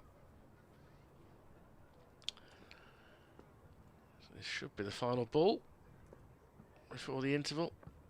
And he's cutting into the offside. He thinks about a single. It's not on. It's fielded by Cliff, and we reach tea with Warwickshire in their second innings on 553 for 6. That's a lead of 548. Sam Hain unbeaten on 164, a terrific innings from him. Jordan Thompson on 23. As things stand, if Warwickshire pull out now, and I suspect they are indicating that they have, it's going to be a target of 549 for Yorkshire if they're to win this game. Yeah, so just the 549. Yeah, it's a match that you can never say never with cricket, but it is very, very, very, very, very highly unlikely that they're going to win. And they'll have the devil's own job, I would think, the way things have been going with the bat this season, to see it out for 4 sessions. They certainly need a massive improvement on first innings, but then so did Warwickshire, and they've got what they've got, so who knows, we'll see, but they're going to have to work very hard. We will be back with you in 20 minutes time, Mel, Jonathan and myself. We assume it'll be declaration. We don't know for 100% sure at the moment. Warwickshire lead by 548 with 4 wickets standing.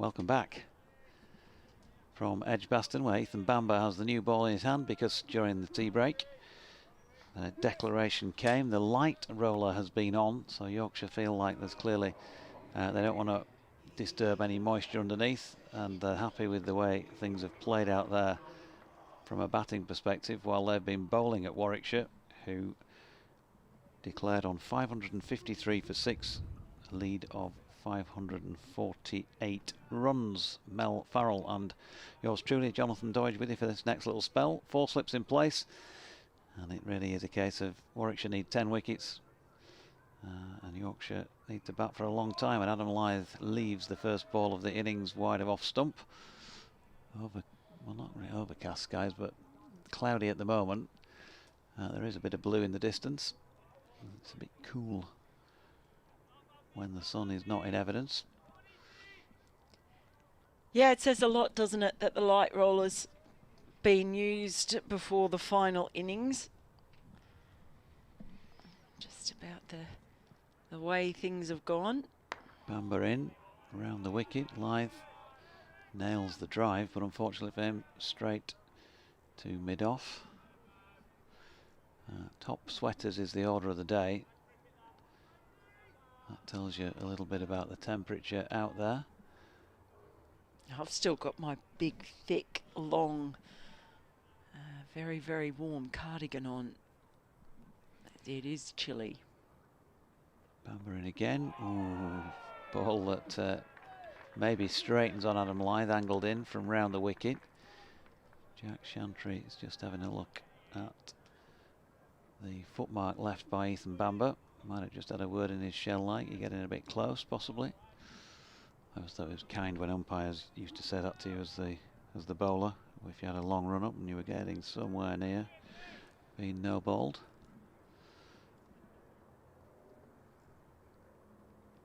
Lyth waits, goes through his trigger movement, and he's happy to watch another one sail by. I wonder how many times we're going to be saying that for the rest of today and tomorrow. Still, obviously, 31 overs to go this final session on day 3.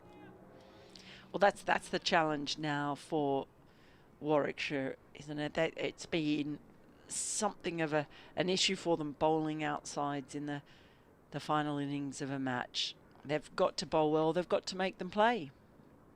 Bamber in again. Ooh, that one splits a little on Adam Lyth, who drops it down into the leg side. No run. Well, it did make him play there, and not very comfortably either. But that's it. They're gonna have to find ways of taking wickets against a side that might not be very interested, you would imagine, in taking very many risks. Bamber, final ball of this opening over, and the first runs for Yorkshire in their second innings come from it, because Adam Lyth has opened the face and run it backward of point, and we'll pick up 2. Just the 547 required to win. Yeah, it's a lot, isn't it? And that is going to be the key challenge here. Survival for Yorkshire, barring some spectacular feat involving perhaps the likes of Harry Brook. And it always is in the realms of possibility. You just never know. But already you see them batting very sensibly. The cheers that you might have heard on our effects mics are for Ollie Hannon-Dolby, who is going to take the new ball from the Birmingham end, playing in his first match after a loan spell with Worcestershire. Bowled really well in the first innings, took 4 wickets. He's got 4 slips in as he runs in and bowls over the wicket to Bean, who defends it back to Ollie Hannon-Dolby, picks it up one-handed. So that's a long way for him to lean down. He's very tall. Saw him actually out the back of our commentary box earlier. He was up here with his little baby, Arthur, I think it is. Oh, what a little cutie. Not Ollie, his son. I don't think anyone has ever used the phrase little cutie for OHD. He's in now, bowls, that's up in the air, falls just short of fourth slip. He got the edge and it just hung in the air for a moment. Fielder diving forward desperately. Was it bat? Was it glove? Was it thigh pad? Hard to tell because we've got. We're looking at the back of Finley Bean from our commentary position. Not sure if we're going to be treated to a replay or not on screen. His interest anyway is Hain Dolby is in, and it's a play and a miss from Bean. What Ollie Hain Dolby and Ethan Bamber did very, very well in Yorkshire's first innings when conditions were much more helpful. The pitch really was doing quite a bit, but they just found a length and they just hammered it and hammered it and hammered it. Really consistent. As Hain Dolby's in once more, that's turned around the corner down to long leg. Just waiting for the umpire's signal. There was a shout there, but it was definitely bat in the end, so they get the one run, and Bean is off the mark now. But it was that consistency, I think, particularly Ollie Hain Dolby. He was perhaps refreshed from his time as a pair, now a bear. Runs in, bowls over the wicket, left alone by Lythe quite comfortably.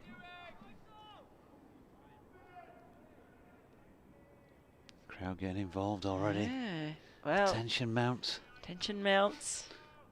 He's a very popular character, I think. Struggled a bit last season. Only took 10 wickets all season. But he's already taken more than that this season. And he comes, bowls, it's left alone outside the off stump once more, and that's the end of the over, just a single coming from it. And Yorkshire are 3 for none, trailing by 545, and Lythe is on 2 and Bean is on 1. Trailing by 545, as they say back home. Not much when you say it quick. Oh dear. Yeah, it's an almighty target, and they're going to have to knuckle down and show great patience and discipline, not to mention a reasonable amount of defensive skill.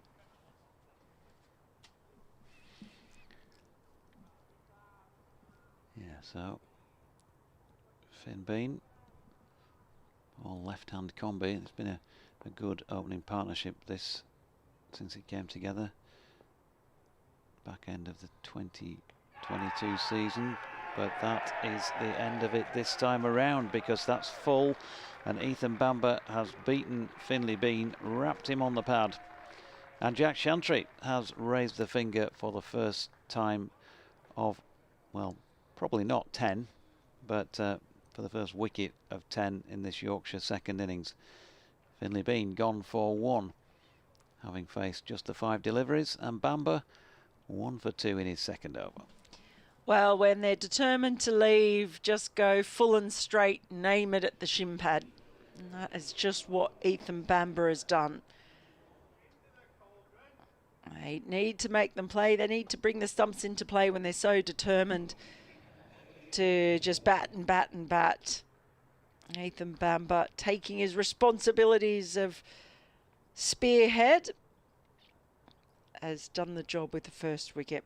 Bean was trying to move maybe outside off stump, but you can understand why that one's been given. It looked like it was a pretty good call, I think, in the end.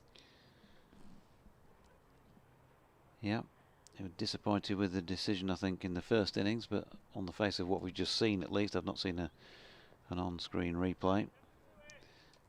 Couldn't have much in the way of a complaint about that one. And so James Wharton, for the second time in the match, has made his way out to the middle. So they'll have a right-hand, left-hand combi for the moment, will Yorkshire.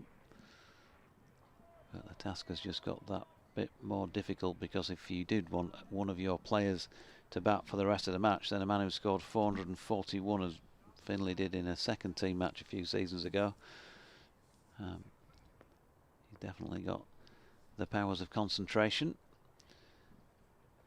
Bamber in and bowling wide of James Wharton's off stump. James not interested in playing at that. 3-4-1 then, and just looking back at the dismissal. Bamber angling the ball in.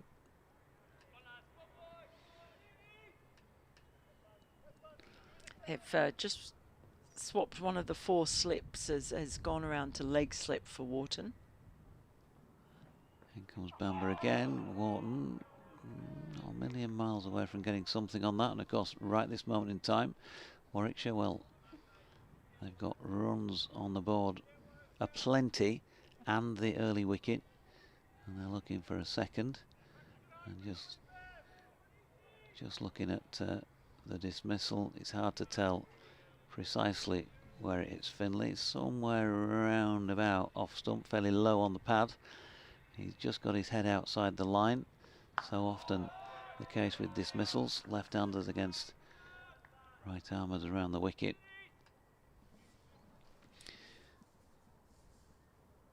And just the one in the second innings. Wharton, bit of gardening, another dot ball there. And Ethan Bamber on song once again.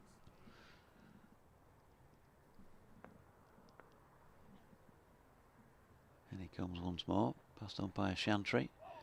This time just dragging it down the leg side of the straight. They've got a leg slip in place to go with 3 orthodox slips. As opposed to funky ones.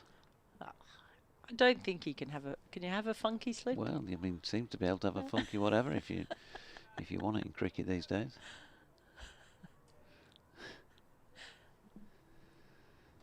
Bamber is in. It's wide of off stump, and Wharton leaves well alone. So well bowled. Ethan Bamber is on the board for Warwickshire in this, the Yorkshire second innings. 3 overs in. They are 3 for 1, and they are no closer to saving this game. In fact, further away really than they were just a few minutes ago. Yeah, it's going to be a really tough challenge for Yorkshire to master. Are we tired? Having spent quite a long time out there. It's a remarkable turnaround when you just think of where we were at the end of day 1. Did not think we would be looking at Yorkshire requiring almost 550 for victory on day 3. Here's Hain Dolby. First ball left comfortably outside the off stump by Live. 4 slips in for Hain Dolby to Live. Got a point, extra cover mid-on, mid-wicket. And they've got a long leg as well. The only fielder out in the deep. The breeze is picking up from the way the flag is flapping in the distance. The other side of the ground by the scoreboard as Hain Dolby is in and bowls again. Left alone outside the off stump. I think if he bowls there to Adam Lyth, he's just going to leave every single ball. Yeah, his discipline generally is very good. In fact, one of the best innings I've seen him play was against Warwickshire at Headingley in favourable bowling conditions. When he left, got 130-ish, something like that. Hain Dolby's running in past the umpire, bowls, and that's outside the off stump. Once more, a little bit tighter, perhaps coming back a fraction, which is why the slips fielders were a bit excited. Nothing really in it. He'll just keep doing that, will Lyth, you would imagine. So You're going to have to bring the pads or the stumps into play, get that ball coming back in if possible to the left-hander. They're both left-handers. He starts running in once more from the Birmingham end. Bowls, and he does play at this one. Just a little punch, but an excellent piece of fielding. Extra cover. If he'd missed that, it might have been 4 runs. They've got their woolly jumpers on now, so I can't quite make out who is fielding. There is. It's not Sam Hain, is it? Not He's sure. normally in the slips, I think. It's very hard because there's not a single number to be seen, and they're a long way away.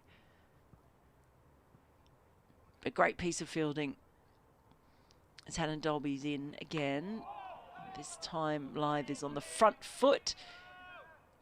Just defending into the offside. He's trying to recognise walking styles and running styles, isn't it? Especially if, you know, for the likes of me, who's only sees them play a few days a year. Not as easy to detect. Yeah, this is my first I think we'd take it Warwickshire that, game this year. is it? Yeah, Yeah. And mine too, funnily enough. I think we'd take it that Rob Yates is at second slip. Probably fairly confidently mark him out, since he took so many catches there in the first innings. Bo Webster's at third slip. And Jordan Thompson's at mid-wicket. I can recognise him. In comes Hannah Dolby. It's a defensive prod forward from Lythe to finish off a maiden over. 3 for 1 still then, with Lythe on 2. Wharton yet to score. And a mountain to climb as far as runs go, and probably even just surviving with 1 wicket falling so far. Yeah, Bamber going to continue at this pavilion end. The brightness levels have just dropped a little. No call for the floodlights or anything just yet, but it definitely is a little bit more grey out there. As Bamber makes his way in, then coming over the wicket to the right-handed James Wharton, who pushes at that and misses. Well, I say pushes it, it did actually stick the bat in behind the pad. And there was no run. Yorkshire lad's been in touch and says that this will be no repeat of the win over Somerset. Meanwhile, at home, former Yorkshire player Johnny Tattersall gets another 50 for Leicestershire, following his recent 50-plus score and century against Glamorgan. So says the chairman of the Johnny Tats Appreciation Society. Bamber, well, that's a curious delivery. He's lost that out of his hand, I think. And it's well wide down the leg side. Beats leg slip keeper and James Wharton, and his 4 byes. Yeah, just a little stray delivery. Obviously feel that leg slip might come into play as he angles the ball across, or not across, but into the left-handed batter, but that one's managed to do it just a wee bit too much.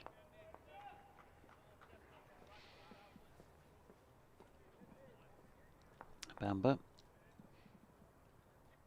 making his way in again, past umpire Chantry then. Wharton goes back foot, just punches it beyond the grasp of the bowler. Fielded at mid-off. No run. Whenever I watch Ethan Bamber bowl now, I just, my mind wanders and I wonder what socks he's wearing. Can't see them today. Why? Because he always wears novelty socks. Ah, He's mad for them, absolutely mad for them. okay. Thought there were going to be runs from that little push into the offside by James Wharton, but he didn't get a great contact on it, and it's fielded. When I was commentating on the one-day cup games at rugby last year, he'd be fielding on the boundary and he'd just say, "Okay, what you gone for today?" And he'd obligingly lift up his trouser leg. So he said, "Oh, I've gone for these ones today." He's honestly, he absolutely loves them. Here he is bowling, bowled him. James Wharton, I think he's half leaving, not sure if he got a touch onto his stumps there, but either way, He's off for a duck, and Yorkshire in big trouble in their second innings at 7 for 2. And Ethan Bamber on fire, 2 for 2. Well, whatever socks he's wearing today, they might be his lucky ones, but there wasn't too much luck involved in that. Just good bowling, tight lines, bringing the stumps and the pads into play. And Ethan Bamber, I suspect he fancies getting a few more today. What a start this is for Warwickshire. Yeah, just going to have a look at that again. No, he didn't get a touch on it. He just left it. And it's clattered middle and off. So it's nipped back a fair way. He thought he'd got it covered. He got his front pad somewhere near, but needed to be a bit further across before his shouldered arms. And he'll know that. And he's gone for none off 7 deliveries. So 7 for 2 the board should be reading. It's stuck, I think, at a moment in time. I'm sure Yorkshire would be quite happy if it stayed stuck there for a long time. Yeah, you've got 30 seconds to get the board sorted, or else you can go back in. Ethan Bamber. So he's a really lovely young man as well, and he said to me that he likes to wear the novelty socks to try and fool people into thinking he has a personality. He's very, very self-deprecating, and he was trying to actually do some work on that and not be quite so self-deprecating. It's not a word that you often associate with wicket-taking fast bowlers. No. But that's very much his personality. On fire at the moment. He's got figures of 2 for 2 in his third over. 1 ball remaining. Bamber to Revis, who's coming at 4 again. That's dropped into the offside by Matthew. And there is no run, and there is seemingly no hope for the Yorkies at this stage. There is so long left in the contest, and they're a crushing margin behind on the scoreboard and already 2 down. And no respite at the other end, because OHD, Ollie Hannon-Dolby, is about to come in again. And he's hardly bowled a bad ball, I think you'd say, all match. I thought in the last over, he's bowling to Lythe again. 4 slips in, bowls, and it's outside the off stump and left alone. And this is what we saw in the last over as well. He's just pushing it across Lythe. And I'm not sure that he's going to get him with that delivery at some point. He's going to have to make him play at something, and Lythe is so patient. He's coming over the wicket to the left-hander, so pushing it across with those 4 slips in. Comes in now past the umpire, bowls, and it's a defensive push by Lythe up to short extra cover. No run. It's how do you challenge the patience of someone like Lythe? That'll be the challenge for Warwickshire. But having taken 2 wickets already, I'll be feeling very satisfied.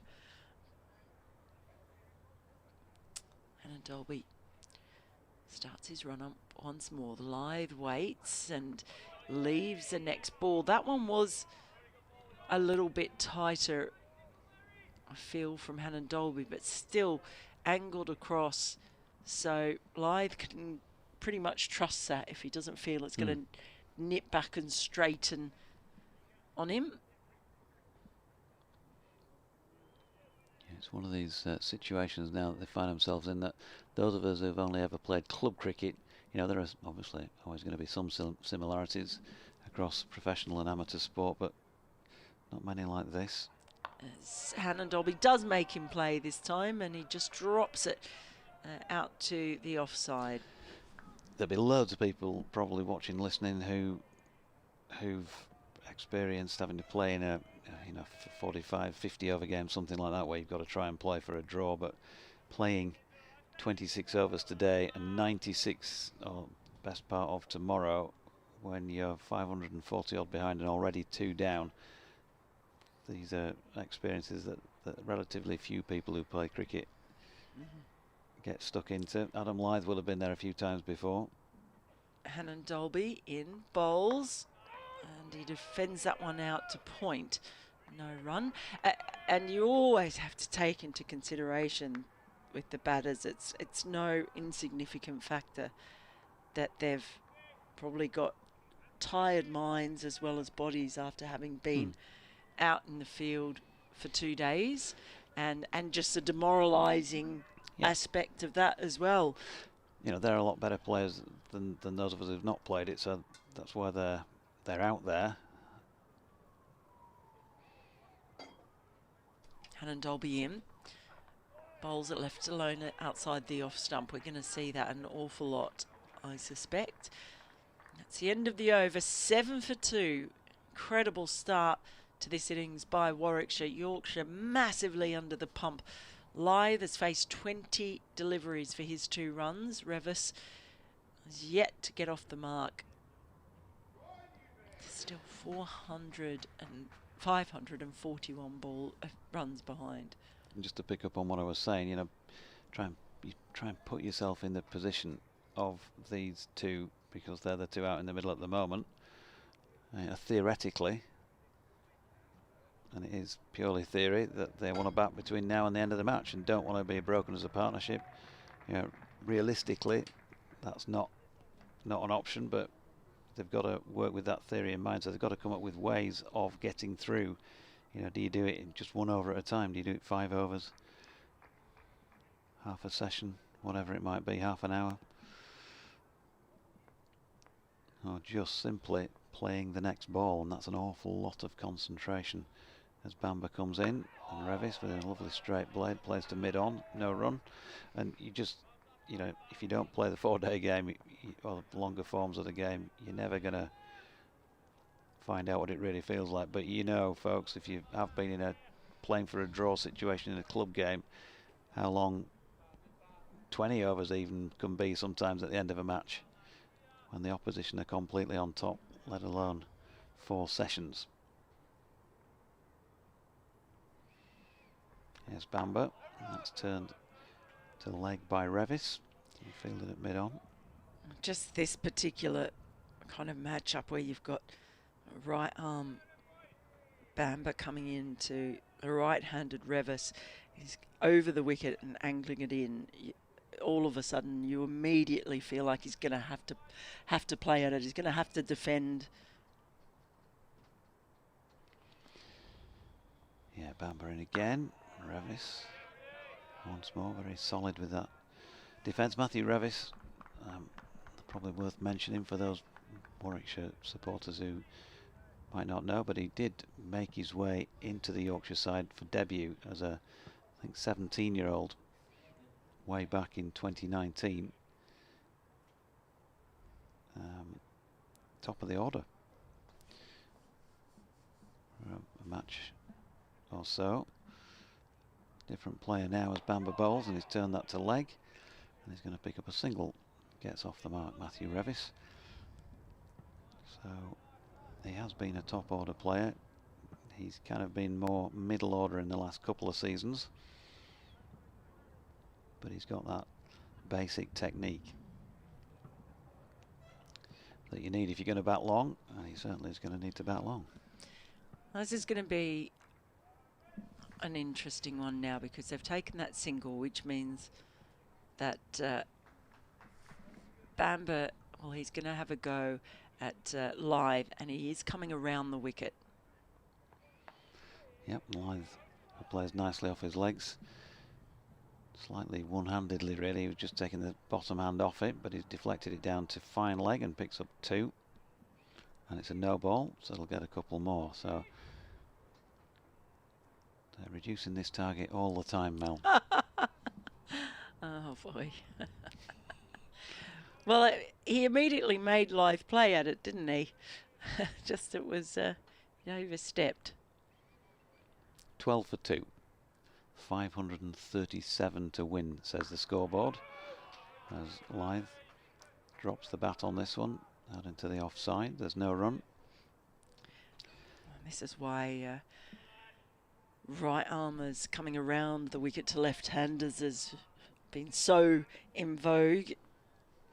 Stuart Broad used to have David Warner stitched up beautifully and gift wrapped with a cherry on top. Here's Bamber. Lyth right in behind that, defending back to the bowler. So 12 for 2, Lyth on 4, Revis on 1. And Ethan Bamber has the wickets to have fallen, both of them so far. First up, Finlay Bean, LBW for 1, faced 5 deliveries out there for 8 minutes. And James Wharton left one that was angled in towards his middle and off stumps, hit them both, and he was bowled without scoring off 8 balls in a 12-minute stay at the crease. Lots of chatter out there, understandably. The Warwickshire players feeling pretty happy. Their tails are up. Only 8 wickets stand between them and what would be a massive victory unless Yorkshire can really knuckle down. Here comes Ollie Hannon-Dolby, and that's almost got the edge. Oh boy, that has really left Revis.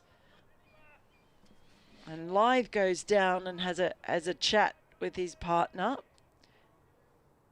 It's not missed by very much. I certainly thought on first look. Yeah. I think he just wandered down and said, "You missed that." Well, he's got the right-hander in now. As Ollie Hannon-Dolby, he's in, bowls. It's defended back to Hannon-Dolby, who picks it up on the bounce. Yeah, there was a little bit of swing offered with that delivery from Ollie. A little bit of a way swing, but he started it probably middle and leg. Ended up becoming pretty much a straight ball.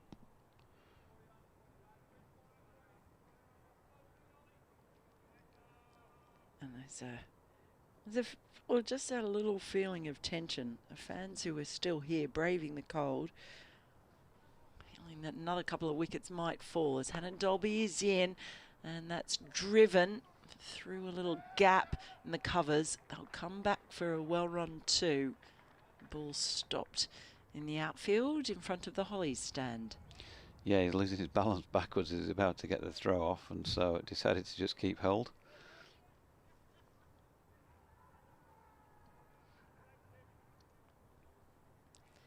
Hannon-Dolby takes the ball back to his mark, gives it a good shine perhaps, hoping to find a little bit more of that away swing. The 4 fielders in at the slips. There's a backward point there too as Hannon-Dolby is in and bowls. It's driven straight though by Revis, and mid-on picks it up.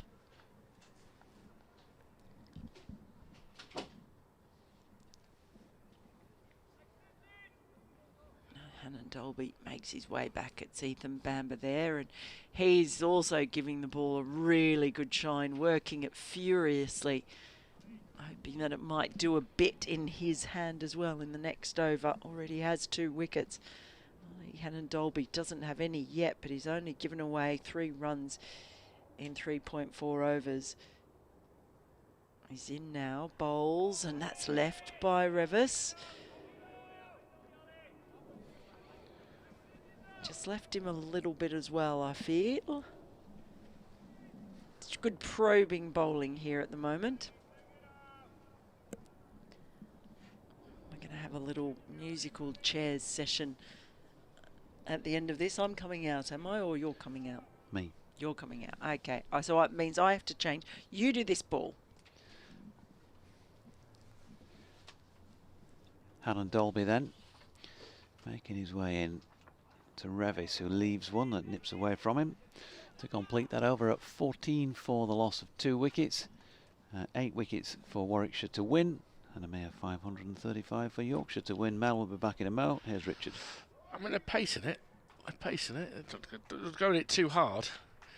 But it's interesting. Lots of debate in the press box about the delay to the declaration and that sort of thing. But then, subsequently, the feeling that it was a very tired piece of judgment by James Wharton for his dismissal. So whether the grind paid off. Yes, I was making that point. Weary bodies and minds, and quite despondent as well. Bamber is in and bowls. That's left alone by Lythe. And this is the challenge. So he didn't make him play Bamber. Ollie Hannon-Dolby was pushing the ball across the left-hander from over the wicket. Bamber is coming around the wicket. And I feel this is the option that's more likely to make Lythe play. He's so patient. As Bamber is in once more, bowls. It's defended up to extra cover. I have a thought which starts Do with a you? question. Just one? Yeah, seriously, it's a Sunday. To get that many is pretty good. Who are the best two batters in this Yorkshire 11? Yes, well, one would suggest as Bamber is in, bowls, and there's a big shout, hit him on the pad. Yes, and he's gone! It was a delayed response by the umpire. But the finger does eventually go up, and they're at it again. It's Ethan Bamber again, and it's Adam Lythe whose vigil lasted 27 balls, but he does now go. That angle coming around the wicket to the left-hander does the trick, as well as a fine bit of bowling by Bamber. And my goodness, it's all going very, very wrong for Yorkshire this afternoon. But the Warwickshire Bears, well, they are absolutely delighted. So it's pad before bat. You heard the two contacts probably on the effects mic there. He's got a good stride in. The umpire's got to be pretty certain that it's hitting the stumps. The thing that did for him is it's kept pretty low. And I think it's hit him just in line with off stump. So he'll consider himself very unlucky. And he made that apparently. He's still shaking his head as he comes off now. Hasn't exactly been the umpire's friend during this match, Adam Lythe, either. And he got a warning, didn't he, yesterday for a bit of dissent. And now he's gone. And Ethan Bamber is in a hot streak, 3 for 7. At times he's been struggling to grip the ball properly. He's been, it's come out of his hand in that 4 byes when he hurled it down the leg side. But yes, so to take my point, who are the best two batters in the Yorkshire side? Well, one of them is just walking out to bat right now in Harry Brook. Right. And the other? I would say he's the one who's going to come out next. What are they doing hiding away at 5 and 6 in the county championship? What are the two best batters doing? Because their team's in a hole now. 14 for 3, but I find it really interesting now. You can say, oh well, Brook bats at sort of 5 for England. Okay, fair enough. Bairstow, outstanding county batter, but keeps wicket. I can see the argument, but it's really interesting. I mean, Revis at 4, and look, he's 3 not out. He might go on and play. It's a big ask, isn't it? Revis at 4. Definitely, it's a very, very good point that you make. I can't. I mean, I'll talk to Jonathan about it later, but I can't see this batting order makes an awful lot of sense of your two best bats at 5 and 6. Because so much is determined by them.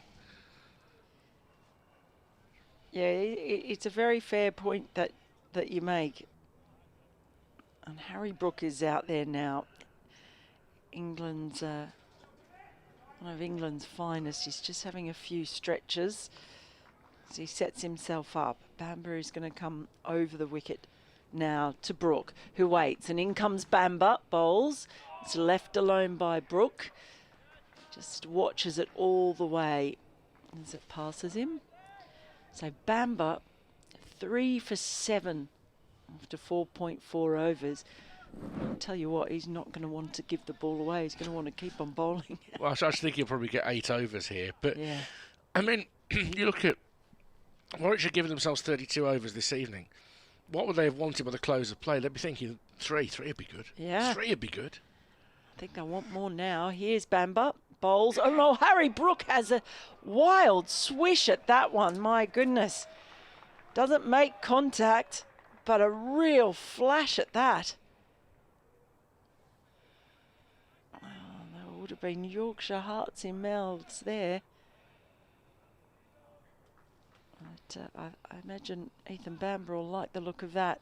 Wouldn't he love to add the scalp of Harry Brook to his tally today? Brook does tap his bat a couple of times as Bamber is in and bowls a full delivery. And well, Harry Brook almost fell over then. He tried to play a defensive shot on the front foot. It was perhaps a bit fuller and quicker than he expected. And he ended up almost losing his balance and toppling forward. Terrific over from Bamber, at the end of which Yorkshire are 14 for 3 in a world of trouble. Brook yet to score, Revis on 3. Yeah, I'm looking to get Brook for the second time in the match because, of course, he got him yesterday morning, clean bowled. And then following over, Ollie Allen Dolby got Bairstow left one. And it hit the stumps, rather Wharton style.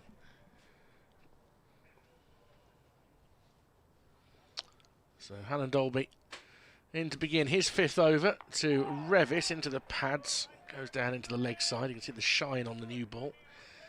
And there's no run. So suddenly this game is progressing again quite quickly. Just 3 wickets taken in 2 sessions by Yorkshire. And then they lose 3 very, very quickly when they come to bat again, much to their frustration. It's an impressive effort from Ethan Bamber, to say the least. 5 wickets in the match now for him. He's having a very good start to the season.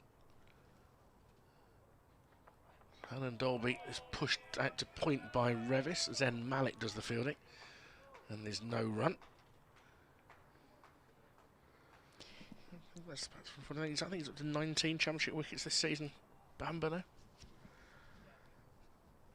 Yeah, it's a very good start from him. Oh, who's got the most wickets so far in the first division? Division 1. Yeah, I don't know. My laptop is not charged up, which is very annoying. Oh, good delivery from Allen Dolby past the shoulder of Revis's bat. That felt quite familiar to how things were going in the first innings. There's a little bit more cloud cover again. So I don't know if it's been mentioned recently in the women's ODI. England tough chase. They need 211 to beat New Zealand. They're 115 for 4. Freya Kemp's just been run out for 30. Maya Boucher's 38 not out. Amy Jones has just joined her. Has the potential to be a close one. And New Zealand are current world champions in the 50 over format. And Dolby in, pushed back into his follow through. Our second substitute of the week was a slightly worrying one for England. Oh. Gus Atkinson is out of the game against Nottinghamshire with a concussion. Has been replaced by Reece Topley. Sorry, all out for 449, a first innings lead of 34. So the big relief that it was a concussion rather than anything else. Ollie Pope was batting down at 9 for Surrey, so there has to be a story there as well. Eagle-eyed journalists on the cricket circuit will be looking at. And Dolby in again to Revis, and he drives him back to the bowler. There's some games moving quite quickly at the moment, so keep an eye out. So it was moving very slowly here for quite a long period of time, but since tea, game's rattling along. But as you've said, you made the point a few times that Warwickshire have actually struggled to bowl sides out in the 4th innings. Yeah. In the past few years, isn't it? Allen Dolby in again and turned towards point by Revis. End of another maiden over. Yeah, they've sometimes lacked the firepower to do it. I remember if you went back, it's more than 10 years now, but you know, Boyd Rankin wouldn't necessarily bowl a lot of overs in the first 50 of an innings, but my word, once you got the team 6 or 7 down, it was carnage because his extra height and pace would cause that. Nathan Gilchrist can offer that. He's played a couple of games so far this summer. Michael Booth is quite good against the tail because he's got that extra pace. It's a real bonus to see Jordan Thompson knock over 2 yesterday. That's a role that they'll be very pleased if he can help fill. I don't think a lot of counties find it when the ball's getting a bit softer. You need somebody with something a bit extra, don't you? Yeah, just that extra. If it's not doing anything off the pitch, you want it to do something in the air speed-wise. Here's Bamber back for another over. Speaking of doing something, the first ball is left by Brooke. He has the way he walks back. It's a very purposeful walk. His head bowed, very conscious. You can almost see him thinking about the job he's got to do. Another England women's wicket down. Amy Jones is out. Oh, that is a tricky chase then. Yeah, 5 down. Here's Bamber over the wicket, and that's dropped into the offside by Brooke. They take off for a very hasty single. The throw comes in and ends up right down at deep backward square leg where it's backed up. 15 for 3. Feels like that's the first time in a while we've seen the score move on for Yorkshire. So who's taking the wickets for New Zealand? It is 2 for Mayer, 2 for 19, yep. 1 for Patel, 1 for Illing, whichever, and the run out of Kemp. Bamber. It's very cloudy and getting darker here now as he's in. Bowls and oh my goodness. Oh, thought there was a nick for just a fraction of a second as the ball swishes past Brooks' bat. He's playing a shot. They've got a short leg in for him as well. They've got the 3 slips and the leg slip. It's all very aggressive, as you might imagine. And just a couple of shots, plays and misses from Brooke. We'll have Ethan Bamber feeling he's in chance to get the double. He's in once more. That is beautiful, though, from Brooke. All timing, full delivery, over pitched.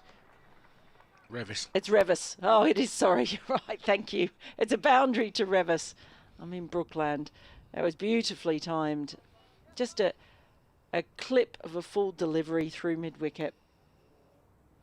Yeah, it's just over pitched, which is always the side he's going to err on with the new ball. Ethan Bamber always keeps the stumps in play. It should be noted all 5 wickets he's taken in the game are unassisted.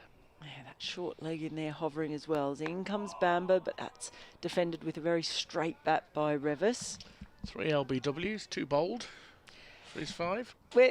That's what it's going to have to be. We were talking about that early on. They've got to bring the stumps and the pads into play because you can't see, although I say you can't see Yorkshire having too many flashes at anything, but Brooke immediately comes out and does it a couple of times. But it's Revis now on strike. Bamber is in, bowls. That's punched up to extra cover. Good diving stop prevents the run. End of the over. And Yorkshire are 19 for 3. Crawling along. Brooke on 1. Revis on 7. And we have 21 overs remaining in the day. Ed Barnard backing up his bowler with that piece of fielding there. As Jordan Thompson returns to the field. Places the substitute fielder. Oh, I'm going to hedge my bets as to who that is for a moment. Well, yeah, it's been getting me as well because I don't know them by sight as well as you do, and we've got no numbers to work with now. I think it's Vance Janney, who is the 12th man today. Made his championship debut against Essex at Chelmsford last season. Acquitted himself okay there. As Hannah Dolby bowls onto the hip of Brooke, who helps himself to a single. So it'll be interesting how the change bowlers fare here as well. We're not going to be too far away from seeing Ed Barnard might just get a little bit of nibble. Who comes on with him? Whether he goes straight into Booth or whether Jordan Thompson gets a bowl first. Would also not be surprised to see Bo Webster bowl this evening. Has a big wicket in him, Bo Webster. It's the interesting thing about him. Well, he's been He's been outstanding. Interesting sort of circumstances for Bo Webster. Revis awaits Hannah Dolby again, forward sturdily in defence, fielded by the bowler in his follow-through. Just in terms of Australia, because all the pressure that's on Cameron Green, who was the supposedly generational, all-talented all-rounder that it's a term I feel should be banned until someone's had at least 3 or 4 years anyway in international cricket, because it gets overused. But there's been a real backlash against Cameron Green in Australia, I feel, with the public. And but everyone loves Bo Webster in the meantime. And Dolby, full outside off stump, pushed into the covers. Picked up by Barnard, no run. Why has there been a backlash against Cameron Green? Because people feel that there's a couple of reasons. Mostly, people feel he hasn't delivered on the promise. And some of it, the criticism, I think, is pretty harsh because he has had back surgery, so he's essentially starting again from bowling. But also because it's a bit of the stuff I was talking to Jonathan about yesterday, in that people who watch cricket in Australia don't often pay much attention to what happens outside of Australia. Hannah Dolby just back of a length, they angled in towards leg stump, steered up towards mid-on, off the back foot, fielded by Bamber. So you had that series over in the West Indies last year where Cameron, really tough wickets. They were very low-scoring test matches. Cameron Green probably was their best batter in many ways. He did a really good job as a batter only in that series. But because it was in West Indies and in the middle of the night, people not paying so much attention because it's footy season, that whole series and his performances in that have kind of gone under the radar. And Dolby outside off stump, left alone. It was quite a low scoring series, wasn't it? Very. But wasn't he being asked to bat at 3 as well? Yeah, he was. He was as a batter Which only. is a big ask. Yeah, massive on really difficult pitches. You're effectively opening because it's a low scoring series. You're pretty much an opener. Well, Sam Constas was out cheaply in every inning, so he effectively was. But honestly, if you're an Australian Test player, just make sure that you do well on home tracks in the summer, and you'll avoid lots of criticism, is what I would say. Because apart from the Ashes over here, it tends to just go a bit unnoticed. And Dolby in once more. That one goes past the outside edge of Revis through to Alex Davis. That's a beauty from Hannah Dolby. None for 4 from his 6 overs.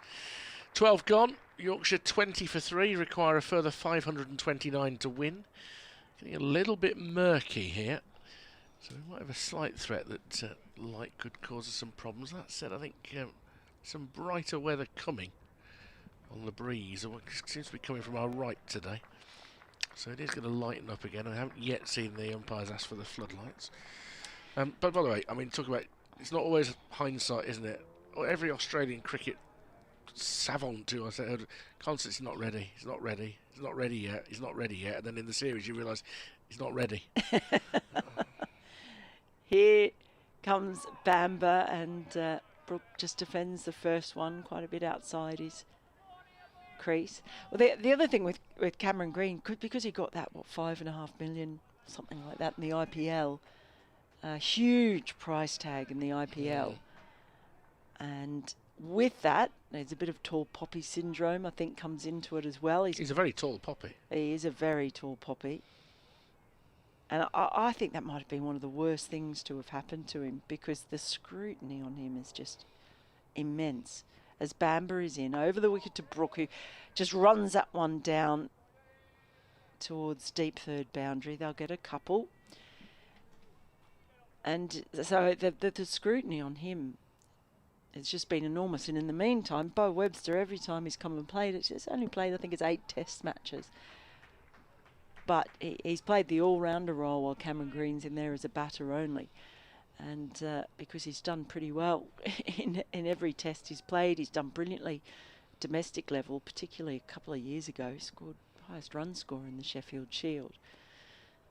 So as Bamber is in and bowls, that's just turned around just behind square leg by Brooke and will take a single. So I think that's probably hard for Bo Webster, because he's good mates with Cameron Green, as you would be. But you know how players suddenly are flavour of the month and then not flavour of the month, and I think it's fair to say with the Australian public, Bo Webster's definitely flavour of the month, while they've been getting very impatient with Cam Green. But for Webster coming over here, he's played a lot over here, putting himself in frame again for the Ashes as Bamber is in and bowls. It's just punched up to extra cover by Revis. No run. Keeping the pressure on here, Warwickshire. And certainly can probably rule out a run chase. I mean, I know it sounds ridiculous when you're talking over 500, but they needed a better base if Brooke was going to play a really Brooke-like innings in that sense. But then I also think, as Bamber bowls the next ball's left alone outside the off stump by Revis, you do see batters sometimes, if they go away from playing kind of the way that they would normally play, they kind of get stuck and it becomes unnatural, and then they just get out anyway. I've spoken to a few who say something like this, you just have to try and bat normally. Yeah, and I think that's probably true for a Brooke for sure. Bamber in bowls, it's full and it sort of skews away really off the bat of Revis behind point. Fielder chasing out there, so they'll get a couple more runs to add to the total. 25 for 3 at the end of the over. We might see one more from Bamber. He's bowled 7. Brooke is on 5. Revis on 9. Michael Booth's having a bit of a skip on his way to his fielding position, so maybe that it won't be too far down the line. But I mean, he could bowl one more over and that's him for the day, really. I think with Bamber, that's the way you'd look at it. There are 19 overs left in the day's cricket, so we're going to be playing till around 25 past 6, which will be relatively early, thanks to a lot of overs being bowled today by Don Bess, and an extraordinary number of overs by Harry Brooke. The most he's bowled in an innings in 5 years. Or in a match, is it? I don't know which it is. But anyway, Hannah Dolby coming into bowl to Brooke, who defends up towards mid-on. Yeah, we were looking at that upstairs. So 2021, a game against Lancashire that Yorkshire lost by an innings. It was the last time he bowled as many overs in an innings. Was that because people were injured or something like that? That must have been when he didn't have as many substitutes allowed as are currently in the regulations for a few matches.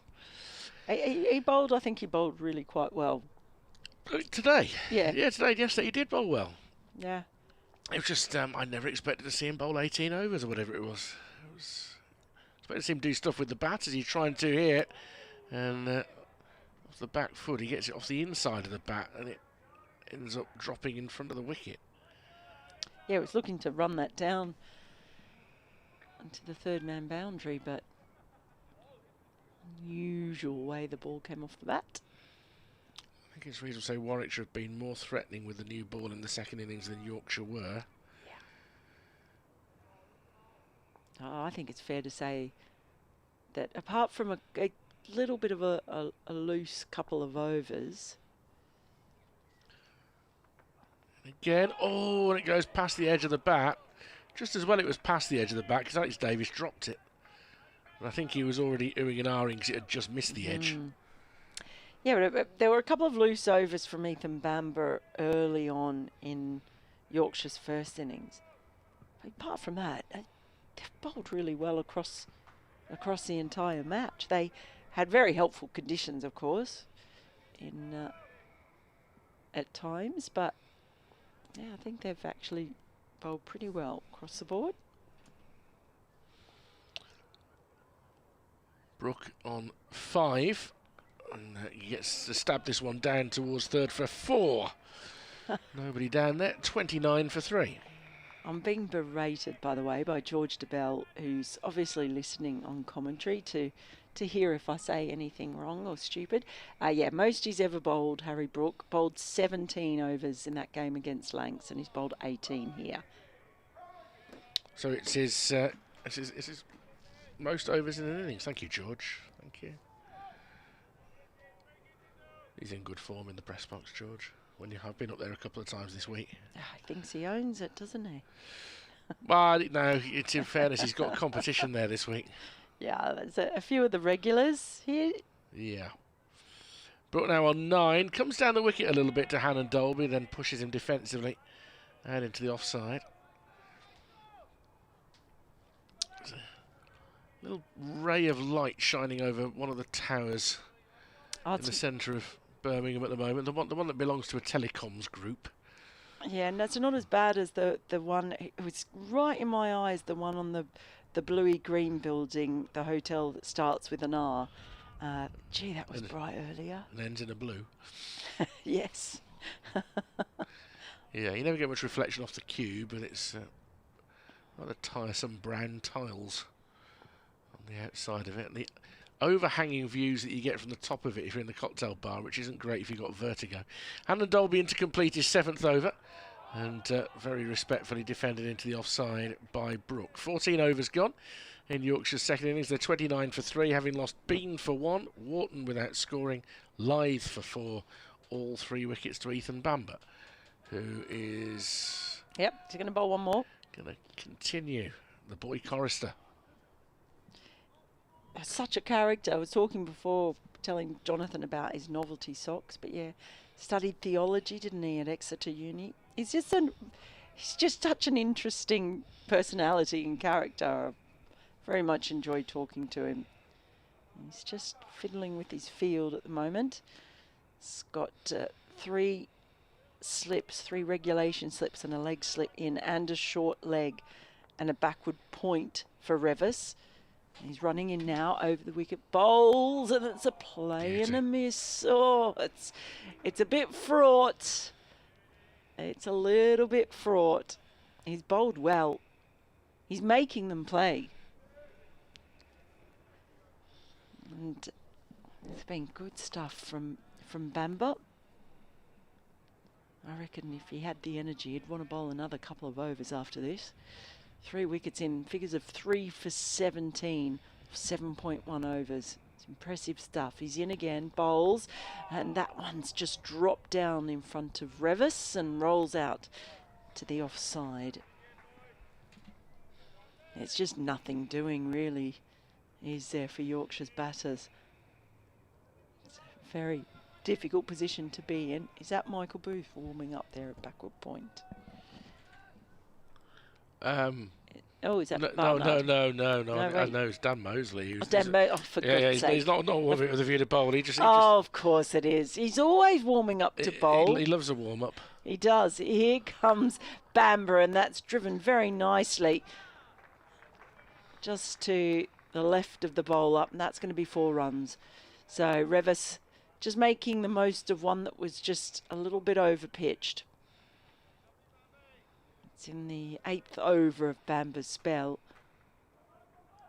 So we definitely may see him get a little break for the day after this. He's done his bit. He's knocked off 3 out of 10 so far.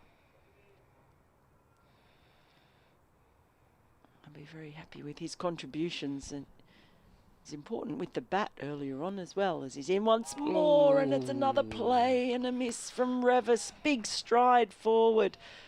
And there's oohs and ahs all around, including here in the commentary box.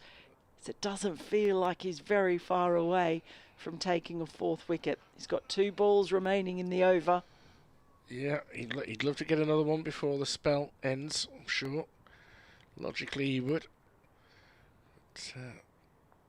But, anytime you take 3 wickets in a spell, you're going to be happy with your work. In now, bowls, and it's a shout for LBW. Might have been going down. It's really hard to tell from the angle we're at here. It wasn't as convincing as the other shouts had been. Was there a bit of bat on it? They didn't love it behind the stumps. He was walking into that. Was Revis. It's going down the leg side. Yeah, that was my initial feeling, because he's angling it in. Yeah, he's got a good stride forward, and it's hit him in front of middle and leg. It would have gone well down.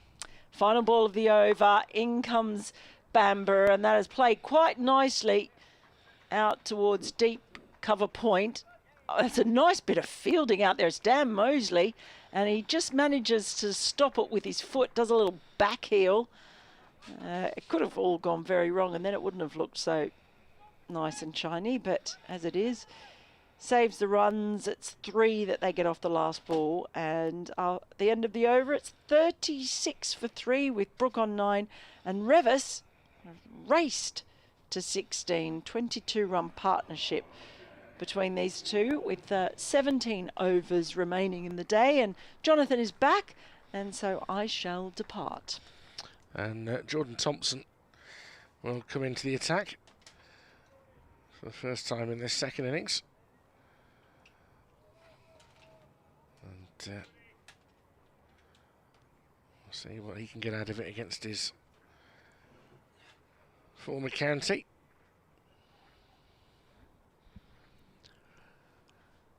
I will, during this over, ask Jonathan the question, see what he makes of it, really. Just wonder whether this batting order is right. So, well, Revis is 16 not out, so maybe he's proving a point to some extent. As Thompson goes back to his mark, we have 17 overs left in the day. 36 for 3. Runs required still in excess of 500. As Thompson bowls to Revis, tries to cut him, gets over the top of the ball, and it apologetically bounces 8 feet in front of him. Yeah, on that front, you mentioned that just as I went off air about the batting order. I suspect it's Harry bats at 5 for England, and he just wants to bat at 5, which has been the case every time he's played for Yorkshire. Barron, that little spell when he was much younger and opened, and then I think there've been a few occasions at 4, but if it's been a choice, it's been 5. Thompson bounces in for the second time, pushed into the offside, picked up by point. Matthew Revis, as I mentioned, I think when you were out of the room previously, made his debut as an opening batter for Yorkshire when he was a teenager. So he's been used to opening the batting, learning the game, if you like. So it's not unusual to him, but of course more recently, as he's taken on more bowling, he's ended up batting at 6.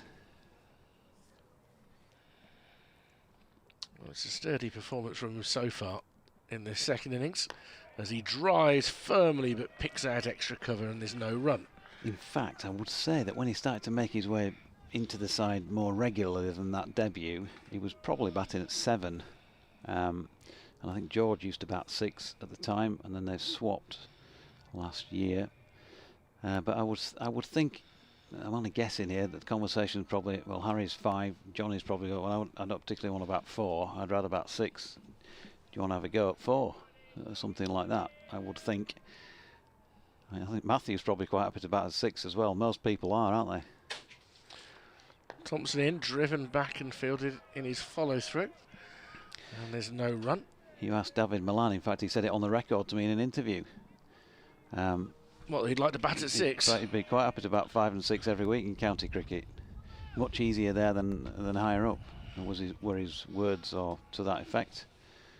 Yeah. Could debate how that reflects.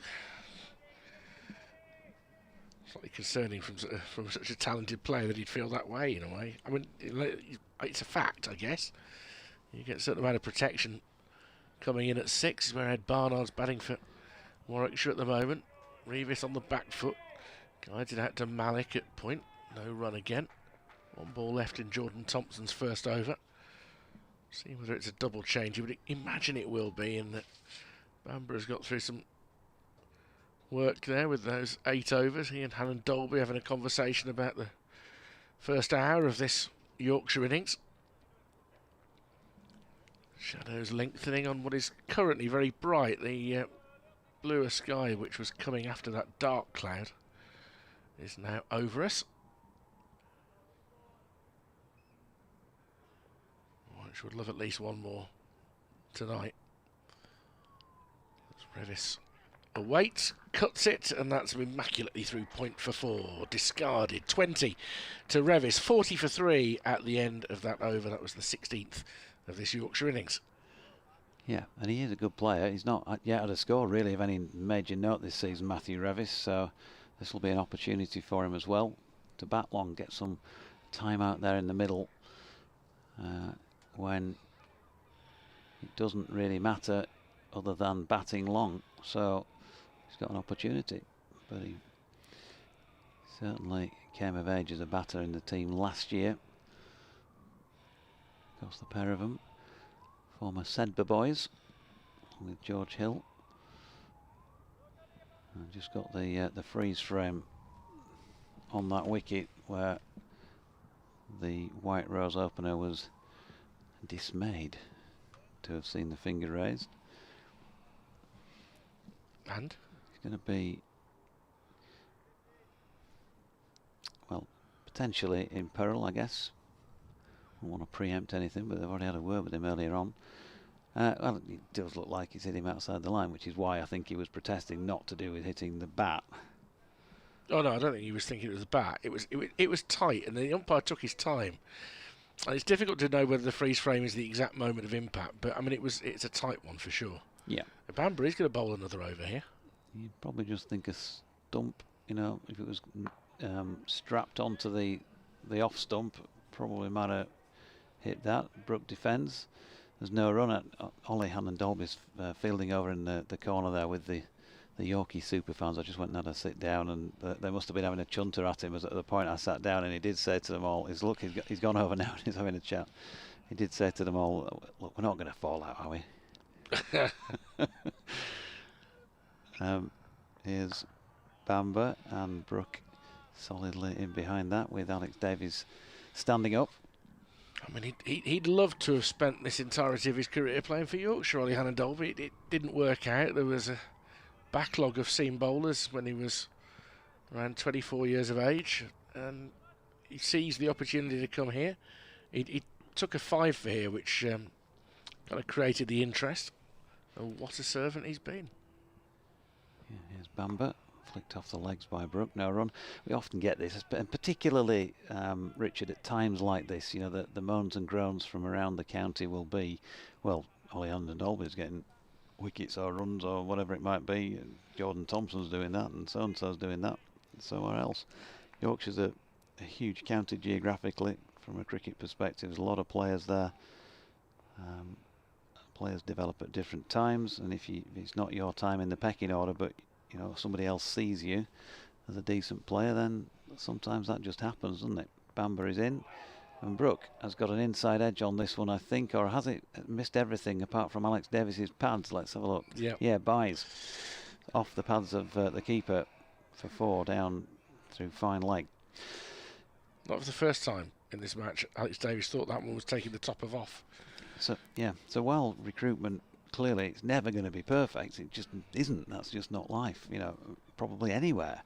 You know, you've got to give things a try, and they don't always work out. But Well, you know, but also at the time that Ollie would have moved, he probably wasn't in the top 6 seam bowlers available. precisely. You know, Steve Rose didn't do badly, did he? But he couldn't get a go with the gloves when David Bairstow was around, as that is run down to gully by Harry Brook. And there's no run. You know, Richard Illingworth, another case in point. Gareth Batty. But David Leatherdale, should he have? Lugsy, my old teammate. Right. Yeah, he never. I don't know if Lugsy ever played a twos game for Yorkshire. He might have played a few. I don't think he ever played a first team game. But Worcestershire recognised his abilities. Well, I remember the conversation with him at Bud St Lawrence standing by the gates when he'd just got an offer. As that's turned square on the leg side by Harry Brook for a single. He's on 11, 46 for 3. You know, what were we then? Would have been 17, and you're proud as punch, and so was I for him. And I just remember, you know, Ian Botham's playing at Worcestershire, and Graham Hick, and you got this opportunity to go and play with these guys because your own county is looking at you and doesn't see it. And Lugsy got lots and lots of runs, you know, at all sort of those junior levels, and made his way into league cricket first team and did well. He was an extremely accomplished cricketer, brilliant fielder, very useful seam bowler in the limited over game. Yeah, and he never really bowled a lot when we were growing up. No, got better and better at it with practice, that's for sure. As Thompson starts a new over, turned into the leg side by Brook. towards mid-wicket and there's no run. Barnard is warming up, so I think that 9th over will be it for Ethan Bamber, who has very much become the leader of this Bears attack over the last 2 seasons. Has been so again in these opening weeks of the campaign. Mark Clayton, who played a bit of cricket with Lugsy and I, says we should knock these off, shouldn't we? So stranger things have happened. I mean, not particularly, not often. This is down the pads of Brooks, so through square leg should only be a single. Fielder is in nice and quickly. That's Booth, rather overthrows, but the backing up was being done by Dan Mosley. And throws the ball to second slip to Rob Yates to have a look at and get a good shine going. 46 for 3. We've had some Yorkies here over the years. I think there were memories on day one of Chris Lethbridge coming down here. Peter Hartley actually played a game for the Bears. It was either 79 or 80 in the Sunday League. I remember him playing. Just the one? I think it was just one Sunday League game. I think that was it. Thompson into Revis, who leaves alone, a ball back of a length that's angling further away from off stump as it goes through. Bit of movement off the seam though for Jordan Thompson.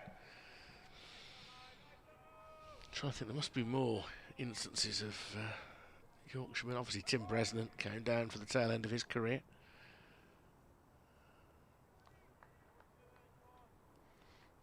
So,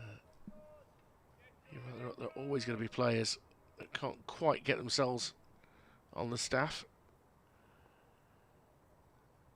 Revis on 20. Leaves again. That was a good leave. The starting angle of that ball might have troubled the top of the stumps, but again the seam movement takes it further away. And it's taken by Alex Davis.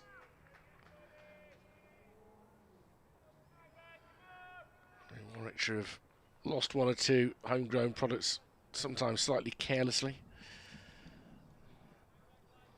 The way in which Moeen Ali left the county for the first time was pretty unfortunate. That was, I think he was undervalued, shall we say, at the time. Heading our way. He is heading your way. In a few weeks' time. As it's driven beautifully by Revis through straight extra cover. This next delivery over pitch by Thompson brings up the Yorkshire 50 in the 18th over. They're 50 for 3. And of course, the priority here is batting time. There are 110 overs left in the match. They're taking the target below 500 now, 499 to win. Oh, it's all in hand. These two could be batting at tea time tomorrow.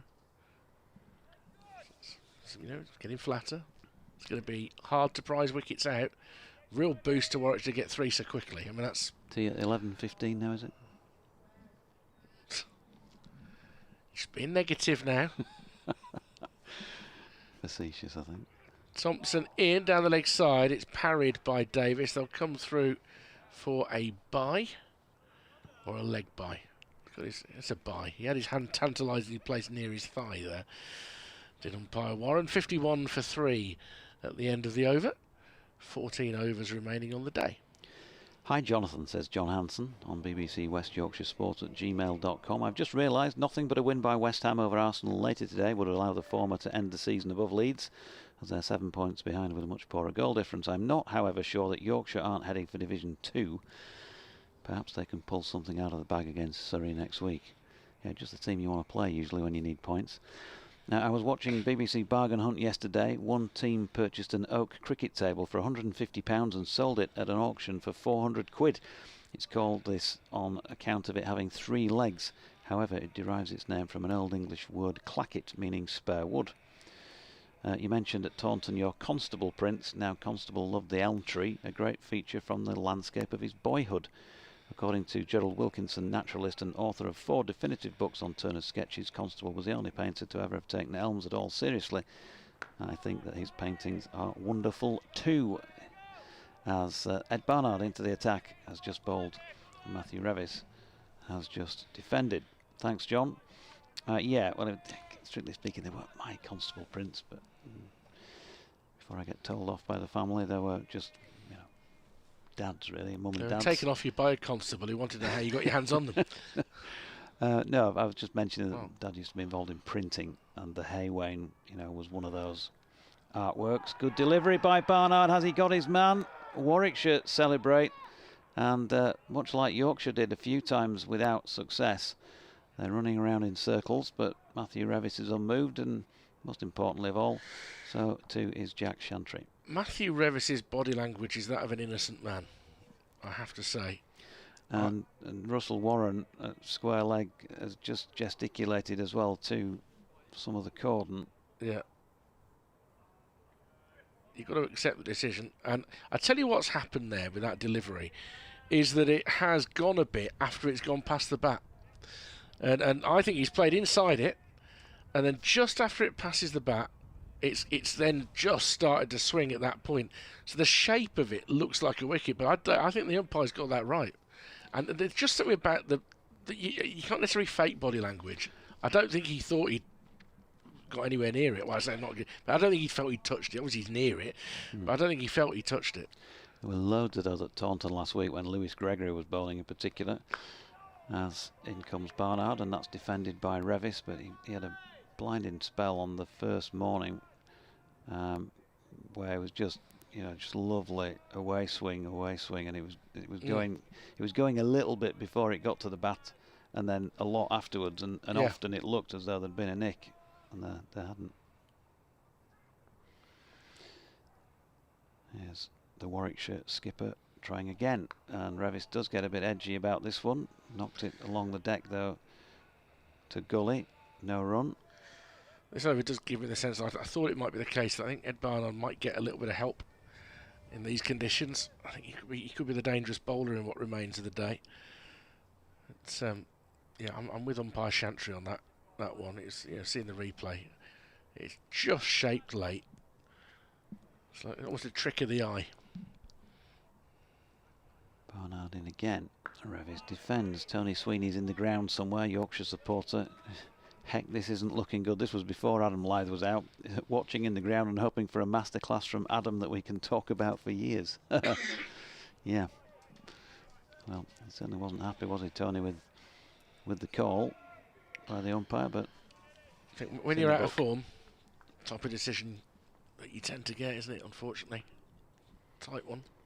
Barnard is in, and Revis turns it to mid-on, and there is no run. But decisions aside, they are currently being done up like kippers here, with 498 still to win and just 7 wickets left for the defence of any points other than the bowling points they've got accumulated in this match. And it would be a fairly steep fall from grace, wouldn't it, after the way that they scrapped and battled as they did last week at Taunton and came back from a difficult position that they got themselves in there to post the first win of the season. But at the moment, that's very much the way it's looking. So, new over, Brook on strike. Thompson delivers, and he's guiding him behind square, and it's fielded by the body of the man at backward point. Is that the 12th man who's come back on? Is that Janny is there, judging by the sun hat? Trying to work that out. It's 51 for 3. It remains. But it's a great level of the championship. You look at Warwickshire failing to defend a total of a target of about 330 down at Hove, and it was a pretty flat surface. Very good century by another former Yorkie and Jack Leaning. The following week they comfortably defend 209 here against Essex, partly because of Keith Barker's 3 wickets in and over to start the final day. This ball from Thompson is guided through third for 4 by Brook. This gets on top of the bounce, being given a bit of width there by Thompson. And it goes up to 55 for 3. Brook now up to 15. Yeah. And Jordan not looking at Harry as he walked a long way down to do a bit of gardening. Looking at the deck as he went by. There's plenty of time in the game here for Brook to play himself into test match form. Attractive knock in the first innings of 40, but with 1 or 2 wafts as well. And look, the circumstances were more difficult as well in terms of the batting conditions. This is guided off his hips behind square for a single. 56 for 3. Be interesting to see Michael Booth come on before too long to maybe offer something a bit different, a bit more hostility, a bit more pace, see what he can get out of the surface. Carry's still decent. That's what will be pleasing the Warwickshire bowlers. When we come back tomorrow and hopefully be able to start on time, we'll see weather-wise. This ball will still be reasonably hard at 32 overs, so they're giving themselves a second go, aren't they, with that? Thompson back of a length, and it's parried, and they'll come through for a bite. Alex Davis was at the top of his leap, got fingertips to it. Yeah, he needed step ladders, didn't he, to take it cleanly. Sam Hain covered in behind him, 57 for 3. Chase is on, run rate up, climbing up towards 3. 492 required. If they were to produce the magical run chase to all end all run chases, Jonathan may not be home for a couple of days. Been enjoying it too much. I have to check what I'm drinking. Thompson into Brook, forced off the back foot through the covers for 4. Beautifully timed. Just back of a length. Thompson not really hitting his straps here with this spell. Going at a rudder ball. 61 for 3. I think the point really for Yorkshire viewing supporters, just you kind of hope that Harry bats for a while and enjoy watching him bat, really, just for the pleasure of watching him bat, because result-wise, you're pretty much cooked. Well, if they do lose time in the game tomorrow, there is a game to be drawn here to start off with. But, you know, it is a case of there's no time pressure at the moment. Just bat. All you do is bat, and hope nothing comes with your name on it. As this wraps him on the pad, an appeal for Thompson. Umpire decides no. Brook practices a drive through mid-wicket, I think indicating the fact the ball was probably angling down the leg side, and I suspect the replay may show something fairly similar. Yeah, it's hit him in front of leg stump, and by the time it travelled it would have missed another one. But both teams are entitled to shout whenever a moment like that, but Brook I don't think would have been worrying about the decision that was about to be made. 61 for 3. 12 overs remain. Yeah, he'd love a few more wickets, I'm sure, with JT. Putting his old mates to the sword. Harry would be one of those pretty high on the list, you would have thought. As Matthew Revis faces up to Barnard and drives firmly back at the bowler, who then tries to throw down the wickets. Now then, he's hit Matthew Revis with the return throw. Will he be penalised for this? We saw Dylan Pennington penalised last year at Trent Bridge for throwing it back at Matthew Revis. I think it probably was as well. I've got a feeling he's not going to be penalised, because I think Revis was out of his ground and it was a valid attempt. Yeah, in this instance. The umpires did have a quick confer, and I don't think anything's been done. There's been no signals to the score anyway, so no. I think he's okay. Yeah, Dylan Pennington was a bit of an act of frustration, you know, the batter standing there in his crease, and just fired it. So 62 for 3. Harry on 19, Revis 25. And in comes Bamber. Pulled by Brook, but it's up in the air. Oh dear me, there's a real clash between two fielders now then. That is nasty. Harry has survived it in terms of his wicket and has got through for a single. Zen Malik being one of the fielders, not sure who the other one is, and hard to tell exactly which parts of the body clash. Does it heads? It's hard to tell. I mean, it looked like lower body for at least one of them. I think Zen has gone over the top. Fortunately, their heads didn't clash. He's gone across the chest, if you like, of who's his teammate out there, Richard? It's a good question, and I can't quite tell from here who it is. Is it Michael Booth potentially, or is he? It's hard to tell with players with caps or whatever. We don't get close-ups here. The immediate concern is for Zen Malik. That's where physio Gerhard Mostert has gone to. Yeah, did he bang his head flush on the ground as he landed awkwardly and it's affected his neck, something like that, or his shoulder? He was the one who went over the top of his teammate, and yeah, fortunately I think their heads did miss clashing, because that could have been, well, who knows? Yeah, that could have been absolutely horrible. Yeah, I think the concern is more for Malik than the other fielder. Had there been a call, I think there was a reasonable chance of Malik taking the catch as well, which would have been the prize wicket of this session. Malik is sitting up now, and Mozzie is now showing interest in the other player, so looks like Zen Malik's going to pick himself up. It's one of those horrible things when you see it. You see it in cricket sometimes. You see it kind of a bit more often in baseball. When you're watching coverage of that, you could see what was about to happen. I could hear it in your voice. That the oh dear is these two are going to bump into each other. And Zen Malik isn't terribly happy. I wonder whether he might need to take a break here. I think he may be coming off the field. Nose, maybe. Cheekbone, something like that. Or eyes. He's sort of putting his hand up that sort of level of his face by the looks of things. Yeah, and he is going to have a breather. Yeah. At this point in the game, there's wouldn't really need, by the way, to replace him with an actual substitute, because his batting is done. So you're just going to have a substitute fielder, if you sort of mean, rather than a full playing substitute with the playing conditions this season. I think it probably was Michael Booth, the other player involved. Yeah, because that's Ethan Bamber with the sunglasses on the back of his head over here. Yeah, I think it probably is, but that was a missed chance in the midst of all of that.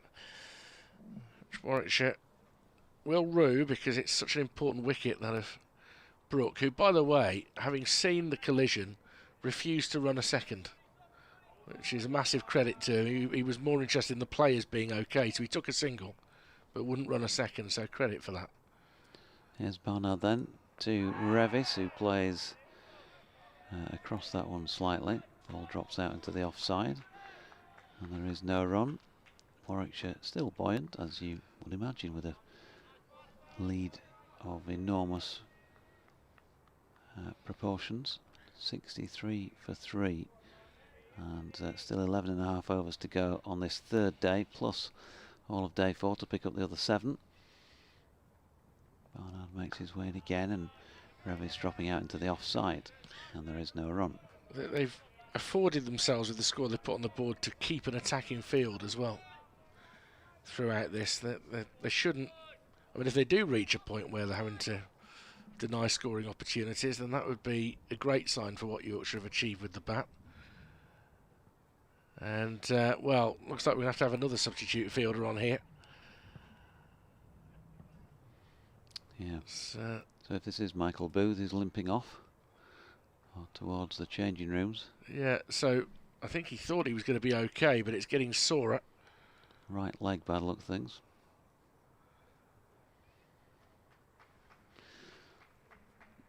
So on comes another fielder.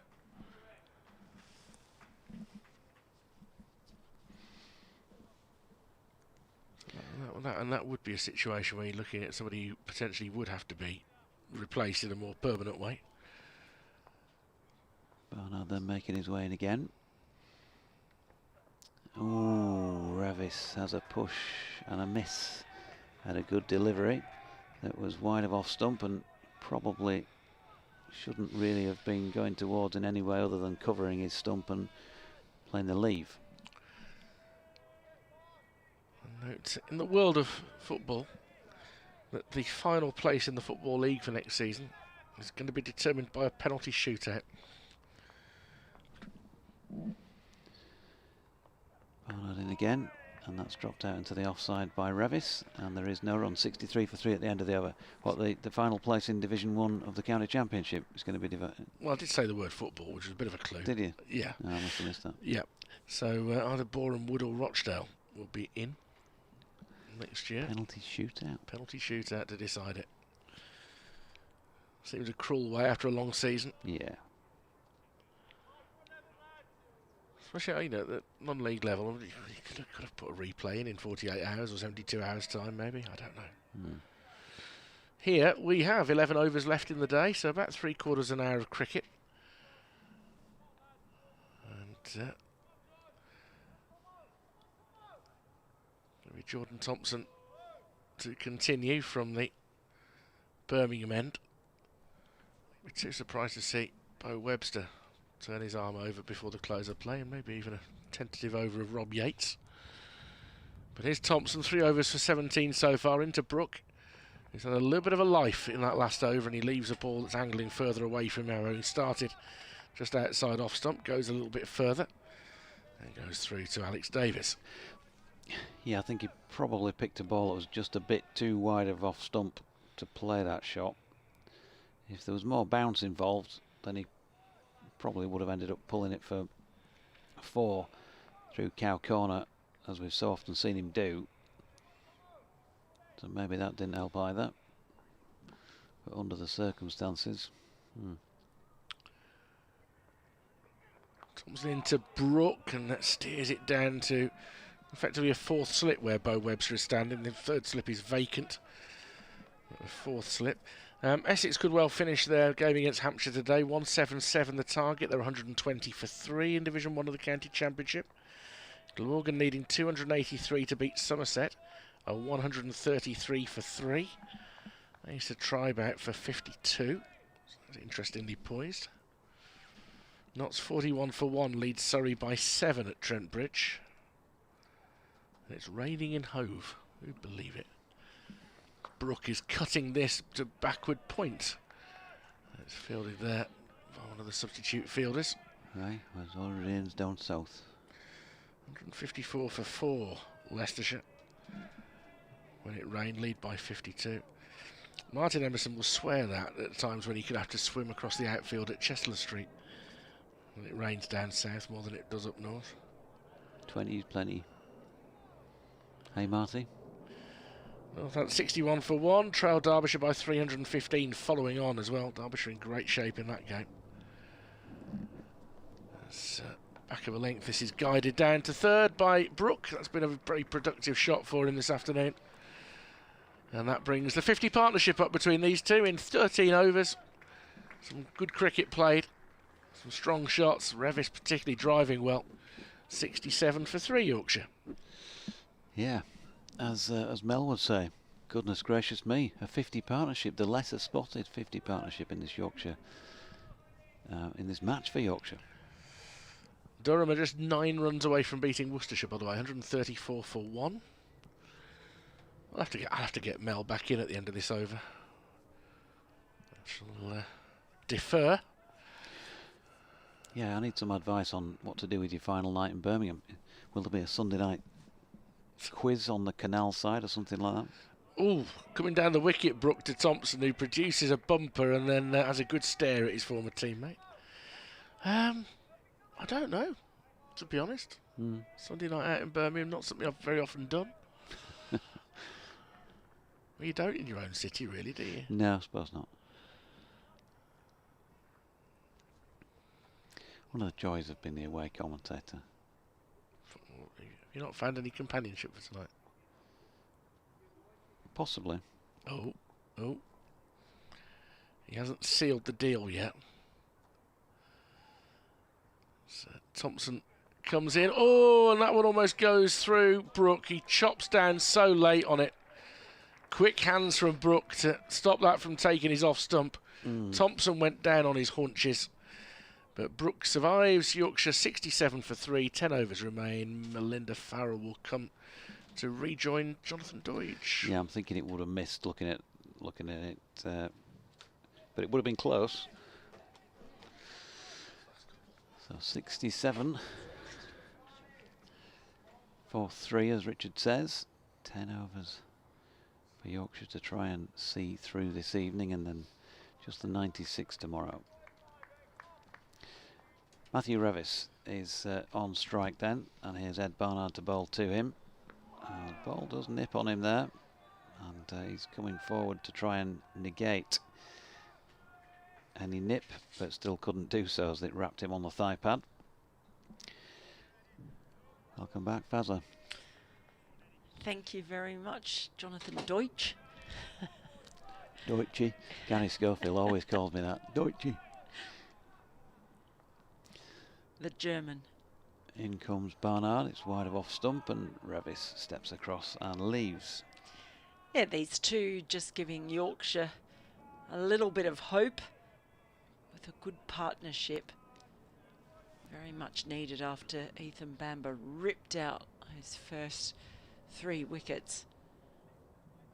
They rolled well with the new ball. Remember, they did only use the light roller before coming out here, Yorkshire. Yep, Barnard's in, and Ravis punches into the covers. No run. Yeah, I wonder if with their time to come again, they'd go back for another heavy one. Certainly conditions have eased quite a bit since what we saw on day one. It's hard to think that that was in the same match. We saw gloomy skies, wickets tumbling. Yeah, they've eased considerably, haven't they? But that's run out towards point, and again there is no run. Harry Brook just fiddling with his Velcro and his gloves. He does that a lot, doesn't he, at the non-striking end. In fact, also when he's on strike. So next week's game against Surrey will be his 100th first-class match. It's been a pretty good career so far. His average, not bad. Well, his average so far in first-class cricket, 44.7. Now, I did a piece with him probably 3 years ago, as Revis turns that to leg. And it's fielded at mid-wicket, no run. Did a piece for Crick Info about him, and at the time I remember going through his averages year on year, and he's had a couple of seasons where he was down in the sort of 20s or whatever, I think. So to have an average of that shows the massive uptick in the last, what, I think probably 2021 was the moving season, if you like. And Revis has driven this down the ground and will get 4. Nicely played along the deck, and a flailing dive at mid-off. Couldn't get a hand on it. So Revis finishes the over on 29. A senior partner in terms of runs on the board, and Harry Brook 24, 71 for 3. And balls faced as well. He's faced 63 for his 29. He was very, very watchful early on. That new ball was still doing a bit. Yeah, you know what? I actually have fond memories of interviewing Harry Brook down at Canterbury when he was playing for England Lions in a warm-up match against South Africa before South Africa's Test tour. And he hadn't been selected for England at that point, but there was a lot of buzz around him as Thompson is in and bowls, and it's just defended into the leg side by Brook. Yeah, just at the time, super keen. There was a lot of buzz around, but not masses of people outside Yorkshire knew a huge deal about him. And he hasn't changed personality-wise in that time. No. At the moment, this is a great test for him. Coming back, may have been a little bit rusty. Coming back in and playing. Is there now? He has a big swipe at ball outside the off stump that was leaving him. He does do that. Yorkshire desperately needing him to stay out there. He's extraordinarily talented. You see him play shots that not many batters are capable of playing. And really, for Harry Brook, you sense it's all about temperament for him and deciding when to attack, when to absorb, as it is for all of England, it seems. In comes Thompson for another one, and just really leans on that one, Brook, and Goes all the way out to long off. I'll get another couple. Yeah, he's a player I've loved watching bat ever since I first saw him at Trent Bridge that day back in 2019. You know, for the first time properly seeing him out there in an innings. I'd seen clippets and snippets of those couple of early years, but the first thing that struck me was the amount of time he had, and then, you know, the inventiveness, which has probably come more in the years since he's worked on certain shots. Thompson bowls, driven straight back to the bowler, who takes the catch himself, and that's the end of Harry Brook. He is absolutely cock-a-hoop, is Thompson. Straight back at him. Wasn't the most difficult of caught and bowls, but they've got to stick, haven't they? And so partnership comes to an end. He's absolutely delighted to have taken the wicket of the England Test star. More importantly, as far as Warwickshire are concerned, it's the 4th wicket to fall as they aim to take all 10. And Yorkshire 73 for 4. That period of resistance comes to an end. Yeah, and it's a big leading edge. I mean, the bat is sideways by the time he's made contact. And Jordan Thompson, as you say, in terms of return catches that you'll see, yeah, it doesn't look like the most difficult. It certainly isn't really. And he just stopped in his follow through, and it was straight in, pouched it, and absolutely celebrates his head off, as it were. 1 for 23 off 4.4. It wasn't the sort of start he wanted to this spell, but he'll take it now because he's seen the back of his old pal. And I was referring earlier in the match to that second highest T20 partnership in world cricket for about the 5th wicket that they put on together at Headingley against Worcestershire a few years ago, where they were smashing it to all parts. So they've celebrated together something special out in the middle, and it's Jordan who's celebrating right this moment in time, getting someone special out of the middle. Someone special goes out, someone pretty special comes in Johnny Bairstow, the Yorkshire skipper. And they really need a captain's knock right now as they try and rebuild again. He just lost all shape on that shot. Ended up playing it one-handed, did Brook. So the jaws snapping shut on Yorkshire. Not yet. Revis is out there. Pretty well set. Bairstow in now as Thompson bowls, and he has a little nibble. Oh boy. Suddenly fraught. It was well inside the line of the ball, but it's just, I don't know, I'm on the edge of my seat now because it just feels like it's all of a sudden quite tense, shall we say. The man that makes things happen does it again, and he nearly did then. He'd love to pick up Johnny as well. Yeah, that'd be a real bonus, wouldn't you, if you walk away saying that you've got Brook and Bairstow out cheaply. Here's Thompson in and bowls, and Bairstow just lifts his bat out of the way at the last millisecond, or tries to. Ball has actually come off the bottom of his bat and bounced on its way to the slips. I think it's actually almost ricocheted back and hit him. He did hit him, yeah, and he said, had a word at the slips. It's the sort of thing that Johnny usually feeds off. He'll get into an argument, and then you might see a few strokes being played, but it's not really demanding that at the moment, is it? And we were saying about Harry just before he was out there, you know, in terms of his abilities, the way he strikes the ball, and you know, as well, there's all sorts of great qualities about him when he plays a longer knock than that, but we didn't see enough of it there, did we? 26 of 39 balls, 68 minutes, 4 fours, as Barnard continues and bowls to Matthew Revis, who defends. So a bit to think about for Harry, because he's only got the one more match as far as we're aware, in Yorkshire colours before he's back with England. And that will be next week's game at Headingley against Surrey, when Joe Root also back in the side. Barnard is in. It's worked off the hip by Matthew Revis.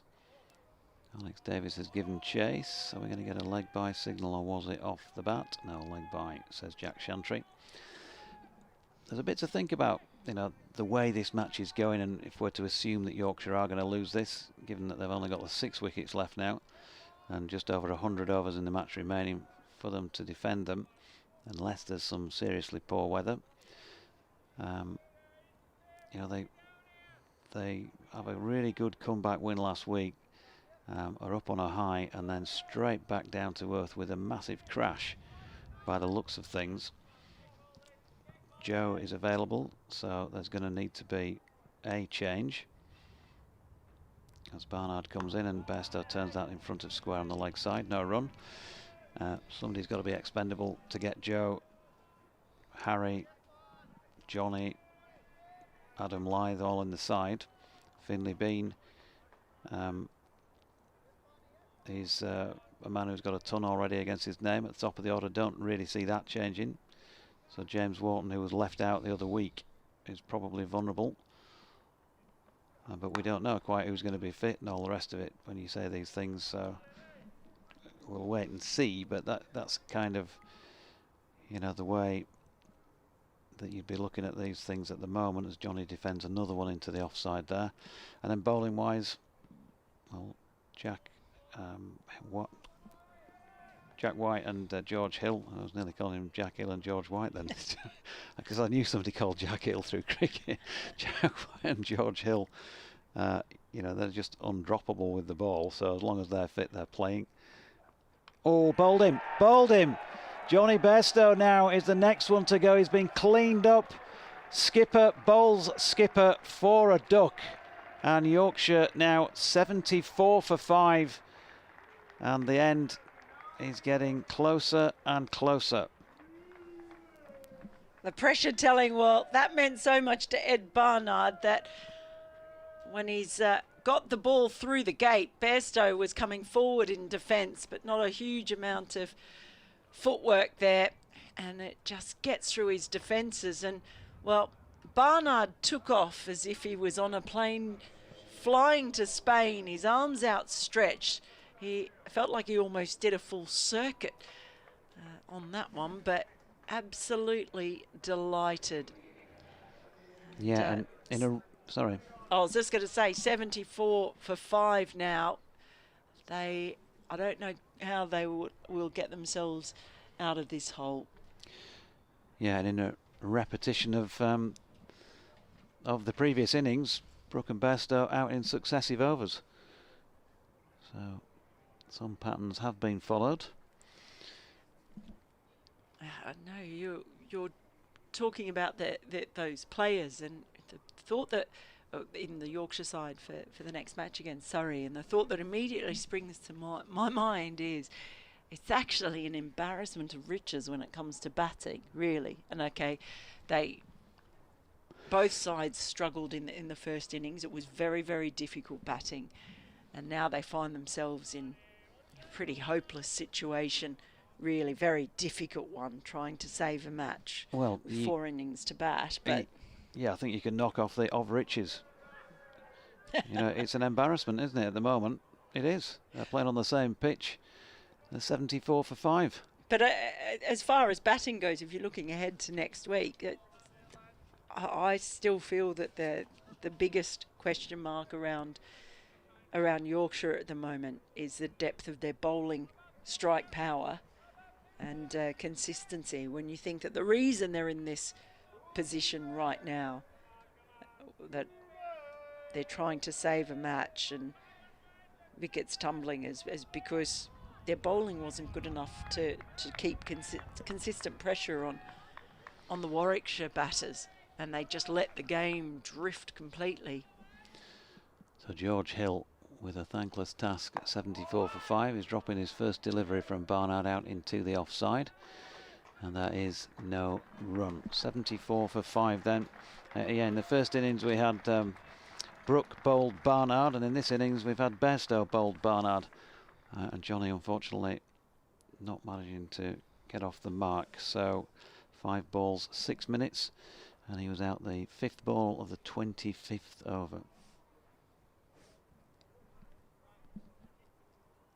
And I do think if Yorkshire bowlers walking away from this will just reflect on the fact that Harry Brooke bowled 18 overs, the most he's ever bowled in an innings in his first-class career, and be thinking maybe we should have, you know, done our job a bit better, because he shouldn't have to come in and bowl that many overs. It's not ideal, albeit he bowled quite well. Thompson back for his 6th over. First ball, Revis shoulders arms. And the light roller went on. So what you're saying basically is that we've watched a day's cricket where Warwickshire went from, what was it? Remind me, Mel, this morning, 267 for 3 to declare at 553 for 6. So 3 wickets taken in the Warwickshire innings today. I know Yorkshire didn't start the day with a new ball, but they weren't far off, were they? Because they got one fairly early on. And they didn't take it when it became available. Here's Thompson, bowls, it's flicked down the leg side by Revis, and Alex Davies, well, he hairs off to do the fielding himself. I did take a single, and it's a leg by. If you go light roller, you're basically saying we're happy with the surface, aren't you? Yeah. With the way it's playing, we don't want to touch it much. We just want to just give it a basic roll, get rid of any minor gremlins, but we're happy with the surface. And then 75 for 5. It's good bowling, though. It's good bowling by Hannon Dolby and particularly Ethan Bamber early on. Ethan Bamber just wasn't allowing them to leave. As Thompson runs in and bowls, and well, that's another one that's come off the edge and it's got through the slips cordon. It's streaky stuff. It's a boundary in the end. Jordan Thompson's got his head on his hands, and Hill and Revis just go for a little chat in the middle. Has that gone in between?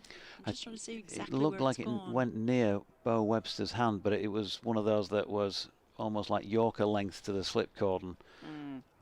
From what I could make out, it happened so quickly, and it flashed through. There's 5 of them in the cordon. It's like a West Indies field to Jordan Thompson. He'll love this, will JT? Yes.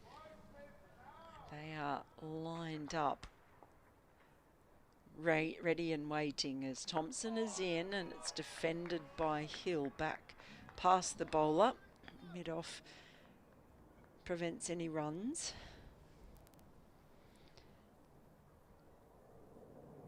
They're both going down and having a look at the pitch now. Well, if there were any gremlins, you're right, Jonathan.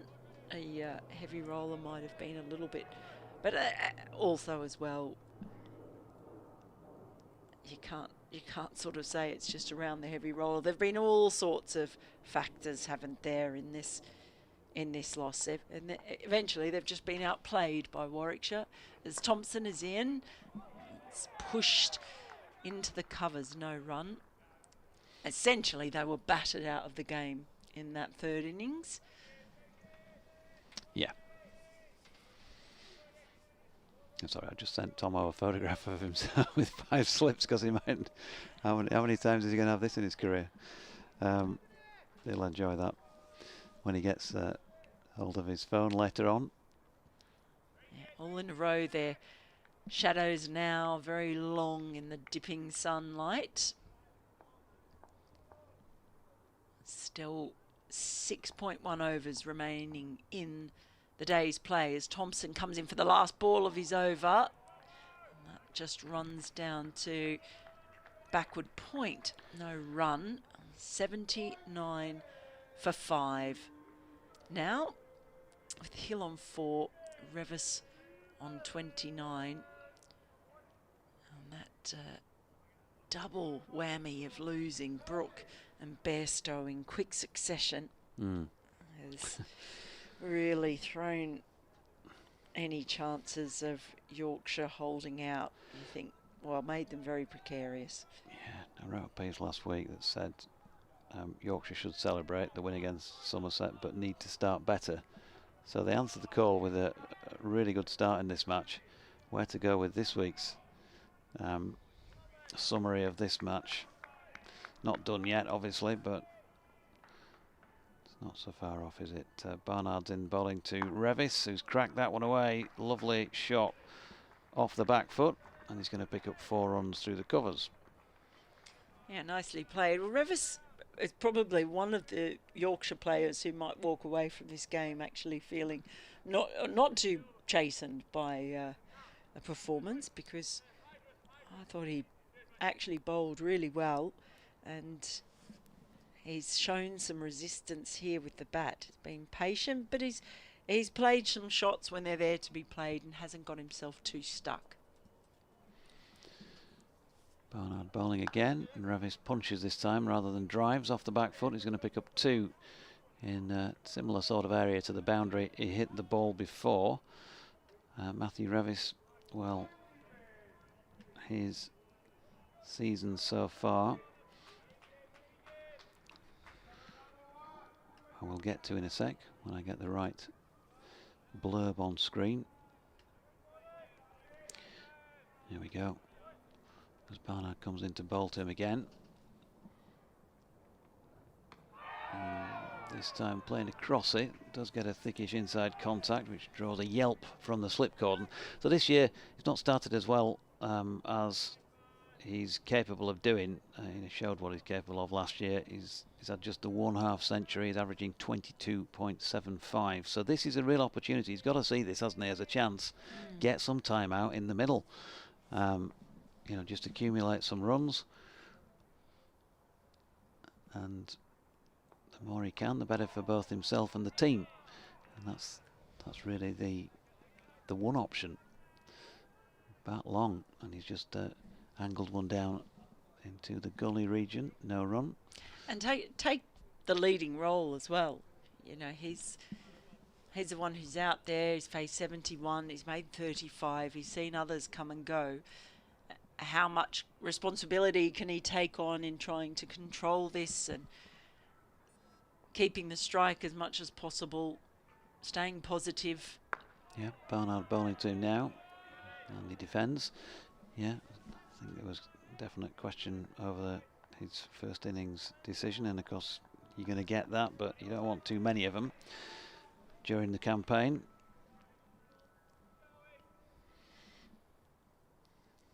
Still 5 overs remaining after this one in the day, and I reckon Warwickshire might fancy getting another one, nipping another one out. Yeah, oh, now then another leave, and that's just put a few players in peril in this match.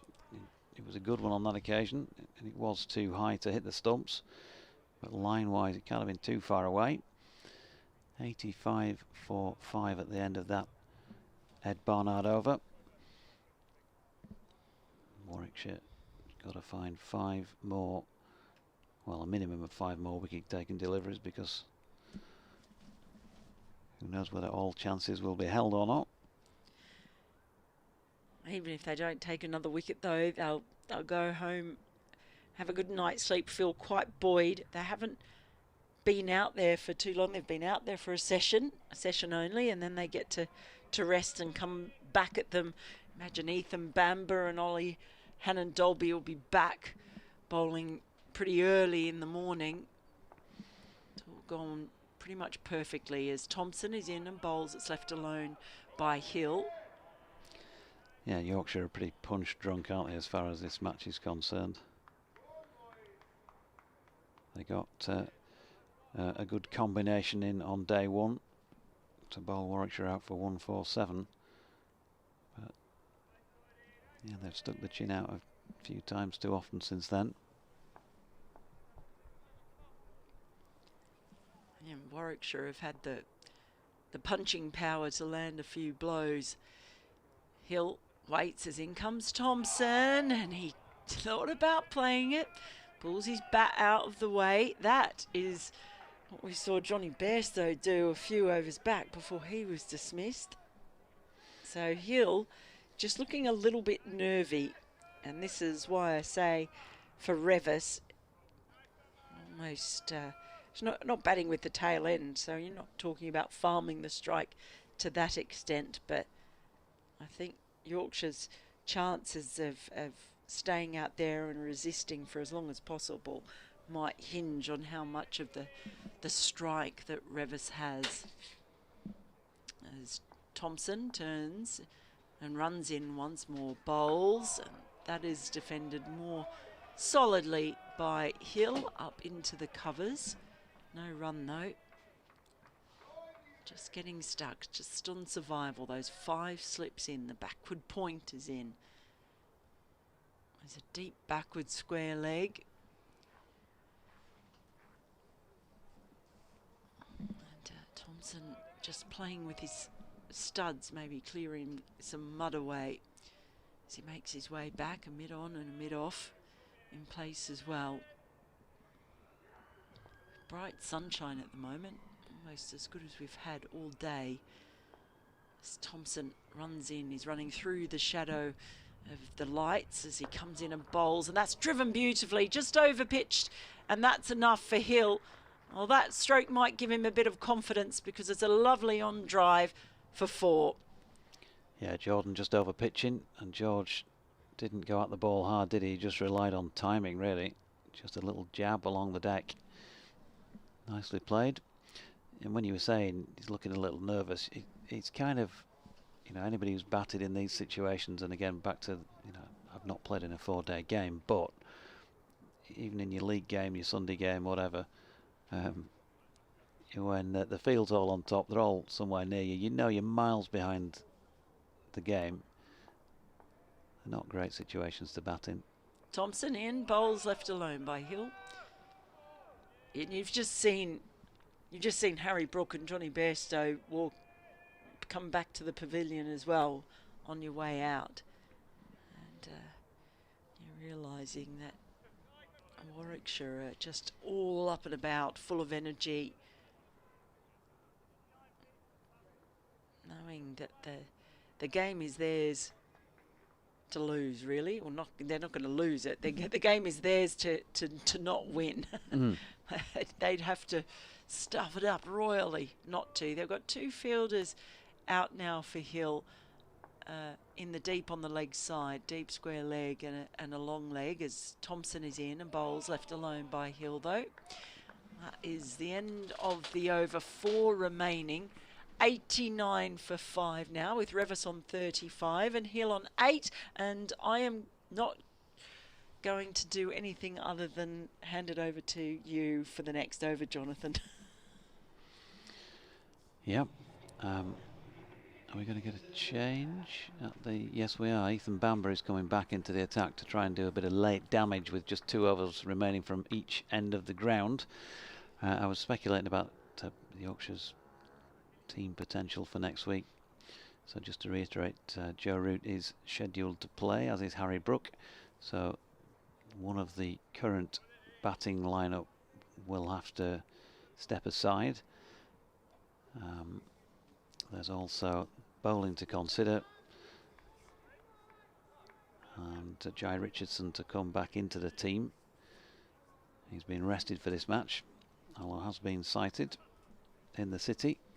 Well, Joe Root's back bowling next week. He took a bag of wickets, didn't he, in the last match?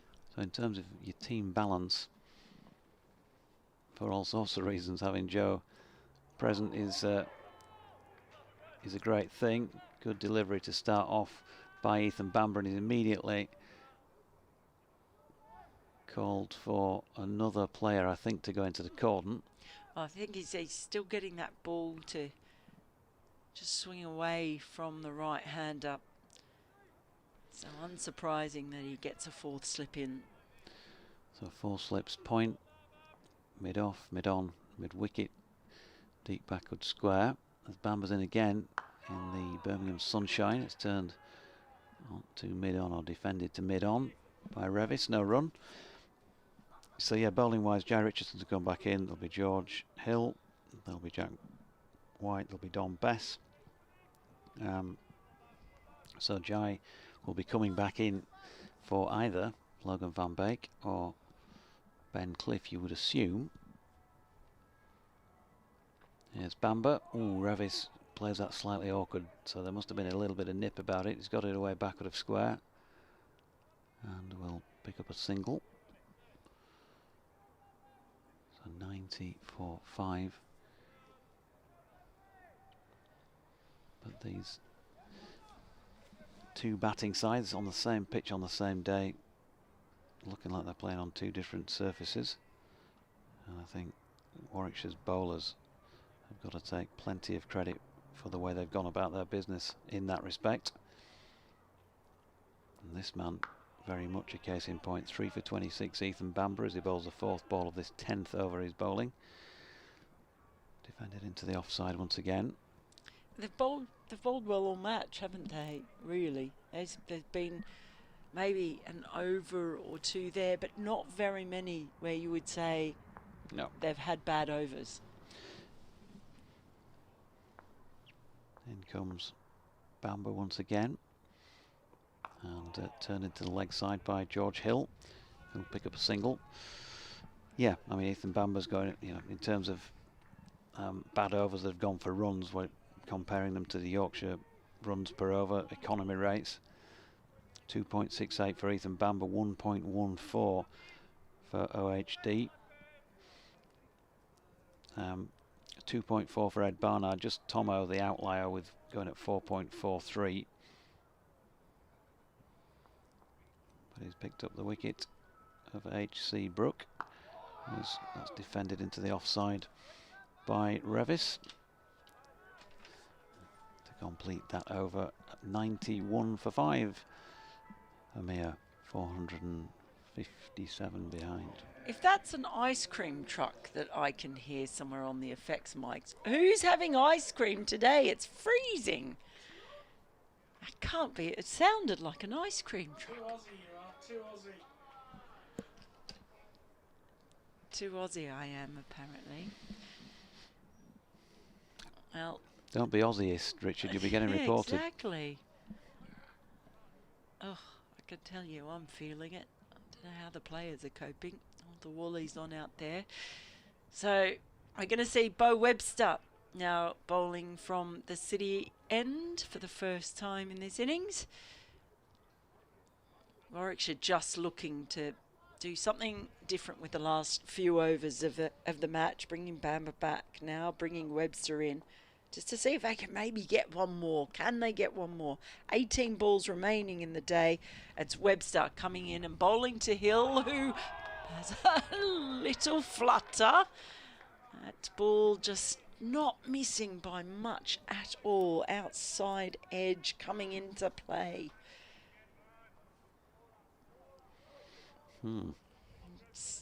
It's feeling a bit fraught. And Hill did look a little bit streaky. Played that beautiful on drive when Thompson overpitched. But he's definitely had a little bit of a streaky start. There was an outside edge that went for 4 past Bo Webster in the slips as well. As Webster is in, this one's a more comfortable leave outside the off stump for Hill. Did come back in a bit though afterwards, just the way that Alex Davies took that ball. Welcome along, Sports Extra 2 listeners as well for these last couple of overs or so. 2.4 remaining in the day. 91 for 5 Yorkshire in their second innings. Webster turns at the top of his mark. Big 6'7" frame coming in. And the ball's defended by Hill up towards short extra cover. No run. Yeah, it's been a day when Warwickshire were commanding with the bat, particularly Sam Hain. He was outstanding, going past 150, and partnerships of 50 all the way down. But Wicket's tumbling late. Now here's Webster, and he has a flash at that hill. Rocks back, leans on his bat, tried to cut it away. It was a good take by Alex Davies, the Warwickshire keeper, tumbling to his right. Just another sign that it's just a little bit nervy still for Hill. The problem is the dots come up, they get stuck. And there's no real thought of them trying to chase this total down. Here is Webster, and that ball has cut back in. And my goodness, it's got between bat and ball, and Davies has had to dive to his left this time. So Webster making life uncomfortable for Hill right now. Yeah, torrid time out there. Yes, at the moment you've got ball going both ways. Webster with that wicked ball coming back in. He bowls once more. It's full. It's just played out to point by Hill, so he survives. It's a maiden over. 2 overs remaining in the day, and I'm going to depart and let Richard back in just to finish things off. It's been wonderful spending the past 3 days with you gents. Very entertaining.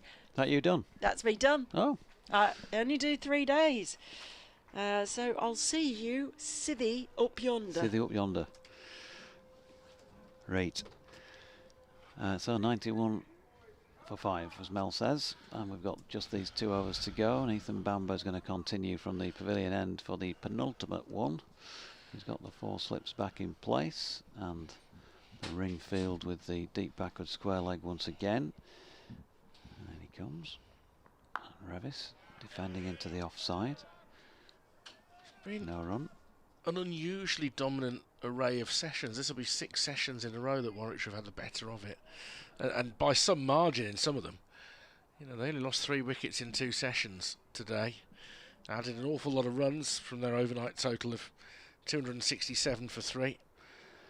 Added another 286 for 3 today, and then you see Yorkshire struggling with the bat again. Here comes Bamber, good delivery. Revis beaten, just having a little push at it. Yeah, I mean, but since Yorkshire's good period on day 1, basically the hosts have been all over them like the proverbial cheap suit. Which you would never get from your tailor. There's been 1 or 2 when I've had to economise in the past, but in fact, as Bamber comes in and Revis defends backward of point, and they'll get through for a single. The first wage I ever got doing a casual job for the Leeds and Holbeck Building Society, I received the princely sum of £65 for the week. Nice. And I went to Top Man and bought myself a double-breasted charcoal grey suit with a bit of a sort of square over check, but it was just in the material. There's no difference in colour. And a gaudy primrose tie. Oh dear. That was a cheap suit. 65 quid. It was less than 65 quid, obviously. As George Hill's had a drive at this one, and the thump of the ground from slip, 4th slip, suggests that that was a chance that went down. Dan Mosley, I think it is, in position there. And it's did it carry? We get a little replay. Again, reading the body language, I agree with you that he thinks it did. Yeah, it did. It's in between him and Bo Webster at 3rd slip. Well, that would have been a great way to end the day for Warwickshire. Bamber is in. Hill drops it into the offside, and there's no run. So George dropped on 9.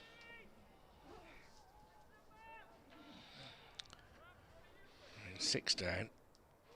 You'd be thinking if there was another wicket in the next over, they might claim the extra half hour.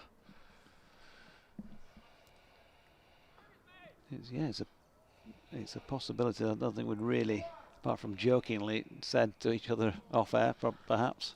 I mean, one more wicket, they might be entitled to ask the question. If they've got a wicket there and another in the final over, I think they, especially with the weather forecast been a little bit shaky for the morning.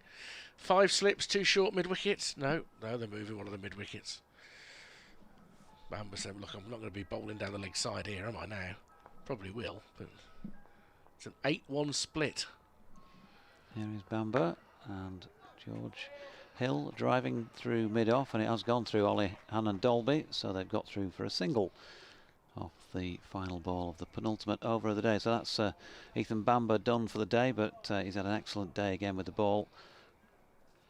On an excellent day for Warwickshire. Yeah, removed Bean, Wharton and Lythe in his opening spell. Unassisted, 2 LBWs and a bowled. In fact, all 5 wickets have been unassisted because the only catch was Jordan Thompson off his own bowling to dismiss Harry Brook. And for the second time in the match, Brook and Bairstow falling in successive overs. And that'll be very frustrating from a Yorkshire perspective. So Bo Webster to bowl the final over of the day. I don't think, I mean, if they do take one here, would they try and ask for the extra half hour? Probably not, I think. They are mindful that the weather forecast suggests the morning session may be troublesome tomorrow. There'll be a bit of rain around, not a huge amount. But Webster into bowl to Hill, and he tucks him up and hits him around the box area, I think it's reasonable to say. Might not have been the worst misfield, the final ball of the previous over from Han and Dolby, because I suspect Webster would rather be bowling at Hill. Maybe at this point. Not that Hill's not a good batter, but he's been out there considerably less time, really. Webster's extra height has caused some interesting bounce. He decided he doesn't need a deep backward square leg now.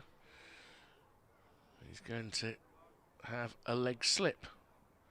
And it's Kai Smith, who's the 13th man, as it were, in position after that collision earlier. As this is cut for 4 in front of point. That was a short ball, just hung there outside off stump, and Hill, not with any foot movement, but with a comfortable centre of the bat, clouts it in front of the 12th man. I think he's Vance Janney. Through for 4, 97 for 5. Yeah, collision between Zed Malik and Michael Booth led to both of them having to leave the field 3 balls apart after they'd run into each other trying to take a catch when Harry Brook top-edged the ball from Ed Barnard. Hopefully, Warwickshire will be hoping they're both fine. As this just follows Hill, it was back of a length. It's coming back into his body, and he does well not to get any bat on that as it goes through to Alex Davis. Yeah, just hanging out a little there. Ball before. Arms were nearly out of his sockets, really, playing the 4, George, because he had to reach a long way for it, didn't he? He did, and the next ball was a considerably better one. 5 slips and a leg slip. 3 balls left in the day. Webster into Hill, leaves that alone, and it just seems away from him. Could have used Webster maybe 20 minutes earlier. Would normally be the 6th bowler, but with the absence of Michael Booth, it's the 5th seamer in this on this occasion. But he has got a habit of picking up timely wickets. That said, Warwickshire, when they gave themselves 32 overs to bowl this evening, taking 5 wickets would have been probably above their target. I think 3 would have been good. 5 means it's been an outstanding session for them. Webster in again. This will be turned off his hip and a run for Hill. Matthew Revis says thanks. I really want to face the final ball. 98 for 5. Well, we've been using boxing analogies when Mel was on with me, and you know, if this was a boxing match, then unless there's some sort of cricketing rope-a-dope going on, the ref would have stopped this one some time ago. As they say, it'll be a good one to win from here. It's 451 more runs required, 5 wickets remaining, 1 day's play left. We now have 5 slips, a leg slip and a leg gully for the final ball of the day. The only fielder in front of the wicket is at mid-on. And it's wrapped him on the pad, an appeal for LBW, which I think will be disallowed on the grounds of height as much as anything. They enjoyed the appeal, but given the height of Webster, and certainly he wasn't surprised that it was turned down, that means play is done without any further loss for Yorkshire, but needing a target of 549 to win or to bat out to the close of play tomorrow. They're 98 for 5 after 32 overs. Matthew Revis has batted pretty well for his 37. With him, George Hill has 15. and it means the 3 wickets of Ethan Bamber have Warwickshire in pole position. It's been a tough couple of days for Yorkshire. It's been an up and down couple of weeks for them, but they'll be frustrated not to have done better in that final session, Jonathan. Oh, absolutely. I mean, you know, elections the other day, and this would be a landslide day, wouldn't it, really, for Warwickshire? All they've not done is wrap up the match itself, but they've done everything but that. Batting really well, the pitch looking like it was as placid as you can get while they were out there in the middle, and then right on the money with the ball, and reducing Yorkshire to 74 for 5 with their 3 star men all gone in succession. Matthew Revis and George Hill undoubtedly come back. They've proved that with first-class centuries to their names, but they've got an unenviable task when they turn up tomorrow morning, and I think Yorkshire, realistically, they just need to start doing a rain dance and probably do it for between now and 11 o'clock tomorrow. Jonathan, I'll see you tomorrow. Our thanks to Mel Farrell, who's been brilliant over the 3 days. As always, look forward to seeing her again later in the season. And we will resume here tomorrow morning at 11 o'clock for the final day. And so the weather forecast suggests that the morning session may be a little bit curtailed, but after that